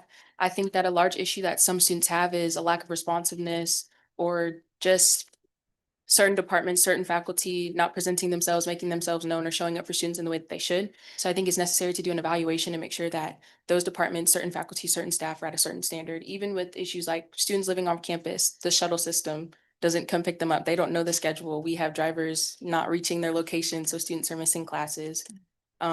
Or financial aid not answering the phone and housing not answering the phone. And so now a student doesn't have housing, even though they live outside of the country. So things like that, because that's entry level things that students should feel taken care of. Another thing that I would say would be the housing issue, updating infrastructure, working on infrastructure, the roads near campus, the housing, making sure that those things are taken care of. And then also expanding academic programs. I'm personally a pre-medicine major. I would say even for pre-nursing, possibly developing a nursing program or having MCAT classes added to the academic schedule, just focusing on specifics for students. And then focusing on interdisciplinary connections, reaching out, I think as Hannah mentioned, reaching out to other schools, reaching out on the legislative side, reaching out to the community, to community partners, and just forming those connections so that Jackson State is more connected. Thank you. Thank you. Honestly, she couldn't have said it better. Be honest with you, took the words right out of my mouth because I was just gonna say we need greater accountability for some of the people that we have in this administration and just making sure that we're holding up to the standard that we're holding our students as well. I also believe we need to pride ourselves more on academic prestigiousness rather than just things that we are illustrious for. I'm not going to go into detail on that, but we just need to make sure that our programs are prestigious and competitive and that we're franchising as many students as possible, not just the students on this campus, but making sure that we're giving back to the city of Jackson as well. A lot of the money that comes to the city and appropriations that come from the federal level go to the institution itself. So let's just make sure that we're franchising the city of Jackson itself. There's a lot of blight housing in the area. Why don't we buy up these houses, buy up these properties, and make sure that we turn them into student dorms as much as we can? And just to sum up everything, because she literally said it perfectly, Kyla said it perfectly, making sure that we have greater accountability, we pride ourselves on academic prestigiousness, and that we're making sure that we're upholding all the morals of our institution. Thank you. Hello, everyone. My name is Jakaria Holland again. So I know I spoke yesterday about some issues, but these are two issues that are really critical when thinking about it. Is something with economics around the Jackson community, which particularly affects Jackson State University. So as well as when students come in, they face certain issues coming from urban neighborhoods, like I said before, where capital and things of that nature being invested. So working with those people, we have something on campus called the Career Service Center, which I feel like is not really reflected upon or how it can be faced or advertised to students. So investing in things like that to actually build career opportunities, using networking and things of that nature, and actually build your wealth with your career and what you want to go into, because that's what we're in college for. And going into I was talking about with urban neighborhoods and gentrification, you have certain areas outside of Jackson State University. Last year, I stayed off campus and I didn't have transportation. But also, when you think about it, with gentrification, when you're in urban neighborhoods, rent prices go up, and sometimes college students cannot afford that. Like my peers said beforehand, I was fortunate to have parents to contribute towards that, but also I didn't have a car, so I had to Uber to school every day. So when you look at certain campuses and how they come, certain campuses compared to Jackson State, we're really behind. Having shuttle services to come to campus to pick up students from those off campus and actually working with those neighborhoods inside the Jackson community to face the gentrification battles that students have to face when going off campus. So working with surrounding neighborhoods, which is really about economics. So I think one thing they should really focus on is economics surrounding Jackson State University. Very well. Hello, my name is Marcus Brown, and I just want to emphasize on what every one of my colleagues and peers said. So first, I want to emphasize definitely need to add more space to campus for students. So my first year here, I became a JSU Blue Ambassador, which is a student recruiter, basically. I remember my second year, which was my sophomore year, we recruited so many students. I knew that the upperclassmen wasn't really going to be staying on campus like that. So that's when the lofts, downtown came into play. So as a student recruiter, I would definitely love to see more higher graduation rate and not just a high acceptance rate, because we accept a lot of students and we try to get all of them here. And as a student recruiter doing tours and everything, we'd be like, a student would ask a question, what is your graduation rate? That could change someone's whole view of coming to Jackson State University. Two more things, making sure that their faculty and staff are here to help, and helping by doing their best instead of turning away so quickly. A lot of students here go back home or give up so quick because a lot of faculty and staff would turn them around really quickly because there's no resources to help or anything like that. So that brings me to my next point. I would love to start seeing more students get scholarships. There are a lot of students that deserve scholarships. They work their tail off to be here at Jackson State University, to be out here to represent Jackson State University, and they don't even have a scholarship. And those main students are in debt trying to pay the college to be here. So that's it. Hi, everybody. My name is Janaya Taylor. I'm a junior psychology major from St. Louis, Missouri. Two things that I wanted to pinpoint is that I hope that the next president can prioritize the relationship between state and IHL board. I think it's fair that it should be fair that Jackson State get its as equal funding as other institutions in the state of Mississippi. I also believe that the next president should prioritize upholding not only the HBCU legacy outside to the public eye, but it's institutionalized as well. Like not only focusing on how we look to the media, but actually coming in and doing things on campus. Thank you. Hi, my name is Chloe Nash. Kind of what Marcus just said. He said, he mentioned about scholarships and being able to allocate that to more students. Personally, like I was a transfer student. I came in after my sophomore year, going into junior year. And Jackson State, aside from like the other scholarships that first time freshmen can get, they do have like two scholarships for transfer students, which is the PTK Phi Theta Kappa scholarship and then the transfer scholarship just in general. However, I know that there are a lot of transfer students coming from community colleges who sign up for those. However, they were extremely limited. And I know that there are a lot of qualifying students for those. So I would personally like to see more money like allocated to that if possible, because a lot of those students who do come in, especially under Phi Theta Kappa, where you have to maintain a 3.5 to even qualify for it, they sign up for it and they still can't get it because it's so competitive, but it's really just extremely limited too as well. Thank Thank you. you. Very good. Lots of good information here. Thank you. Anything else on the priorities?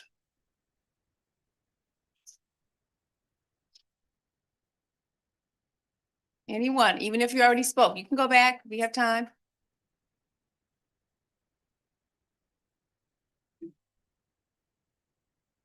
Okay, last thing. I think that another thing our president should prioritize is working closely with the faculty and staff. But I want to say not only during the hiring process, but as they continue their journey with Jackson State, I think will be very beneficial if we get younger people in offices, people that's just graduating from not only grad school, but from undergrad as well. I think a lot of times with keeping people that's been working here for 10 to 15 years, it's harder to get our institution to grow. It's kind of staying stagnant. That's all I'm saying. Okay, thank you. Hi, my name is Andrea Davis, and just to piggyback off of 2 points that were made, the first point is it's about scholarships. Not only are they, even though I didn't know they were limited to transfer students, but I also feel like they're limited to STEM majors as well. Because I am a biology pre-medicine major myself, and I faithfully go on the scholarship the yeah, I go on the scholarship website that Jackson State do have faithfully, but whenever you try to apply, you have to be a social work major. You always have to be a business major. There's really nothing for students like me, pre-medicine, pre-dental, pre-nursing. There's really nothing for us on there. And also, and also, just speaking of the president just building a relationship with faculty and staff, I believe when that do happen, I believe that those faculty and staff should excuse me, I'm sorry, I'm stuttering over my words. No, take your time. I believe that there should be some type of training, sensitivity training in general, especially for those who don't look like us. And even if they do look like us, they're not, how can I put it? Take your time. Yeah, yeah, basically. I didn't hear that. I mean, what? Oh, so basically, just like foreign teachers, for example. Well, that's my main point. I feel like there should be some type of sensitivity training when it comes to accommodations, when it comes to just being a student trying to talk to your teacher. You can tell them something, but faculty would throw it in your face like, oh, I did. Well, not throw it in your face. No, I didn't mean to say it like that. But I'm just saying like they'll be the type, oh, I learned this in such and such grade. You should have learned that. I didn't do that. I came from a 2A school. I graduated with 51 other students. So the resources they had, I didn't have that. I really had to fight hard to get here where I am. And I just feel like there should be some type of sensitivity training for those particular faculty and staff. Thank you. Thank you. Thank you. Hey everyone, my name is Ariana Hudson and I currently serve as the junior class senator. One thing I think the president should focus on is the coding of courses. They're kind of outdated and there also needs to be further training set in place. And I say that because I was charged $2,000 for a course that should have been traditional online class, but they had it coded as an untraditional class. So instead of me going in and speaking with anyone, they kind of sent me in every different direction. And it took me about 2 weeks to kind of get an answer. And I still was charged for it. They ended up giving me a scholarship, but that was because of everything that I had done on my own, and I didn't have any resources for help. I had to do it on my own. Thank you for sharing. Thank you. Yeah, that's important. That's important.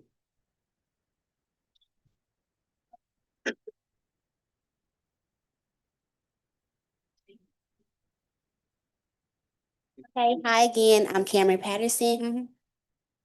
One thing I would say that the next president should prioritize would be transparency.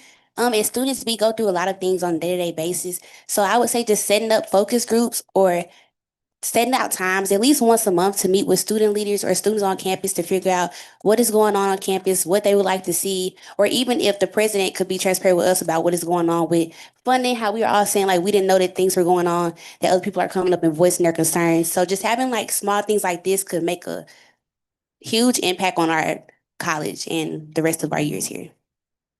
Thank you.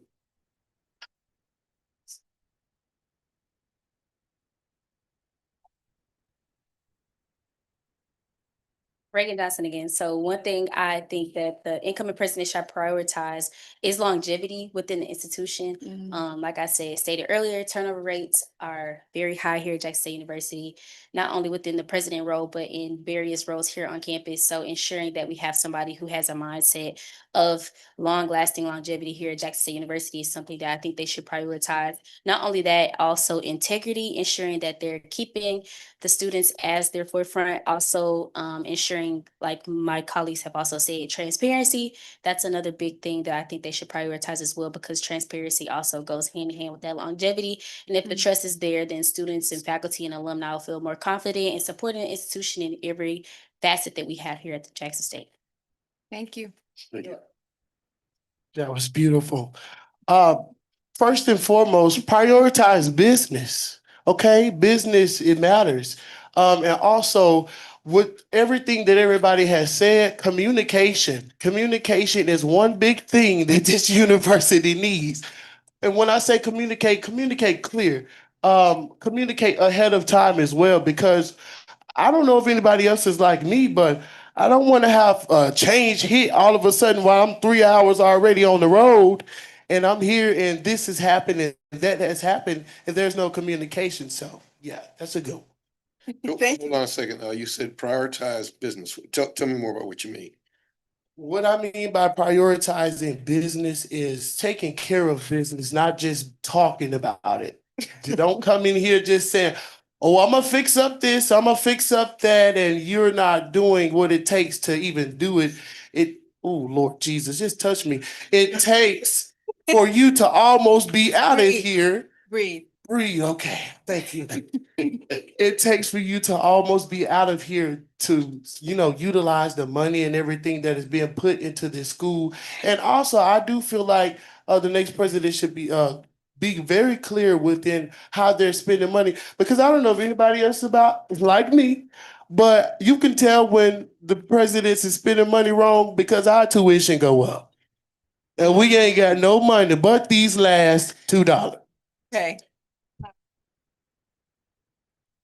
Now, just for the record, you understand that one of the reasons tuition is going up around the country is the cost of everything just went up. Yeah, I do. Okay. Yeah, here too. Another thing that I think Okay, let's listen to this young lady. Another thing that I think our next president should prioritize is not only campus security, but campus safety. We stay on a like bit of a open campus, and a lot of times people can just come on and off the campus. And I think a reason to that is that it's limited lighting. If you walk going up and down the plaza, you really can't see at night because you only use the Campbell South lights. Another thing that I think the next president should prioritize is building stronger relationships within like Jackson City. I think a lot of kids stay off campus. How can I say this? Okay, yeah. I just think that the president should prioritize deepening partnerships and relationships with the city like lowering the cost of, well, probably can't lower the cost, but helping students pay for off-campus apartments because you got to get on and off campus. Working with community projects and things of that nature. Thank you. It's me again. So I kind of want to get off of what my colleague said as well.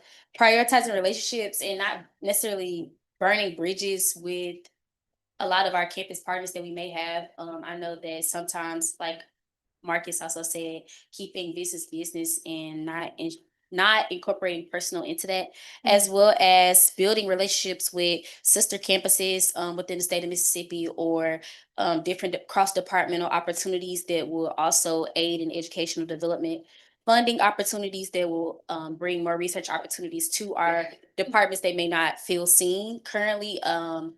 And yeah, that's the comment I had. Thank you. Okay, Zane, and I think our next president should prioritize, I think the conversation right now with the focus on money, is part of the state of Mississippi and how we get funding from the state of Mississippi. But also asking those tough questions from the state of Mississippi. So in February of 2025, there was a bill, Mississippi Senate Bill 2929, which would introduce $68 million to Jackson State for housing. Within 14 days, that bill died in committee. So the question is, why did it die? And so having a president that advocates, especially on that state level, when we talk about a state of Mississippi and we talk about a HBCU, why could we not get $68 million or whatever other amount? But why did it die in committee within 14 days? What conversations happened in those closed doors? And as a president, I would like to have someone who's asking that question. What was that conversation in that closed doors? What did we do wrong? Was there anything that we could have done differently? Or is something that you all want from us so that we can continue to do those things? I think we can't grow if we aren't asking those uncomfortable questions. And so I think we need to start asking those uncomfortable questions. Absolutely. Thank Very you. good. My name is Jakar Holland. One of the critical issues I feel like where we face is that just bringing back before how Jackson State is behind compared to other institutions. Like you said before, how you were a president at Clarkland up until 2015, and when we look at other campuses such as NCAT, North Carolina A&T, where are in urban neighborhoods. I'm going to technology equity inside campus. I feel like we're behind when you talk about Jackson State campus and how it isn't modernized. When certain student complains about student Wi-Fi and how slow it is not compared to other institutions, but I would say is fixing that issue. Actually going out and branching out to fix certain issues to actually bring the technology aspect of JSU up and to actually modernize it. I feel like a current issue that we have at Jackson State University is that it isn't modernized. Even going back to the shuttle issue or going on how to fix those issues for students on campus, going back to the technology aspect of it all, we're in the 21st century. And right now everything is based off technology. You apply to internships through technology, get your resume through technology, building those things, investing in different labs inside those buildings, the library, upgrading infrastructure inside there, technology speed with the Wi-Fi, everything. It's been on and off at Jackson State University since I've been a freshman here. Investing in those certain things to make the institution better and to better, because when you better promote certain things in there, that's how you take steps to fix the issue. And I feel like technology equity is a big issue at Jackson State University. Thank you.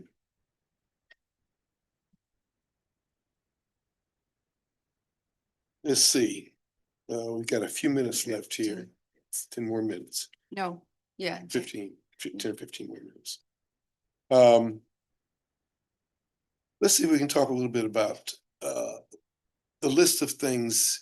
If we find somebody that really ought to be your president, what are the things we can tell that person are going well? What's good?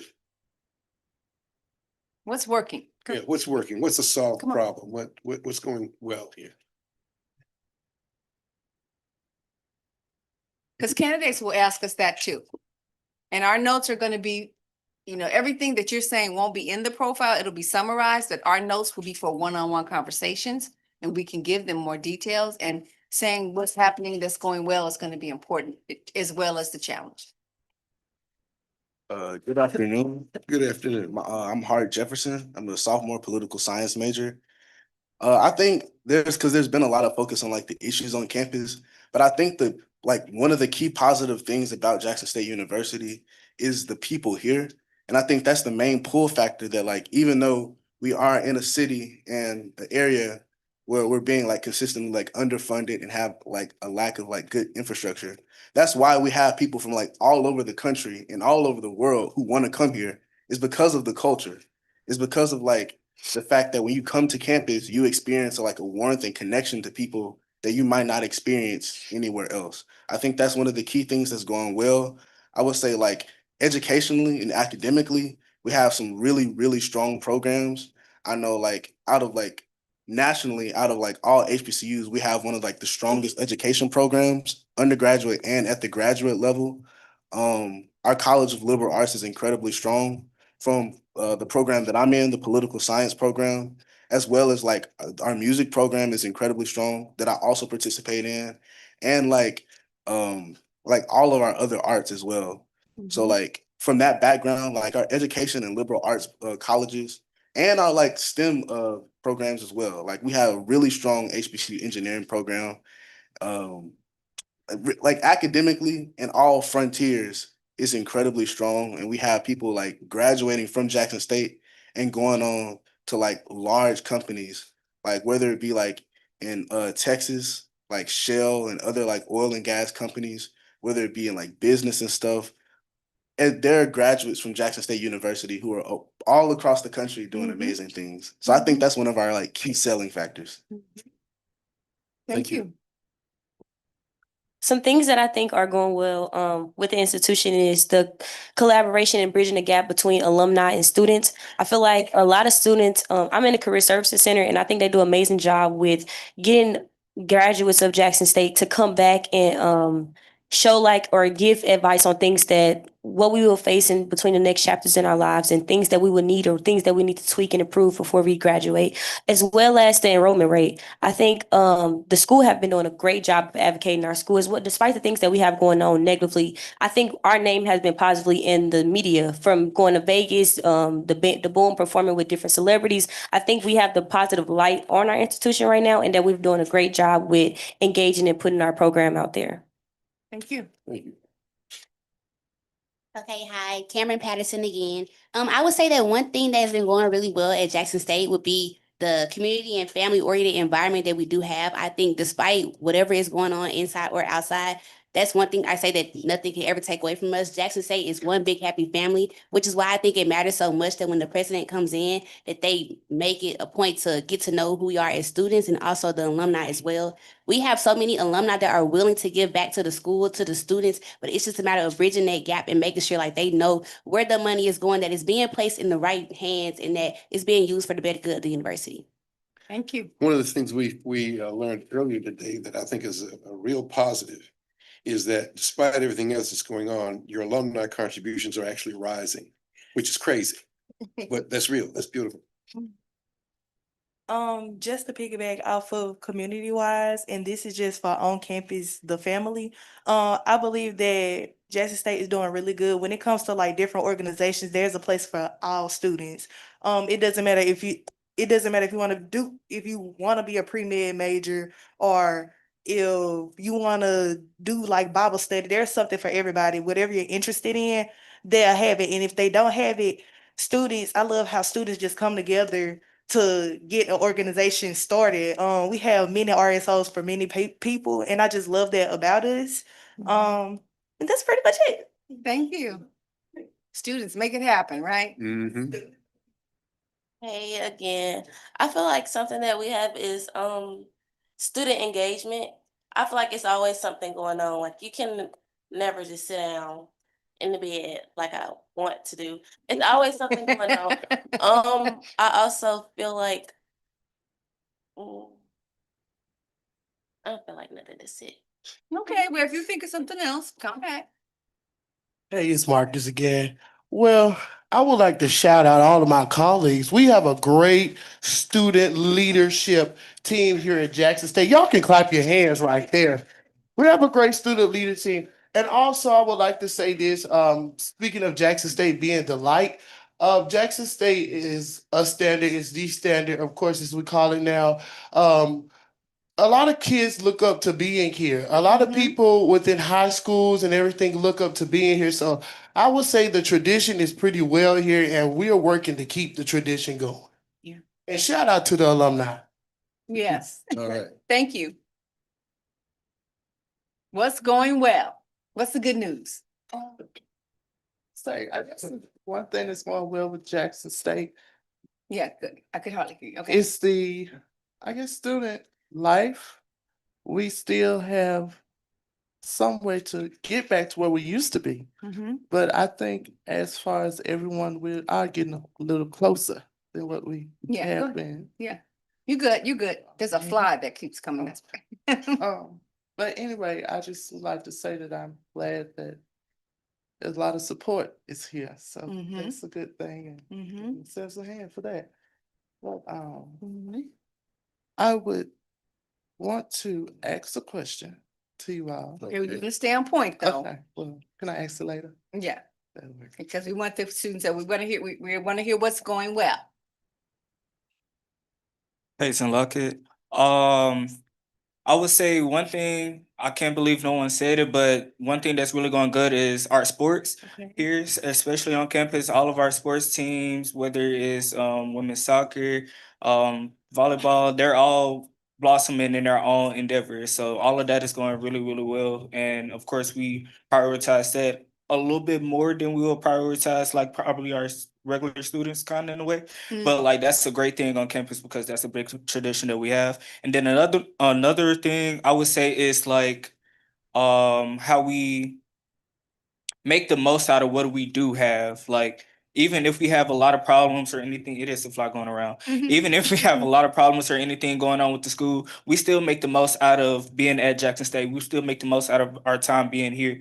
And also just let alone like our student body, when it says student engagement, I would like to say like us being able to get our voices and like like our concerns out. We have people to actually go to and talk to and be heard. Honestly, of course, that can get a lot of work done behind it, but like that's one thing that's also plays a big part is we actually are getting our feet, our hands dirty, and actually getting in the field and like saying, voicing concerns for not just us but everyone else in our community. Very good. Thank you. Thank you. I'm also surprised nobody said this one as well, but we have an amazing band. Our band has been to the Super Bowl. They've been to the Rose Parade. They've done a lot of White things House. that. Sorry. White House. The Oh White yes, House. White House. yes. Like our band, they are really the standard. I love going to school and when people find out, oh, you got a Jackson State, oh y'all band, they tight. I love their band, this and third. Like we just have an amazing band. Everybody want to be us. Go Tigers. But yeah, that's it. Thank you. Yes, indeed. Okay, we only got a couple more minutes. Well, let's see if we got questions or anything else you want to say generally. Anybody? Your question? Yeah, I just wanted us to get. One more, okay. Go ahead, go ahead, go ahead. Everybody that has something, line up.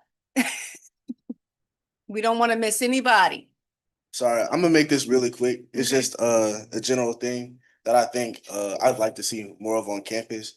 So I am a political science major. I'm also a native of Jackson, Mississippi. So before I came to Jackson State, I grew up in this area, and I really just like to see more of a connection between the college campus and like the outer political climate of the state of Mississippi and Jackson as a whole.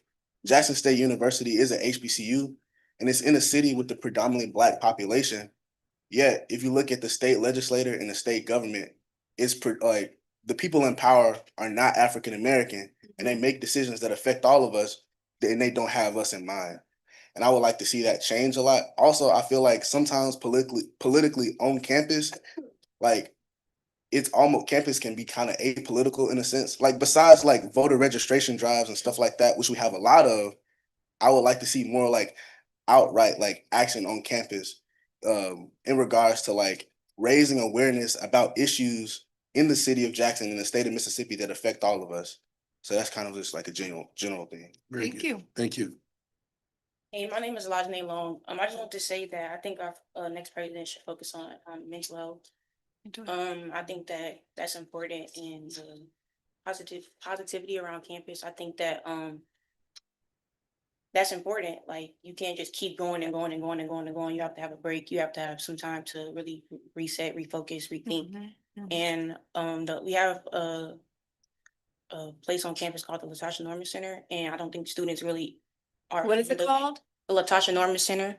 I don't think students are really fond of it, so I'm on an initiative with one of my mentors to see how we can get students to be more active in there and really take it serious. Thank Yeah. you. Okay, I wanted to add that another thing that I say is going really well here is our academics. I know a lot of us say that we don't have all the resources that other institutions in the state of Mississippi may have, but I think that we do make do with what we have. We have students that go to Harvard and other prestigious institutions that, some people don't even ever have the opportunity to go to. So I feel like just giving a hand clap of praise to the students and to the faculty that do help us get to where we want to be with the lack of resources that we do have. So. Thank you. All right, very good. I forgot something, but one thing I can say is that speaking of those mental health, I think Dr. Elaine, she started it, but the mental health days, we do have mental health days, and I just feel like that was very considerate of her, and they're very well needed along with the Latasha Norman Center. But as she stated, I don't think a lot of people know about it. They always have like little open houses or whatever, but it's a wonderful environment, and the most we can do is just continue to get the word out about those particular resources when it comes to mental health. Okay, Excellent. you're doing that right now, so Mhm. maybe there's a way that we could highlight that in the profile. Hey again, this is my last thing. Sure. My only question, my only question to the next president, and I'm looking directly in the camera. Will you be committed? Well, I'm Seth Adams. I forgot to introduce myself. But the question was, would the current interim president have to step down if she? We don't know that. This is a national, we don't get involved in that. This is a national So that's search Laura's and question. anyone can apply. Okay, that's what. Anyone can apply. Okay, and these got to be the last two. Right, because we have another session coming. Just to highlight something, we're number 15 HBCUs, so that's something good, top 15. Also, we have a very good business, the College of Business. They are accredited out of not one out of many, but out of a lot of HBCUs where they're accredited, and they have a lot with the business administration and the business department that's going on. Something that I do hope for the next comment or the next president that's coming in is to work closely with the student body and the students. We have a student government association on campus with these students that are here that are representing, actually working close with the students and actually make sure that change is coming. You can make sure that change is coming within, but you also have those student body advocates to advocate for the student body. And if those people are lost in the shuffle, then what can we tell the student body? Because the student body is who the student body looks at us for information of what's going on. So actually advocating, actually working with the Student Government Association and those people that are in charge during that to actually make sure that change is going on, to actually stay transparent. Because you can be you can actually make sure that everything is going on, but also it's about transparency and communication, because everything can be going on and going right, but also when things go wrong, I think the student body mostly cares about is transparency and communication. That's one thing that we keep hearing. So actually working with those people that are in positions that are students to actually be the voice of the students. That's not really a fly. That's a spy bot from somewhere. Oh, no, stop. Thank you. I would just like to acknowledge too. Oh, greetings, everyone. I am Jared Peterson, and I'm a student leader here, and I also serve as the 9th Mr. Jackson State University. I have 2 pointers I want to point to. Number one, I just would like to appreciate our current interim president, Dr. Denise Gregory, because she did get put in a position last minute due to uncommon circumstances. And I do appreciate her for her last minute commitment and her being involved within SGA and just other organizations here, because granted, she is a JSU alum, has a lot of experience, and these are her stumping grounds. And I like how she's open to everybody. So I just wanted to give her her flowers. But the second thing I would like to say is when it comes to the search of having the next president, I would like to advocate, and hopefully you guys can advocate for a background check. Oh, we will do. We do Okay. very thorough background check. Background checks. Okay. We get so far in your stuff, it's Okay. Perfect. Social media, criminal publications, anything. Okay. Driving. Financial, everything. Yeah, well, cycle. And the main reason why I just wanted to bring the background check statement up was because I've been here since 2022 and I graduate in the spring, and I have been to a lot of presidential inaugurations. And I feel like each year I should not be attending a presidential inauguration. So that's why I asked about background checks. Thank you so much. Gotcha. Well, thank you. Thank you all. Give yourselves a hand. Give yourselves a hand. You are doing the good work. You're helping with the heavy lift of talking to a national audience and saying what students want to see. So thank you for putting yourself in this position and modeling leadership. You're leaders, all of you. Thank you. It's a very rich session, so thank you very much.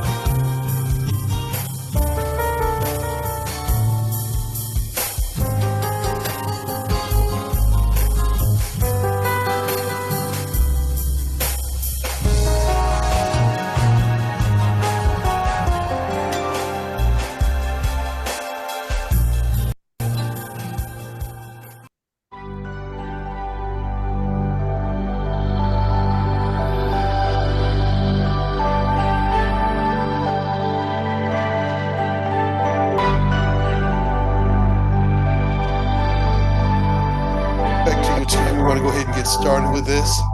And so first we want to introduce ourselves to you so you have some idea of who you're talking to and what this is all about. So I'm Carlton Brown. I'm an AGB search consultant. I've been with AGB Search for about 9 years now, doing searches all over the country. Most of the presidents put out positions as well. In that time, I've also been involved in placing 9 other HBCU presidents, vice president around the country, both state and private. Before all of that, I was president of Clark Atlanta University for several years, about 8 years. I retired from there in 2015. Before that, I was president at Savannah State University for 10 years. And before all of that, I was at Hampton University for 10 years, first as dean, then as vice president. So I'm very pleased to be here. We are honored to have the opportunity to facilitate this search for Jackson State University. My colleague. Okay, good afternoon. Thank you for coming. I'm Kim Bobby. I'm a principal with AGB Search, which is the Association of Governing Boards for Universities and Colleges. Been with the firm since 2017. Been in higher education for about 35 years. I know I look so young. People go, Give it the reinforcement, please, please. I'm getting to work with me. So I've been, as I said, I was before AGB, I was with the American Council on Education. Some of you know about that, ACE, developing leadership programs for aspiring college leaders. I facilitated the ACE Women's Network around the nation and did that for several years. And then prior to that, chief of staff at Prince George's Community College. Prior to that, faculty member and administrator and inaugural chief diversity officer at the University of Puget Sound. Also a consultant with the Bill and Melinda Gates Foundation for about a decade. And so that's just a little bit about me. And once again, I join my colleague in saying thank you for coming today and really giving us your input on the profile for this next president. What we can tell the president you are looking for in personal, professional accomplishments, what they bring to the table. Also, what challenges and priorities should they be looking at when they first get here? If you had to give them 3 top priorities, what would you say needs to be focused on right away? And then we want to know what's going well at Jackson State. We want to say there's a great story here. People love this institution, and we want to be able to give that kind of information that's fresh on the hearts and minds of the stakeholders like you, alumni. There's a fly in here that come out. So if you see me doing that, that's why. I think it's a spy bot myself, but that's. And so we want to be able to say what's going well because, and then a lot of times when you talk about what's going well, you can learn something from that to address pain points, right? So it's always good to examine why something is going well. So we want to hear that as well. So that's the framework. And once again, if you go to the mic, please introduce yourselves so our colleagues online can hear you. Now, we want you to also know that the IHL board has been deeply involved in this process thus far. In fact, we even did a small workshop for them the other day on best practices in conducting presidential searches. We also know some of the board members have been listening online as we've gone through these sessions today. And of course, your commissioner is here as well, working with us. All right. So very pleased to have you all here. And so with no further ado, we'll jump right into the first question. And the very first question is, when you think about your next president, what are the attributes that you want in that person? What skills, capabilities, background experiences, et cetera, what personal characteristics you want to see in that person? And anyone may approach the mic. You've all been in classrooms, so if you don't go to the mic, I'm going to start picking people. Yes, right there. Right there. And you can adjust it up or down. In the event that you are vertically challenged. I'm just getting back from Las Vegas. Oh, yeah, you challenged on a bunch of levels. You got no more money. You had fun. Okay. Yes. It was Hello, great. first of all, welcome to Jackson State University. Thank you. I'm Corrine Bishop, a graduate of this institution and formerly retired faculty where I served as chair of the Department of Education and Leadership. Also served as faculty senate president and was the recipient of the Headway Award that was awarded by the Institutions of Higher Learning. I'm looking for a president with proven experience, with a record and results, I'm not looking for one for on-the-job training. I'm looking for a president who has those attributes which interpersonal skill, a communicator, a listener, and committed to Jackson State University's faculty, staff, students, the alum, as well as the community. We need one who is trustworthy, one who has integrity. We don't need a person that does not have integrity skills. We'd like to see a president who is one that is student-oriented, and I think that we should need that. One that makes decision and strategic. We need a president who will make decision with integrity. One that can balance short-term needs and long-term institutional goals. We needed one that will proven president that have trustworthy experience, leadership ability, a communicator, a listener, as well as a demonstrator. We need a president that is people-oriented, one that make decisions, one that embrace inclusions, and one that's faculty-driven, one that's committed to the faculty, understand shared governance in all of those issues, one with a visionary strategy that's promote, that is aligned with academic excellence, innovation, and community respect. We need a president who's, as I said, a listener in all area of aspect, who will remove dead wood from this institution. That's the term we use in higher education. There's a lot of dead wood. And as a graduate, a family history and a family legacy, we can no longer. We are, I don't know where we are at this point. Most alums are upset, some are not, with the former presidents that we have had at this institution. And there are a lot of more, but I will let my alum come and give their version. You asked and I told you. Oh, yeah, that's right. That's right. Thank you. You put it on the table. That's what I said. Okay. Oh, no, don't say anything, that's the truth. Others. Other input. If anybody can come behind. I was wondering the same thing. We're gonna move over here so you can be close to the mic. Yeah. So, because everybody has to go to the mic, so we don't want you to have to travel, because you're gonna get up and have a lot to say, so we want to get you closer. Unless you just didn't get your steps in today, you want to use this opportunity. So anybody else? Attributes. Yes, sir. What you want to know, we want to hear what you think they need to bring to the table as the next president. Attributes, anyway. Personal and professional attributes. What's your question? You answered it. Yeah, same question you answered. We're just trying to get other feedback, but I know you said a lot, so. Oh, yes. You covered a lot of territory. Okay. Take your time, take your time. Yeah? Yes.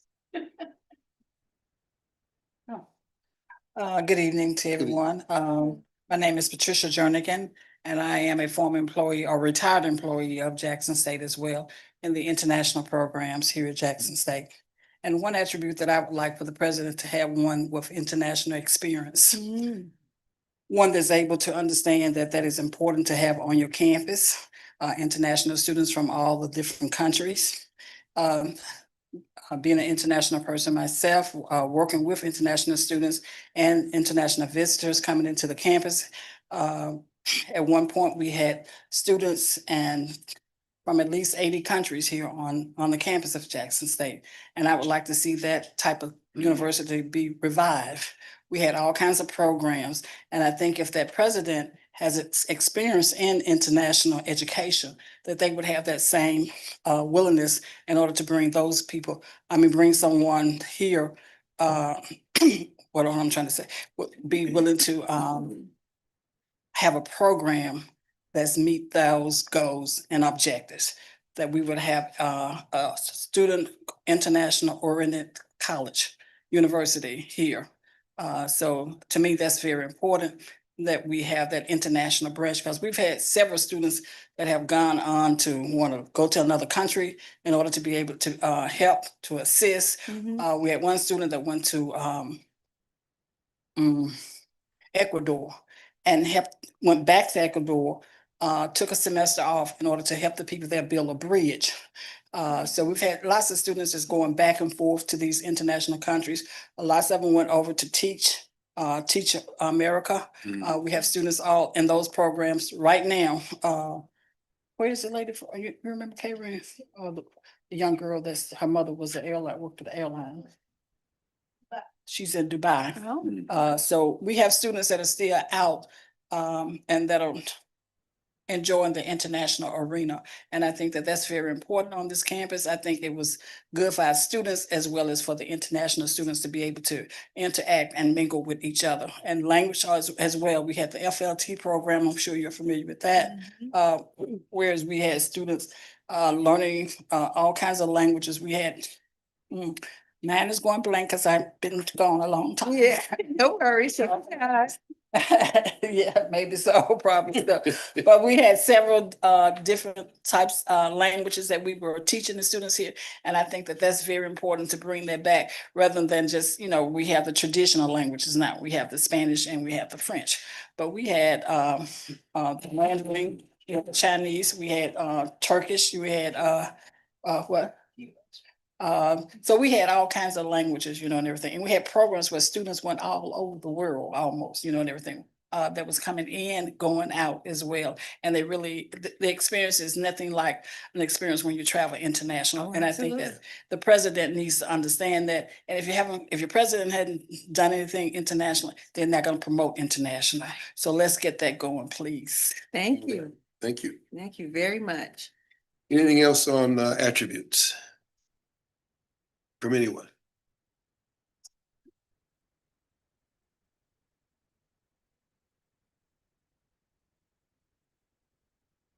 Good afternoon. Good afternoon, sir. My name is Tim Rush, and I'm an alumnus, lifetime member, 1877.org. We need, well, first let me preface by mentioning my dean of students, my former dean of students, Dr. George Abbott Johnson. When they were replacing Dr. Peoples, he said, Tim, anybody can be president. And being a 20-year-old at the time, I thought he was being joking. But as I live long enough, as mama would say, keep living, you'll find out that they can sit anybody in a chair and call them president. But we need a visionary. I don't know if you had opportunity to view this campus, but our house is falling down. We have 2-3 housing facilities offline. TBLs is offline. And I don't hear a plan about bringing them back. Unfortunately, we're in the deep South. At the PWIs, they can build a new residence hall from the ground up in 14 months. We can't renovate one in 4 years. We need a visionary leader who is not afraid to fight for this institution. Thank you. Anyone else? Okay.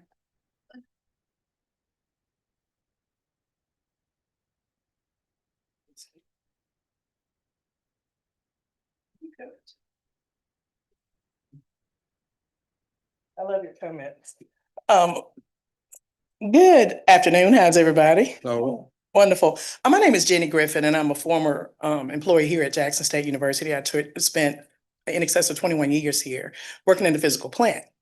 So one of the attributes, I think it is in line with what that gentleman just said, for the most part, your physical plant serves as your heartbeat, whether anybody believes it or not. There was a study conducted many years ago by APA, which is the Association of Physical Plant Administrators. And that's an association that most institutions of higher ed facilities are governed by, right? And in that, the poll basically questioned about 1,000 students.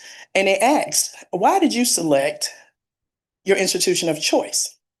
And, you know, for the most part, you would have thought that the answers it would have been overwhelmingly because of the academic programs that they provide and all of that. But the statistics beg to differ. It was because of the physical facilities. The students felt that if the lights were lit, the grounds were cleaned, you provided a great environment for them to live. They knew that the administrators were concerned about their well-being. So it's going to be vitally important. And ironically, I ask presidents anytime I'm in there in front of them, you know, what's your take on your physical facilities? Because you go to the PWIs, and I just left one. Every year, a new dormitory is going up. Here, it takes us years. And a lot of it's because of preventive maintenance. So I guess the attribute for me would be, what is your experience with overseeing a physical plant? Where does the physical plant, from a scale of 1 to 5, how does it factor to you? Is it important to you? Because at a lot of HBCUs, you see, like, we're an afterthought. We had just had to piecemeal all day long with everything. And we should be the front runners, you know, in it. Because if the environment is conducive, everything else is gonna fall into place. Because there's an old adage, next to godliness is cleanliness. You clean her up, they're gonna come. So the physical plant is my part. Where does that individual, you know, how do they see it? How do they view it? What is the level of importance for it? Because if we don't provide the environment, when they come in, that's our role. We're the first leg to any college campus, you know, preparing the way, right? So when they come in to teach, they shouldn't have to worry about lights being lit and all this kind of stuff because it throws everything off, you know, with it. So that's my thought. Thank you. Okay. Thank you. Very good. Anyone else on attributes? Personal, professional attributes, accomplishments. Mhm. I'm gonna use my phone. I'm not used to speaking. I'm actually a singer. Oh, Yeah. well, sing it. No. I need some more musicians with me. I'm sorry. Oh, that's all right.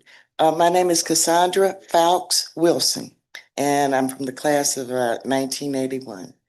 I'm a second generation Jacksonian. My parents went to Jackson State when it was Jackson College. And I graduated in 81. So I'm a second generation Jacksonian from the city and also the university. I believe Dr. Bishop, may I call you Dr. Bishop? Because I feel like you're a doctor. You mentioned something that's very important. It's very important that the president represent the community. And I get the feeling that the last few presidents don't have any kind of interaction with the community. They don't understand the history of the institution. We are a community of educators. So why not try choosing someone who comes from this community? I know, you know, it may sound strange, but it makes perfect sense. It's a good fit for the city, and it's a good fit for the university. Now, let me see. Let me check my notes and see what other attributes we need to talk about. The reason we need someone who fits with the community is that we need to tap into a generation that remembers. In order to know the end, you have to know the beginning. Who are we? Where did this university come from? What are the values? We seem to have gotten off course. You know, we've lost our direction.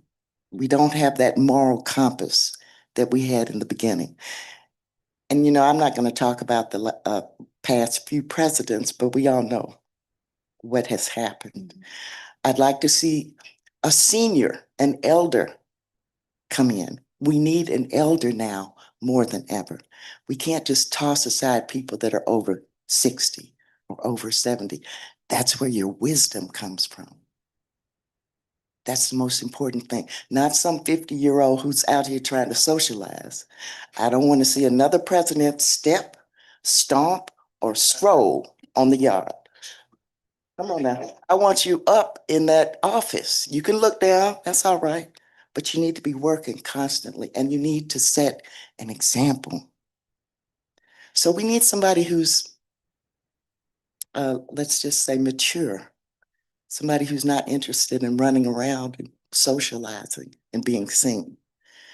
Uh, maybe somebody 80 years old, because Moses was 80 when he led the children, the Israelites, out of Egypt.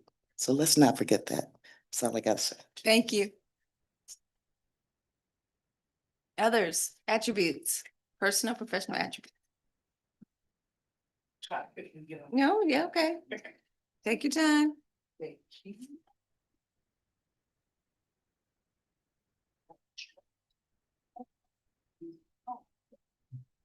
Good afternoon, everyone. My name is Wingora Thompson. I'm class of 2011. That was for undergrad, and then my doctoral degree in 2021.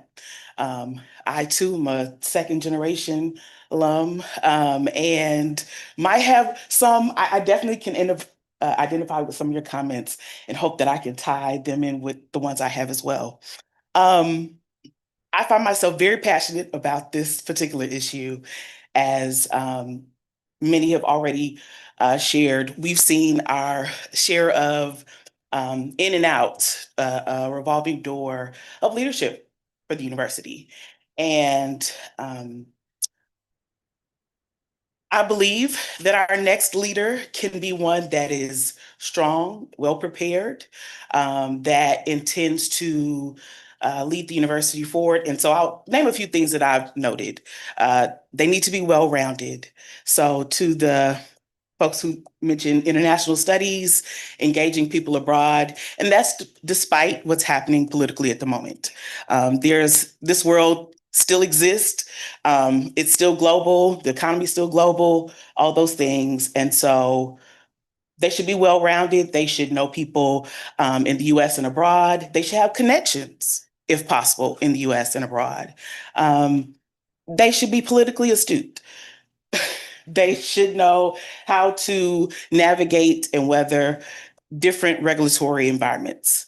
As I mentioned, right now is we could say, volatile moment in history. And so what does that person know about the past to inform moving forward to the future? And also, how prepared are they to engage not just our state legislators and leadership, but also federal, but international as well?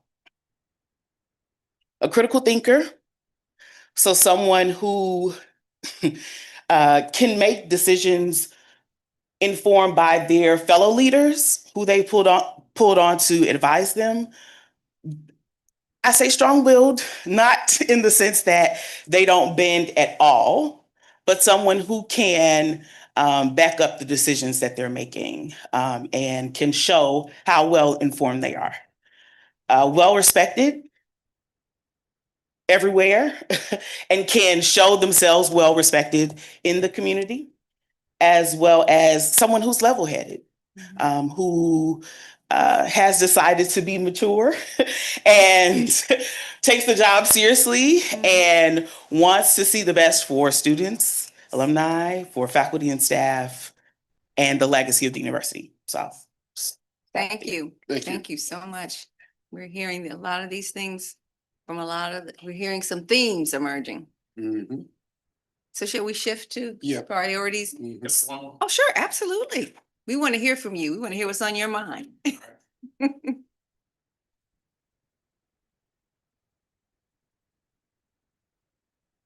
My name is Robert Creer, Brigadier General, U.S. Army, retired. I am a 1975 graduate of Jackson State through the ROTC program. I've served on the Development Foundation Board. I have a atrium in the College of Science, Engineering, and Technology named after me. With that is a $1 million endowed scholarship for those majoring in STEMs and ROTC. All four of my kids, although they went to schools all around the world, are graduates of Jackson State. And I have a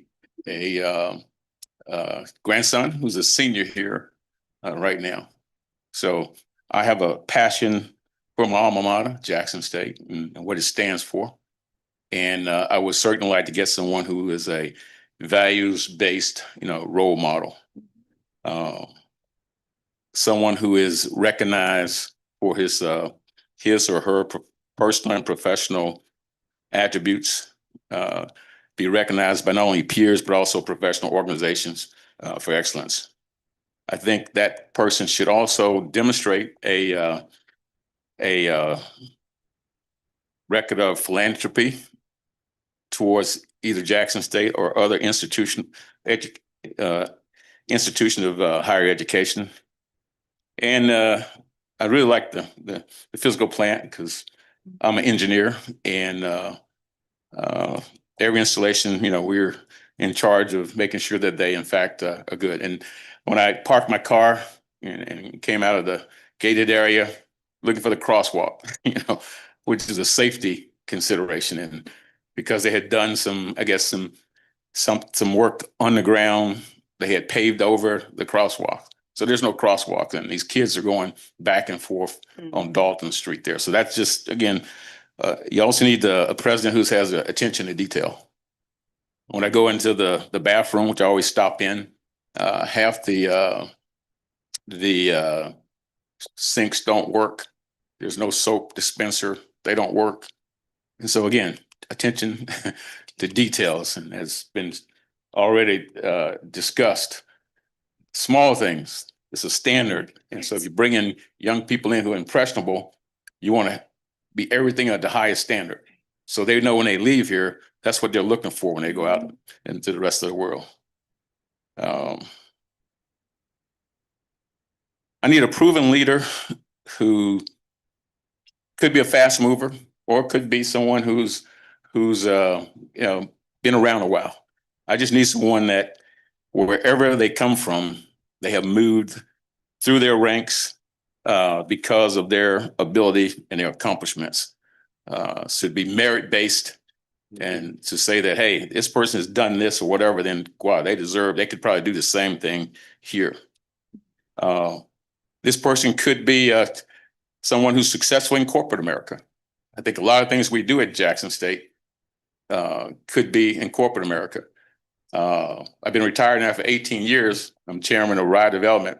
We're the leading developer of hydropower in the country. And so I think some of those attributes that gets you successful in that world is certainly would be needed here. For example, we have to have lobbyists. We need someone who understands the importance of legislative liaison at the national level, at the state level. And then that's been mentioned also, the partnership that you will have at the local level. That's so important to, especially Jackson State and the community. I just got back from, Las Vegas also. And it's amazing the number of people, the following that we have from Jackson State. So we owe a lot, to this community. And so we should give a lot to the community. That should never be underestimated. We need someone who also can surround themselves with people that are not necessarily think the way they think. We need people who can not get so enamored with themselves that no one can tell them anything. We need people who can say, hey, they can talk freely and express their ideas, because that's the worst thing a leader can do, is start, I call it drinking their own Kool-Aid, because sometimes they get in these positions, power corrupts, and absolute power corrupts absolutely. And so we have to be very careful of that.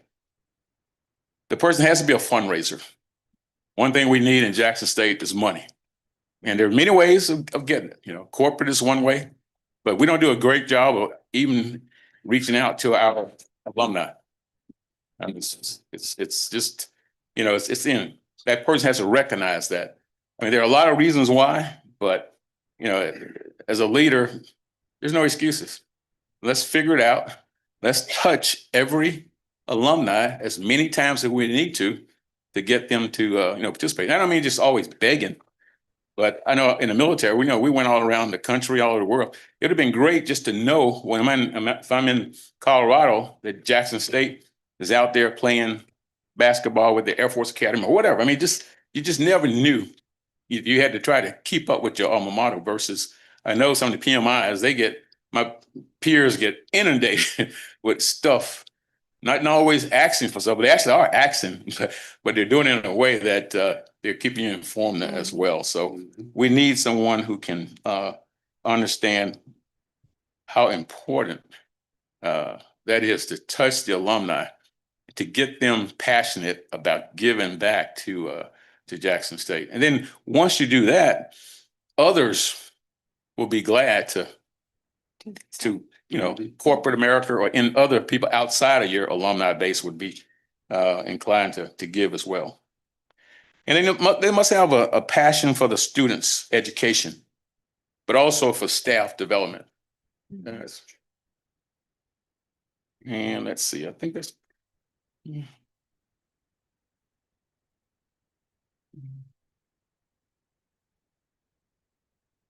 Yep, I think that's it. Thank you. Thank you. It's a good list. So now we want you to think about, when you think about the presidency, you said that you laid out the attributes they need to bring to the table. There's challenges and there's prioritizing challenges to deal with, right? You can't do everything at one time. You can't prioritize every challenge. So what we want to hear from you is, if you had to give the president some direction or recommendation for the top 3 challenges that they should focus on right away. Now housing has been well established as one of those. So can we think to add, so including housing, we got that, right? We know that that's a big issue. I'm trying to get a few more. So if you wanted to give the top 3, if you want to give them a sheet of paper that said, here's what you need to focus on, the top 3 things, what will be on that list as priorities or challenges that need to be dealt with, other than knowing that housing is already on that list? I guess it's my time. Yes, it's your time. It is your time. Take your time.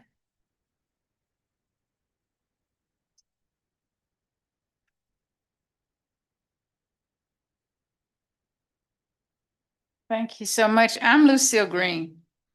I consider myself a lifelong learner, and I'll let you know why. I got married early. I finished 1 year of college and I got married and I had 4 babies. And later on, 11 years after, I returned back to college. I graduated from my first degree in 1977. Dr. John Peoples, I was sitting on the front row. I remember him well. I went to sleep till he was alone. I remember that. Then I continued. I got my master's degree, 1981. And then I did a lot of other things, but I came back at the age of 68. And I got my PhD at 70 years of age. I know I don't look much older than that, but I did. I know how you feel. I'm a lifelong learner, and I believe in education. And you talk about the priorities, and I was sitting there and I was thinking, did you not know that our students is our #1 resource? It's absolutely the #1 resource, because we have no students, we have no college. And so once our students get here, we have to make them feel good. And I was listening when you were talking about the bathroom and all that stuff. The president can't do all of that, but there are other people that are in charge, and you got to make sure that they're doing their job. And so a president themselves need to know themselves most of all. First of all, you got to know who you are. You got to know your strengths, and you got to know your weaknesses, and you got to know you can't go it alone. You got to have some legs to walk with you. So that's talking about your staff, your faculty. You got to have them. You got to treat them good. Make them feel like they are really somebody. Love on them. It doesn't hurt. Appreciate them. It doesn't hurt. Have your little meetings. It doesn't have to have a little happy. Everybody go away with something. You don't know how much that different that made. So I just know that president needs to, first of all, be self-aware, know who I am as a person, know what my limitations are. Oh, I can't do everything, so I need somebody to help me. So if I have my vice presidents and those that's on, I should have, we should sit around the table and we should talk about some stuff. I know what I'm supposed to do, and you know what and every now and then we're gonna check in. And if you're not doing what you're supposed to do, you gotta have some courage to, okay, we're gonna have a nice talk. I love you dearly, but since you're not doing what you gotta do, we need somebody else to do it. We don't have to do that. Cause you got dead weight. Okay. And dead weight just doesn't work. I worked in the industry and I'm so glad. Because when you didn't do your job, you just didn't stay around. And someone else was there and replaced you. And we had to stop this friendship stuff because it just don't work. Because you're gonna lose something.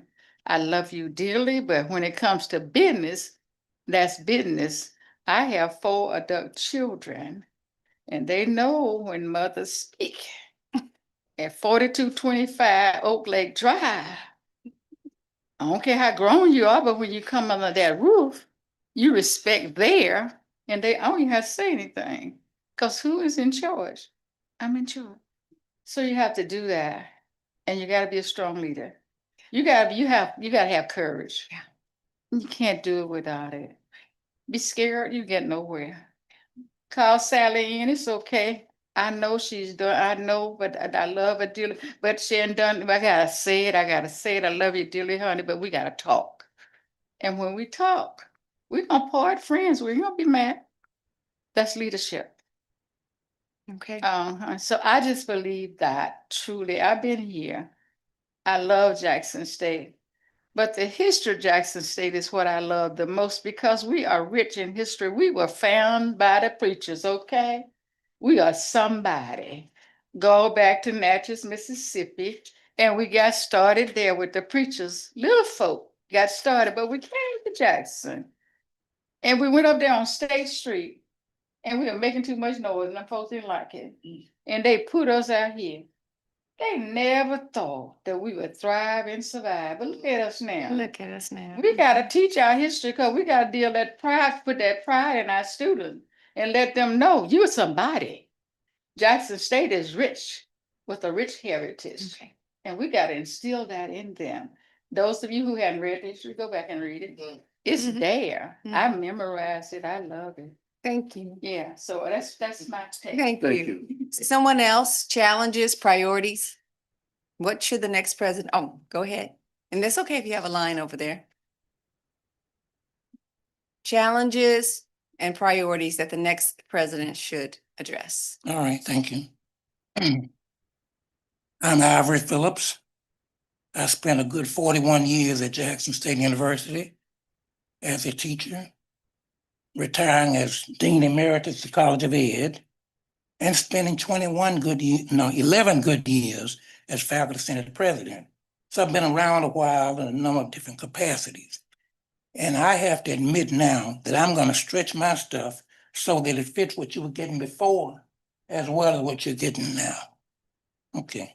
Number one, the new president has to emphasize the importance of liberal arts education.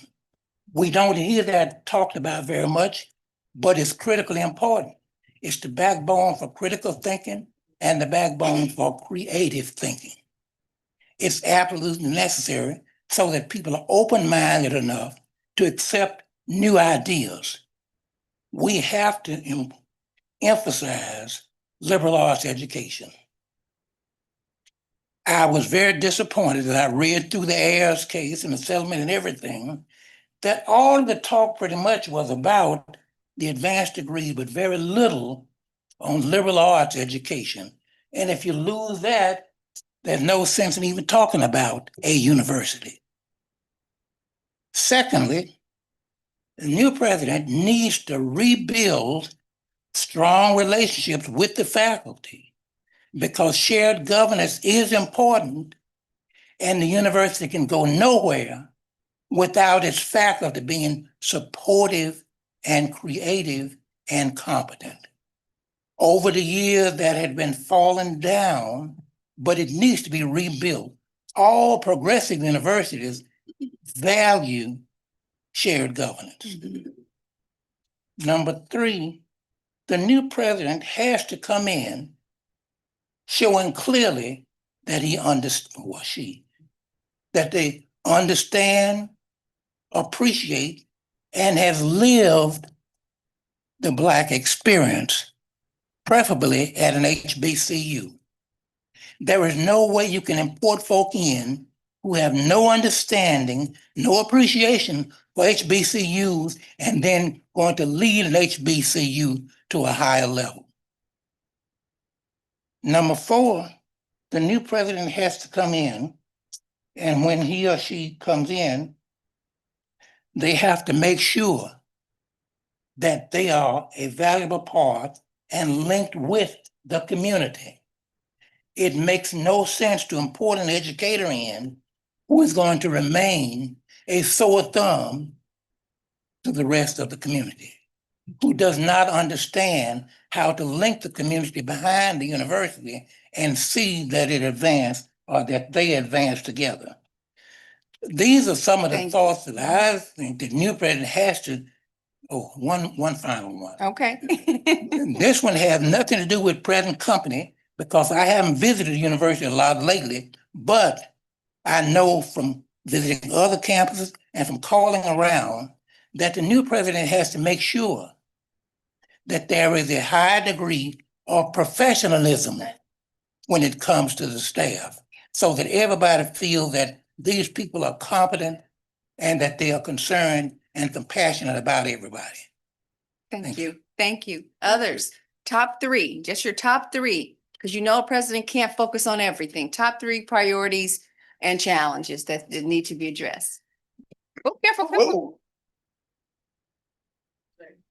I'm good. I promise I'm good. Take your time, take your time.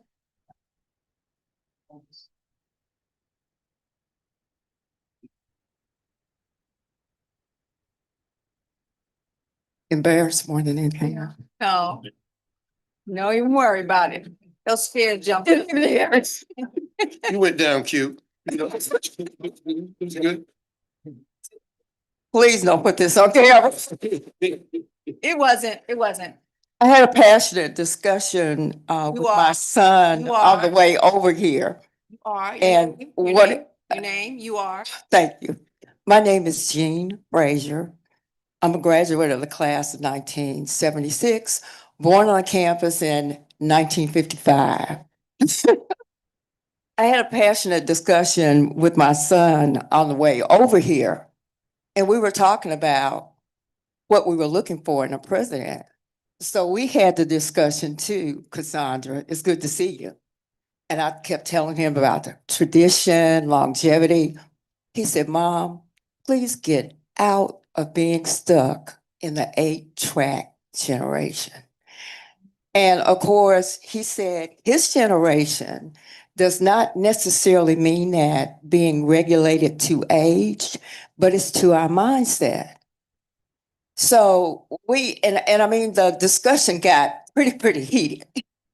He said, because we refuse to let go of our old thinking, and it has created a chasm with not only millennials, but those that are coming behind them. I said, give me an example. So that's the way you bridge, start breaking out. I said, give me an example. He said, for example, have you thought about the number of students that were on the yard walking through the pass 2 weeks ago when we had the yard fest? I said, well, talk to me about it. He said there was a great fellowship, people were, pressing the flesh, the whole 9 yards. Experience was great. But when you talk about a conversation about what we want, it always goes back to 20 and 30 years ago. The only relevance point is sports. He said, we do great in the stands. We do great on the gridiron. Las Vegas was great. He brought it back Sunday evening. Las Vegas was great. All of that is great, you know. And he brings it back to the point where there are broad experiences, all of the new age technologies, all of AI, all of that is burgeoning.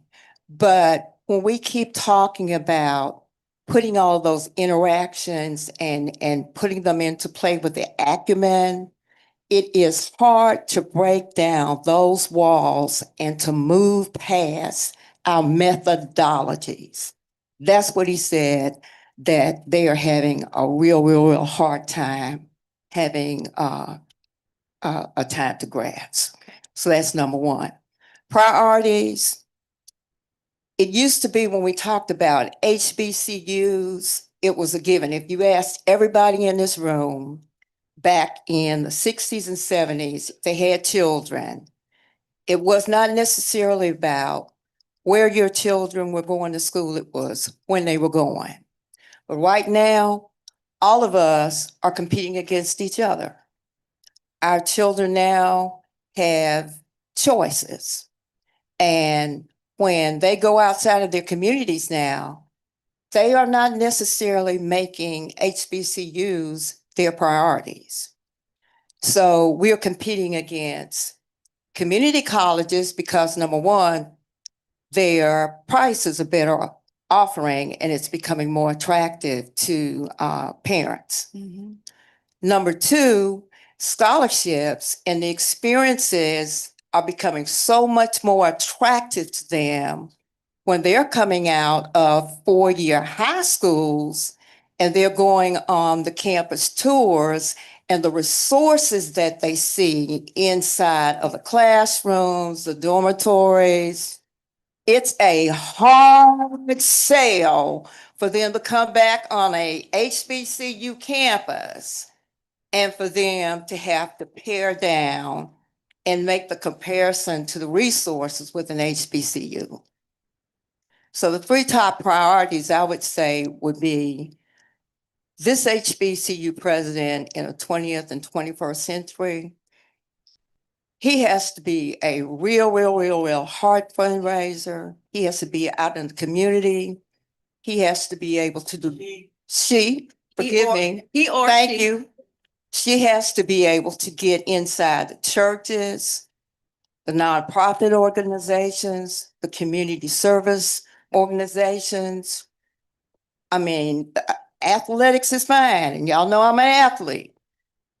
But at the end of the season, when the X's and O's are over with and those books are closed, those external dollars that we have to raise to be able to advance those scholarships, to fill the development scholarships that are only going to be a half semester, we need those dollars. We need those dollars for first, second, third, and fourth year. Top three priorities, again, are going to be community engagement, recruitment, debt management, and financial stability. And then I would think the third one would be stability in the ranks and stability on your campus. That would be my top three. Thank you. And we've seen these themes. We're seeing some themes emerge. And so this is good that we're hearing from you. Yes, ma'am. I was born on this campus in 1955. My mother came here in 1949. So, you know, we've seen Jackson State from Campbell College to Jackson State, to Jackson State statehood, and to Jackson State University now. Please don't put my fall on. No, we won't. No, we Please won't. edit this out. He said it. Yeah, we won't. So we have another question. We want to shift. I know we're running out of time, so we want to try to get everybody in. So if you want to make a line over there, that's great because we want to make sure everybody that wants to say something gets an opportunity. So the next question after this is going to be, what's going well? What's the good news? What can we tell candidates that's working well? And we all know that if something is working well and we examine it, we might be able to learn something to apply to pain points. So that's going to be the next question after this gentleman. And you can address that. Good evening, David L. Archie, 1986 graduate of Jackson State University. See one of my classmates here, a good doctor. The three top priorities. As I look around at Jackson State University, and I go to look around up at Ole Miss, and I go up to Mississippi State University to look around, I'm not seeing the same thing. I'm not seeing that Jackson State is growing from all four corners of the university. With that being said, I am looking for a president that understands building something, building on what we already have. I want a president that is interested in building a football stadium on the campus of Jackson State University. I want a president that when IHL say no to that president fight back and say yes to IHL. And all those that want to underfund Jackson State University, that is going to stand up for Jackson State University, that's going to make absolutely sure that the voices of the alumni, absolutely sure that the voices of the students here at Jackson State University and all over this country is heard. That one will not be afraid of their job. One that is long lasting and winded and just can stand for everything that is right and against everything that is wrong. We are last to build a stadium on the campus of Jackson State University. Alcorn got a small stadium, Mississippi Valley. Ole Miss got a fabulous place, Mississippi State, fabulous place. And we are in the capital city, and we have to go and play football at an old, tore-up, raggling 1950 stadium that was passed down and handed down to us by Mississippi State, Ole Miss, and USM. They would dare come to play at that football stadium again. And so we ought to be embarrassed and shamed for those that think that it's a great place to go. I ask those people to go and try other campuses around this country and look at stadiums that are being played in where we can make money from the games and alumni can pitch in, where we can sell sweets and everything else that go along, good popcorn and Coca-Cola and all that good stuff. So that's the president, that's number one. I cannot touch on number two just a little bit. I think most of the presidents that come to Jackson State University are just simply afraid of IHL. I think that IHL has chosen the last few presidents to represent Jackson State. And it's like they put something in that president to not to speak up and to speak out about the shortcomings of Jackson State University. I've yet to see a president of Jackson State University to step out and challenge the governor of this state and to say to the legislators of this state that JSU is underfunded, and as much as Ole Miss and Mississippi State need, JSU need more. And that is the president I want to be committed to getting that done and not afraid to make it happen. And we will support that president. It's time to end the fact that the only time that you see the president of this university is at an event. No relationship with the community, no relationship with the business community, no relationship with the surrounding communities, just no relationship whatsoever. Come to the office here, go home, go and do the duties of Jackson State, and that's it. And that needs to change, and it needs to change right away so we can get more support from Jackson, Mississippi, and the surrounding area. Thank you. That's the president I need for in terms of dealing with IHL. Now,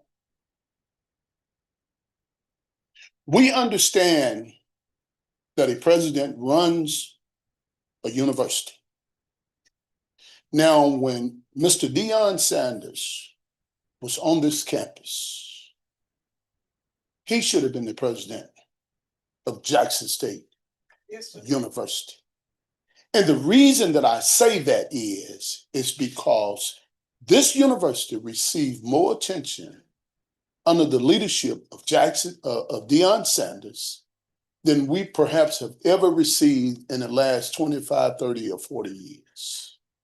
I've never seen a game day come to a Black university in this entire country. It came to Jackson, Mississippi.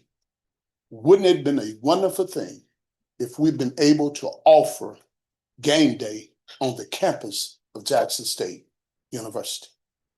With all of that being said, we need that same energy from a president that Deion brought to Jackson State. We need that same energy from a president where you have a driving force to get the alumni involved, to get the citizens involved, to get the state involved, and the elected officials within this state that is fighting every day for Jackson State. That is what we're looking for.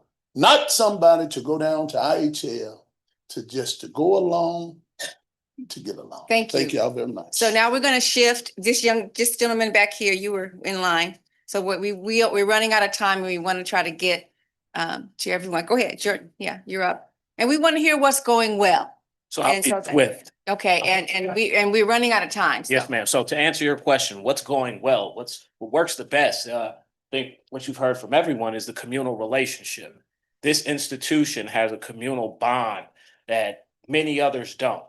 We have alumnus, we have people who feel as though alumni, even though they've never been registered a day in this class in their lives. And those people are willing to support our institution. But one of the things that it goes well, it necessitates balance, that communal relationship. I think one of the things through my experience, not only as an employee and then watching as an alumnus, and having a good communal relationship, we must balance the nepotistic nature and things that can come from it. And that from just as an alumnus, what I've seen in the past, what I've experienced in certain circumstances has been stagnating Jackson State. So when the type of leadership we need a person who has three things, and many of these have been touched on to make it go well. Okay. Number one, we need a person with a proven record of resources. Our community will support Jackson State. There are people who will donate land, assist in fighting blight, but Jackson State cannot assist in the blight. For instance, we have facilities that are unused. So when it comes to resources, we need a leader who is creative and visionary. They don't want anybody who takes instructions from IHL. Well, we need someone who can take their vision and creativity to IHL and say, how can we make this happen? Someone who has a proven record of resources. I always think of Ronald Mason. My cousins, my father told me stories about the difference from when they came to college here and when I was here. And they credit him for a lot of the buildings that we see. He was a visionary. He was my president. He was creative. He came to students for different solutions to find out, what do you think, to develop a plan that can be for prosperity.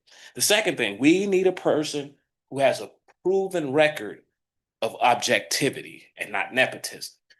We don't need a president who surrounds themselves with their fraternity brothers or their classmates, etc.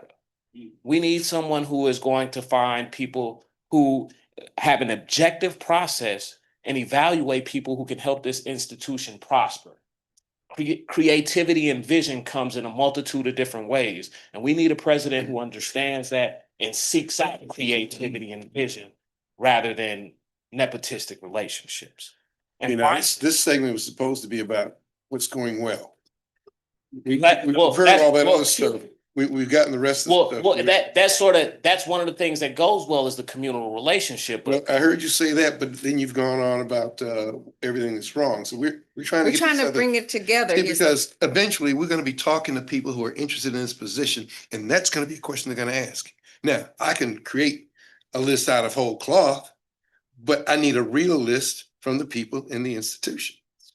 Okay, well, the one thing that's going well is that communal relationship. Thank you. And to clear it all up, to keep it going, to improve the quality of that communal relationship and the quality of that institution, we need a creative visionary who understands how important this institution is to the community and can use that to their advantage. Yeah, and I'm and saying, build on I'm saying that. these folks already said all that. We're Thank you. trying to get to this other part of the agenda, sir. Well, my apologies. I just felt like that needed to be known. Okay, Well, it thank you. was known So this is our last speaker. Thank you. So we're gonna wrap up here.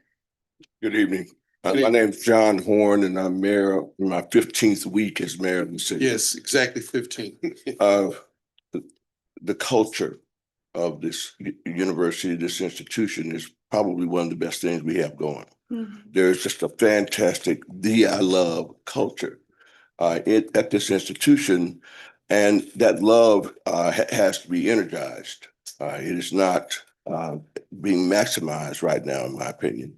But we love this institution, and the culture around Jackson State, the band, the football team, the standard of excellence that Jackson State has been known for, especially in the area of research, needs to be lifted up. Yeah. I do want to mention my three things very briefly. We need a president who is financially viable and entrepreneurial with a lot of creativity. We need someone who's willing to work with the city to become the economic engine by creating initiatives that will keep our best and brightest in Jackson. Right now, we have a lot of great relationships with Fortune 500 companies, and they come and they recruit our best and brightest.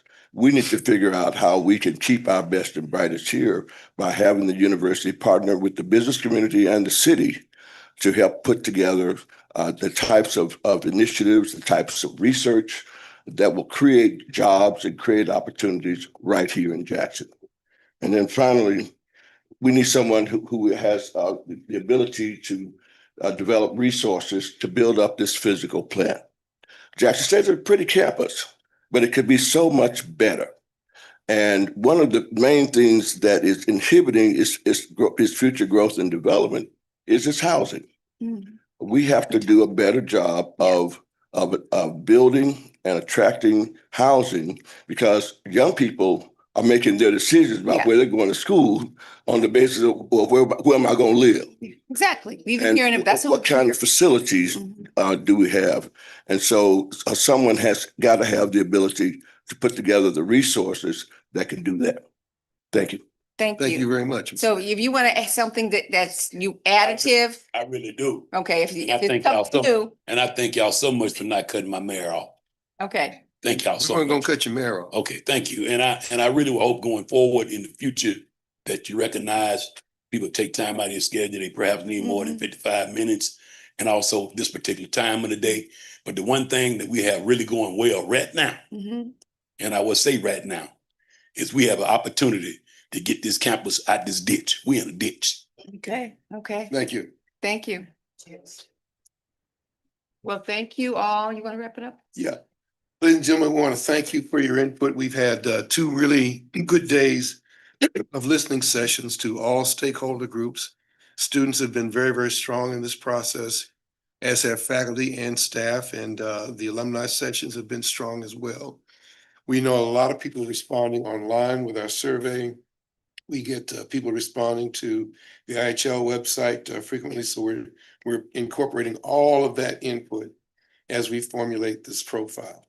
The profile will govern the entire search process. It'll determine how we advertise, it'll determine who we're looking for, it'll determine who we're trying to attract, and the people that we will target to be included in this search. So we want to thank you for all of that and want you to stay tuned for the rest of this process. We're going to be leading to a set of finalists sometime in the spring, and moving forward. We're going to have a full 8-week minimum search process where we go and find the candidates. It takes a good 8 weeks to get a good pool of candidates together. And we think that Jackson State University is going to attract some very, very good candidates. So thank you all very much. And the survey is still open till midnight. Till midnight. Mhm. I got a question. Eastern? Yes, sir. Yes, Will yeah, the, Eastern. Will when you get down to the final, would that be open? Would that be known with the public? We've not determined all the details of that yet. Right now, we've engineered the process all the way through the determination of how we get to semifinalists. So we'll be working with the IHL and commission to establish what that process would look like at the end. For the finalists, 3 to 5 finalists. So, Yeah, I understand. And last time that was not known. I understand. okay. I Okay. understand. Thank you. So thank you all very much.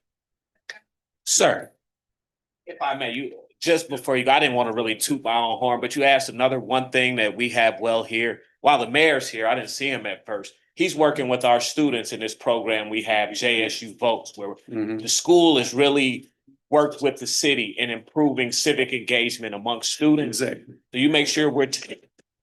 Oh, just make sure that's one thing, and without this, I'll be sure that my name is Jacoby Grant. Tell me yours. Carlton Brown. Dr. Brown? Yeah. Okay. You weren't here when we introduced.